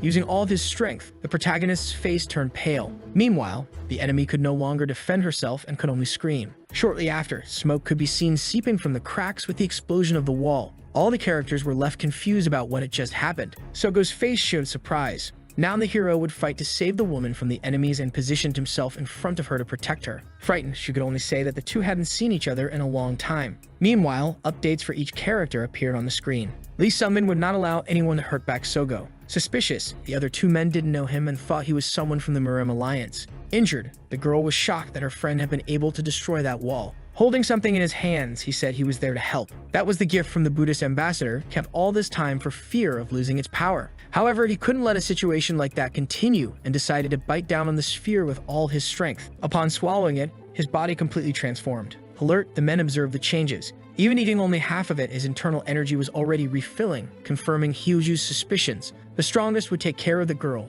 while the other man would attack the cursed boy with his sword. On the other side, the two warriors prepared for battle. With a leap, the enemies tried to get closer to them. With his spear, Lee Sunmin tried to defend himself. The enemy's sword was very strong and he commanded intense abilities. Upon realizing that the boy had grown much stronger, Baek Sogo was impressed. Holding her spear, the fight was still not over. The venomous demon thought that even though he appeared to be on a lower level, that guy was not easy to face. Even though he didn't seem like a returnee, he felt the boy had trained for a long time. Suddenly, Sunmin jumped at the opponent who defended himself with his sword drawn. The two engaged in an intense battle with no time to rest. Neither of them managed to land a perfect hit on the other. Sunmin dodged the sword coming his way. Meanwhile, the man's eye revealed an intense magic. At that moment, he began swinging his sword in every direction. The protagonist continued holding his spear with both hands. Advancing, he began to run very fast, without stopping for a second. He heard the laughter and provocations of the bearded man coming toward him. Using the 9,000 martyrs in 3 seconds, he tried to injure his enemy. Even so, that sword made extremely abrupt movements. Confused, the character did not recognize that spear movement and could not understand its flow. Suddenly, a blow hit his shoulder with immense brutality. Losing a bit of balance, he tried to stay on his feet. The boy managed to strike from below so suddenly. However, to him, that fight was nothing more than fun, and he began to laugh. Taking into account his martial arts skills, the young man was at the level of a master with years of training. Meanwhile, Baek Sogo was fighting intensely with the other follower of the little celestial demon. Realizing he needed to get rid of Sunmin quickly, the man didn't want to waste any more time. There were 3 things the venomous demon didn't know. That the child before him was a friend of his beloved master, that the abilities he admired in his mind were refined by his master, and that his own life would be taken by his beloved master. The bearded man couldn't withstand the fatal blow dealt by his master even without understanding his motivations. Upon showing his face, Wiji Huiyan ended that man's life in a second. The man noticed the arrival of the little celestial demon, and was extremely shocked that she was capable of ending the life of the venomous demon, his beloved follower. Even if she didn't like those men, they still considered her their master. Their only request was that she rule the world in some time that everyone could witness her reign. Therefore, the other didn't understand why she ended the life of the venomous demon who followed her so sincerely. Wiji Huiyan did not show a trace of regret on her face. Angrily, the character realized it was no longer worth arguing. Because of everything that happened, Meringue Tekken declared death to the little celestial demon, but he was the one who died. That Wiji Huiyan was just a doppelganger. But the two didn't know it, since they had never encountered copies in the dungeon. The demons who followed Wiji Huiyan ended up dead. Meanwhile, the copy approached the two characters. Baek Sogo ordered someone to flee at that very moment. He warned her about the hole he made in the wall, and that if she entered it, she would find the drunk and the mountain Yukbo. The girl's mission would be to call them to help in the upcoming fight in order to have some chance. The protagonist claimed that Sogo was faster than him, so she would have to go. With a slight smile on his face, he asked her please, unable to go against her comrade, she decided to accept his request. As a final move, she threw him an elixir. Before leaving, she asked the boy not to die. However, the protagonist knew he wouldn't die, or at least he thought he wouldn't. Face to face, the two men shouted at each other. In the previous life, only Wiji Hoyan came out alive from that dungeon. When asked what happened to the others, she replied that they were all dead. Everyone who heard this thought the little celestial demon had brutally killed them all, but now some men knew the truth. The band Wiji Hoyan was wearing seemed to be an artifact that could expand and contract at will, firing power at speed. This time, the protagonist could prevent everything from happening. Prepared for the clash, he awaited the worst. However, he couldn't give up and decided to face his fears. With his weapon in hand, he approached the enemy. Despite his will, that force was extreme for him, and he realized it felt like his arm was going to fall off. Suddenly, the enemy launched him far away with a blow. Sogo, the drunk, and the mountain Yapbol were still fighting the old woman, so he didn't know if things would be different once they arrived. With another blow, the protagonist was thrown even farther this time. His will to survive was immense. He needed to survive all of that. Because of the promise he made to several people, he knew he needed to endure, he needed to fight. He needed to try to bring that woman down in every possible way. His body might have been weak, but his mind was not. Based on the 2100 years in the spiritual world, he tried to remember everything he had learned. He should attack from the front and from the weakest side. The little celestial demon showed no reaction. Meanwhile, he noticed that the protagonist was preparing for a new attack attempt. He was high up and tried to get as close to her as possible. Wielding his spear, he realized that fight had no end. Even so, he wouldn't give up easily and decided to think about his next steps. A voice called him a brat and asked if he had noticed that. That wretch was playing around, not fighting, just using that band with all her power and all her experience. The copies reproduced the original's movements, and he knew Wiji Hoyan didn't usually use martial arts. Thinking a bit more, he understood that she only used martial arts for opponents who were worth it. Therefore, the protagonist was an opponent worth her time, even if everything seemed like child's play. At that moment, he thought of Sogo and asked her not to come. He realized he was fighting a monster. On the other side, they were defeating the evil old woman. Baek Sogo was screaming desperately, saying she had to help summon. She got no time to waste, she needed to return for another fight. If none of the men went, she would go back entirely alone. Suddenly, her eyes revealed something strange. The drunk held the woman with his remaining arm and stated that by following her words, they were signing their death sentence. First of all, they had underestimated the opponent, and to defeat Wiji Hoyan, it would take 5 times more power. The drunk said that the best choice for them would be to retreat. Grismo said the only way out would be to defeat the boss monster. But the drunk showed a scroll from the evil old woman. That would be a hard decision, as it meant leaving a friend behind. While they argued, Baek Sogo remained unconscious in the man's arms. Suddenly, an intense light appeared from the hole. Lastly, a voice asked for forgiveness with a feeling of regret. The warrior continued the fight with the little celestial demon. A lot of blood came from his mouth and his pupils were dilated. His enemy kept attacking, not giving him a moment to rest. She ran in every direction with immense speed. The hero had to stay alert in all directions: the center, the opening, the right, and the left. The voice helped him realize where the attack came from. Even with the tips, he couldn't follow all the instructions. Annoyed, he asked that voice to shut up once and for all. He knew that if he died, he would rot in that place. Besides, Baek Sogo still hadn't returned. The voice said the girl had betrayed the protagonist. If he hadn't entered that place to save her, he wouldn't be facing such great danger. But he didn't mind dying in Sogo's place. He was sure something must have happened for her not to come back. Anyway, if he hadn't met her, he wouldn't have survived the mountain. The voice let out a sinister laugh. Despite that beautiful speech, the young man couldn't die like that. Therefore, I decided to give a little help. Suddenly, a transformation began to happen. Without understanding anything, Summon just accepted the help. That was real power, capable of taking down all the enemies.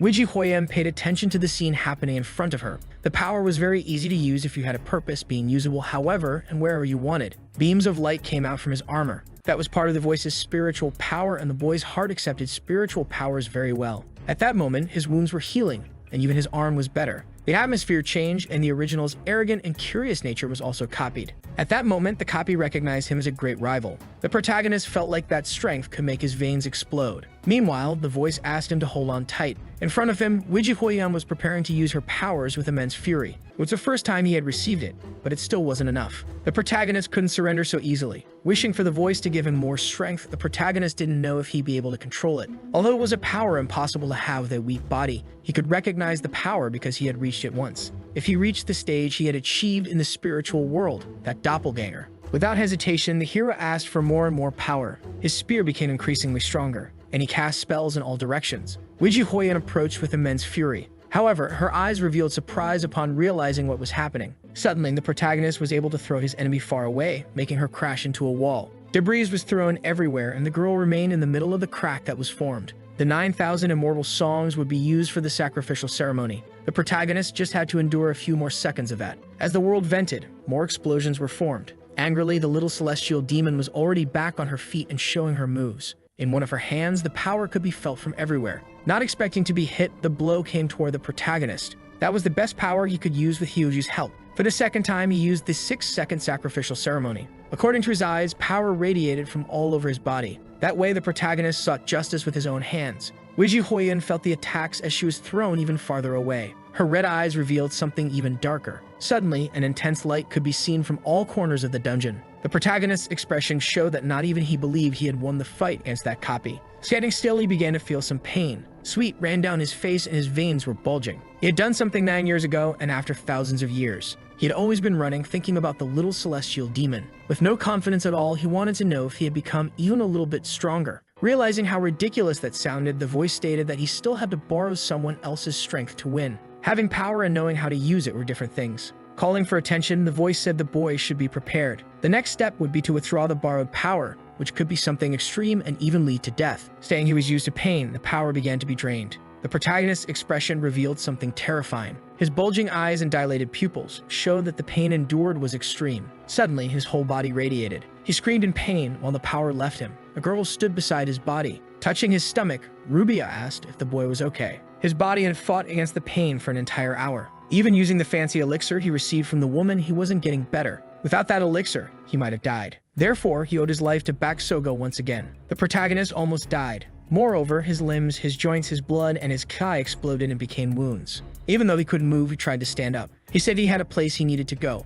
Suddenly, he began walking even without having balance. Looking to the side, he saw the stone fallen on top of the evil old woman. Next to him, Rubia said she could feel the resonance of mana and the movement magic used in that place. Through an escape scroll, the number of people moved was 3. Realizing that Sogo had managed to escape the dungeon, he felt he had fulfilled his purpose in that place. Even so, he needed to walk more without retreating. Looking at the map, he wanted to get closer to the boss. His final goal was Wiji Hoyan. Staggering, he didn't give up for a second and didn't stop to rest. Rubia kept arguing with him in every way but got no response. Losing balance, the hero fell for a second. He was too weak to keep going forward. His 9 and 2100 years were all spent running in that direction, having risked his life based on the words of a 13-year-old child. That's why he wanted to show his efforts and scream that he had grown stronger thanks to Wiji Hoyan. Now not much time was left. The hero's eyes saw something in front of him. Suddenly, he saw Wiji Hoyan and his expression changed. The childish thoughts of wanting to show his growth were immediately forgotten. Upon seeing a movement, a perfect step, more perfect than any move he had imagined in his mind.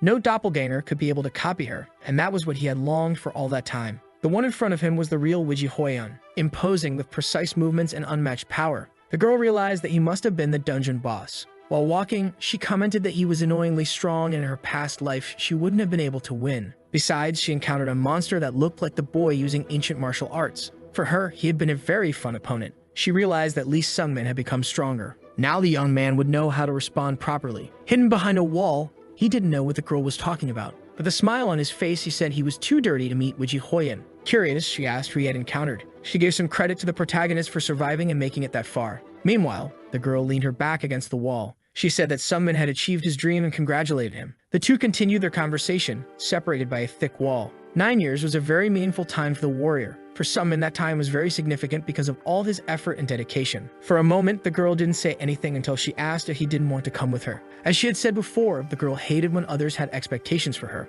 Even before being summoned to that world, even after the summoning, those despicable eyes always followed her. But if it had been Sungmin all this time, she wouldn't have minded. The protagonist apologized to the girl. At that moment, she thought he didn't want to go with her, but he said it had nothing to do with that. Lee Sungmin knew that if he went with her, he would always be in her shadow, trying to become someone worthy of her. Even being stronger than Wiji Hoyan expected, it still wasn't enough for him. Smiling, the girl realized how greedy he was. 9 years had passed and there was only one more left until the time of the promise was over. Therefore, he would have 1 year to reach Wiji Hoyan's level, and then the two could meet. After 10 years, the hero said he would go with the girl. A wide smile opened on her face. Leaving him alone with his greed, she decided to be patient for a while. Before leaving, she warned that it wouldn't be easy at all, and in 1 year, she would become even stronger than him. Noticing the boy's responses, Wiji Hoyan realized how much he had changed. The two stood up and prepared to leave. 1 year from now, they would meet in the promised place. Their expressions showed the goals of each one. In truth, the girl wanted to take him now, even by force, wanted to look back and see his face,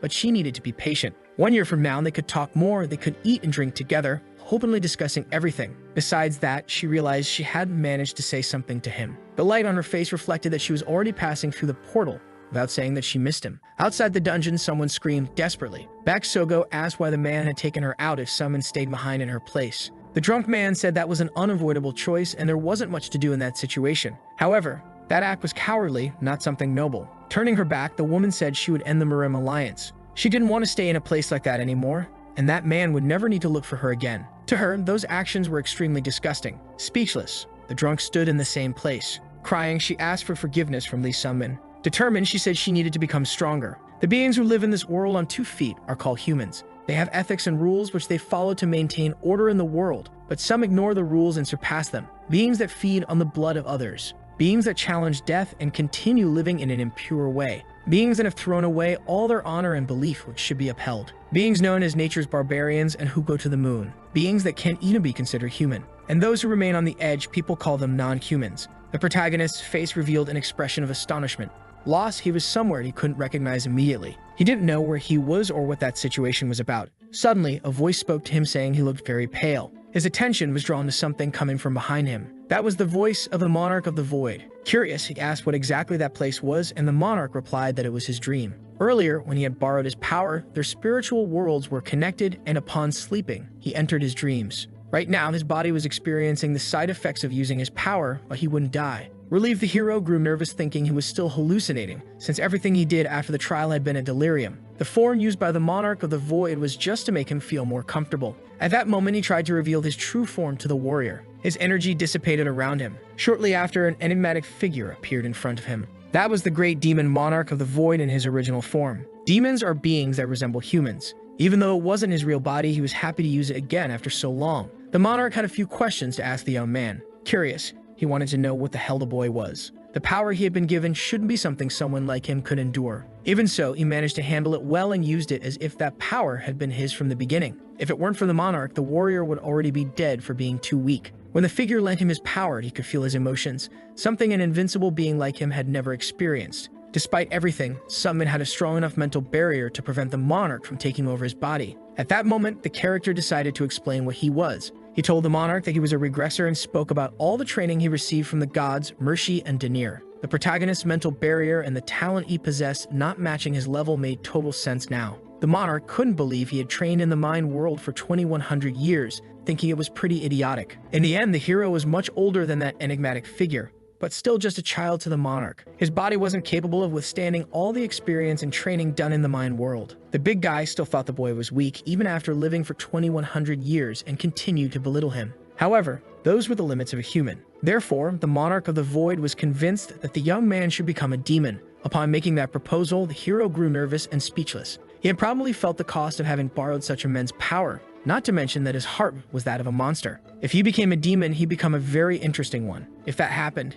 he could even be stronger than that woman who drove him so crazy. Desperate, the young man began to sweat cold. His eyes widened, and his expression showed all his fear. With courage, he refused the offer. Even so, they couldn't forget the non-human energy that lived inside him. Reviewing his memories, he remembered the order to go north. The old man said he should go to the place where the millennial snow never melts to meet someone important in 5 years. Some characters were heading to the great northern city Travia. However, the girl didn't understand why they had to stay in such a cold place for 3 months. While eating something, the hero said there weren't many places where they could stay. The voice offered the option of transforming into an object instead of wasting food, but the girl told it to be quiet. Meanwhile, the warrior kept chewing. Since that day, 3 months had already passed. After escaping the dungeon, he had to pay a high price for borrowing the monarch of the void's power. Even without fully recovering, they began heading north, just as Master Bullion had said. The goal now was to reach the great northern city, Travia, and after traveling for 3 months, they were almost there. According to Neville's information, there was a place that the bloodthirsty celestial demon once ruled. But after losing his arm to a little celestial demon, all kinds of demons and monsters began to spread. Travia was the land of demons, an unorthodox and non-human faction even before the bloodthirsty celestial demon appeared. Travia had always been called the kingdom of non-humans. In that place, there were demons like the monarch of the void, liches, vampires, werewolves, all monsters that resemble humans. After thinking it over, the protagonist understood the reason. It had been a while since he started smelling dogs. In the middle of the forest, a few eyes could be seen in the darkness. That was living proof they were getting close to their destination. Suddenly, several werewolves began coming out from behind the trees and attacking the characters. Prepared for combat, the protagonist realized it was time to get some exercise. The enraged wolves charged with all their fury. The girl shouted for him to be careful, as lycanthropes became stronger at night and common weapons wouldn't hurt them. However, the hero didn't understand her words. At that very moment, he remembered the elf who had forged his spear. The boy had found a mysterious orichalcum with an enormous level of purity. That stone had appeared after he defeated the doppelganger of Wijihoyan inside the dungeon. His goal was to make a spear with that item. As payment, he asked the elf to keep the leftovers. To her, it was an honor to be able to touch that, and she couldn't believe he wanted to use it as payment for a spear. Noticing the elf's anger, he asked her to embed the orichalcum into his armor. Back to the fight against the wolves, the protagonist was sure he didn't possess an ordinary weapon. Because of that, he managed to attack all the animals with intense agility. His spear struck the snouts of those werewolves. With his agile movements, he left them all extremely confused. He spun his spear in a spectacular way, and managed to hit the werewolves right in the chest. Suddenly, he realized he had already defeated half of them. Curious, he asked why those creatures had attacked. One of them noticed the boy's boldness and warned that he would not get away unscathed after everything he had done. The wolf stated that they attacked him for invading the territory of the Ghost Wolf sect. Provoking, the protagonist didn't even know the exact location of that territory. Because of the confusion caused by the boy, the wolves lost their source of income in the village. At that moment, he remembered hitting several people who wanted to sell the girl as a slave. Standing still, the wolf showed no reaction upon hearing those words. While striking another creature, he said they were the real villains of the story. The protagonist said that if they stopped attacking, he would leave the place. However, letting the boy walk away as if nothing had happened didn't seem like a plausible option. Unable to finish an entire sentence, the hero delivered a precise blow. Suddenly, he ended that wolf once and for all by cutting off its head. From his bracelet, the voice asked what was going through the boy's mind. But he replied that he didn't need to think when killing bastards like those. The voice said that with the amount of strength the protagonist had, he could easily kill 10 of them. Not understanding his words, the boy looked extremely confused. While he was killing those dogs, it seemed like he was being arrogant and just wanted to show off his strength. Besides everything, the girl at his side was extremely similar to the wolves. She explained that vampires and lycanthropes must serve a master and create inferior beings away from that place. In that case, because lycanthropes were inferior, they had a home very similar to theirs. If their lord was who the voice was thinking of, they could be in serious trouble. It could be someone the hero would be unable to defeat in his current state, so he should stop acting without thinking. Someone was irritated upon realizing the monarch seemed to be saying that he should have let Rubia be sold as a slave. Crying, the girl began to feel guilty for the situation that had been created, but that fight would have happened anyway upon invading the territory. Without giving more details, the voice continued, offering only a few warnings. In the world, there would always be someone stronger than Lee Sungmin. The worries of the monarch of the void came true sooner than expected. Getting closer, someone said it was a pleasure to meet them. The bracelet showed the despair and anger contained in the monarch of the void. A strange figure with white hair and mysterious overcoat appeared from the shadows. That was the leader of the Ghost Wolf sect. His name was Ju-won, known as the Mad Wolf. The warrior's reaction to that situation showed the nervousness rising on his skin. Looking around, the leader saw that all his followers were dead. Realizing that his family had been defeated, he asked who the boy in front of him was. Sensing a certain tension in the air, the hero said his name. Upon hearing that it was Lee Sungmin, the Mad Wolf recognized him as Phantom Spear. Looking at him, he thought the boy was part of the unorthodox sect, even though he looked a lot like them. Despite that, none of it mattered at the moment. An energy began to emanate from Ju-won's body. Determined, he wanted to end the boy's life right there as a way to avenge his destroyed family. Realizing the wolf's vengeful intentions, Sungmin was left shaken. A voice ordered the Mad Wolf to stop that immediately. The monarch of the void asked if that werewolf wasn't too old to be playing around with the weak. Feeling that power resonate through the space, Ju-won recognized it immediately. It had been 400 years since he had last seen him and believed he was dead. The wolf grew curious about what had happened to his body that he now dwelled inside that child. However, the figure couldn't answer that question as he wasn't sure if his body had disappeared. Recalling a certain lie, Ju-won thought of the humiliating situation from before. The wolf had changed a lot since the last time they met, as he used to be much wilder. The monarch of the void demanded that Ju-won leave immediately so he wouldn't cause any more disturbance. Observing that scene in front of him, he seemed quite reflective about the situation. If he wanted to fight, the character wouldn't just stand there. Even so, the wolf said he was just passing through and hadn't lost much. This time, he said he'd let it go. He asked if the warrior was heading to Travia. As he left, he told him to be more careful on the way. Others wouldn't be as merciful as he was. Meanwhile, the starry sky reflected the almost instant disappearance of the Mad Wolf. If they had fought, the protagonist probably would have lost. Ju-won was a monster who had accumulated power for over 100 years. Among non-humans, he was one of the strongest. Besides, he wouldn't even be alive if not for the monarch of the void, since he was weak like an insect. At that moment, the warrior decided to ignore the words of that voice that kept speaking to him. Ju-won was just the leader of a small sect. Even having reached the top, there were still many mountains to climb. Even so, the world was big, and realizing that made Lee Sung-min happy. Now he wasn't so afraid, and the fact that there was still a path had excited him. However, he was still thoughtful about the phrase that others would not be as merciful. The warrior didn't understand what other people he might have been talking about. The figure of the mad wolf stood still in the middle of the void in darkness. He had encountered the monarch of the void. Confused, he couldn't believe that even after losing his body, the soul was still alive. So he tried to relive some memories in his mind. Looking at the image, it was clear that it was the true monarch of the void who had managed to survive for 400 long years. That human was the famous Phantom Spear, and the monarch of the void was inside him. It was probably him who destroyed some of Janila's toys. The woman said she hadn't cared much, but now she realized the boy had become very annoying. Observing more closely, she noticed how he looked now.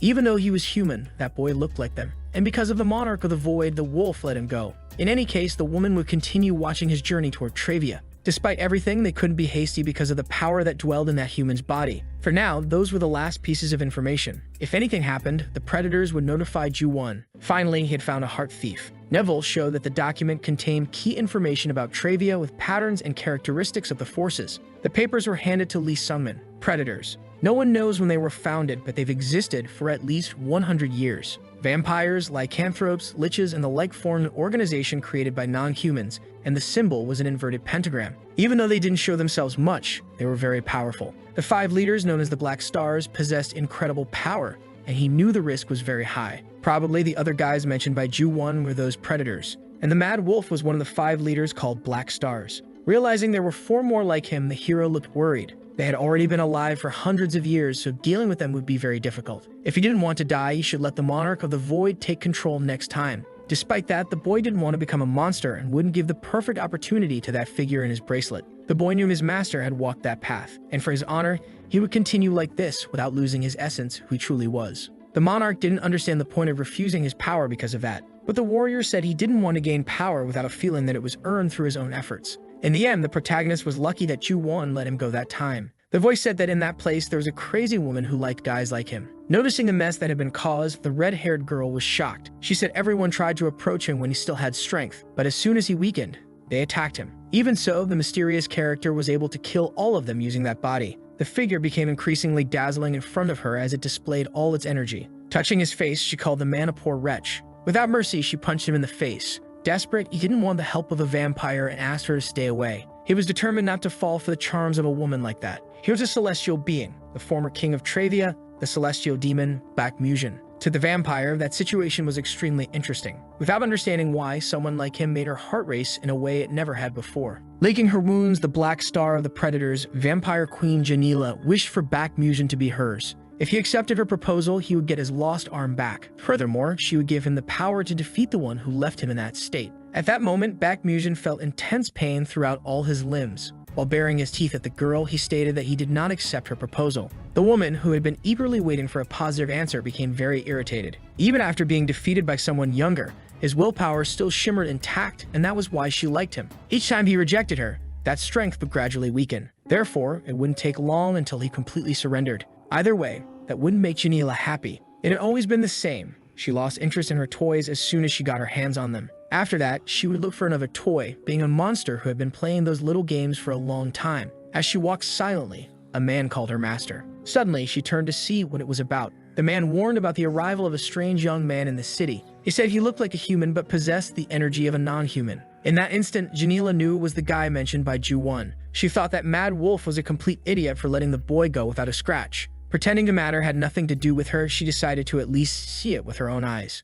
Near a wall, a character was sitting with a huge wound on his chest, appearing to be dead. Some people walked through the streets, strolling without stopping. Lee Sung-min sensed an atmosphere full of tension in that place. Finally, they had arrived in Travia, but the place had turned into chaos after the attack on the celestial demon. Looking more closely, it noticed the pile of bodies. The monarch of the void warned that those were not just corpses. All of them were non-humans, lycanthropes, vampires, all kinds of people were in Travia. Normally, they lived hidden, yet now they walked around openly, showing that the city was not normal. Rubia asked if they really needed to come to such a strange place since the old man could have been wrong. The protagonist froze for a moment upon noticing a different voice speaking to him. Startled, he realized the presence of Janila at his side, who said she was a very important person. With her vibrant yellow eyes, the woman introduced herself as Janila and said it was a strange pleasure to meet the young man.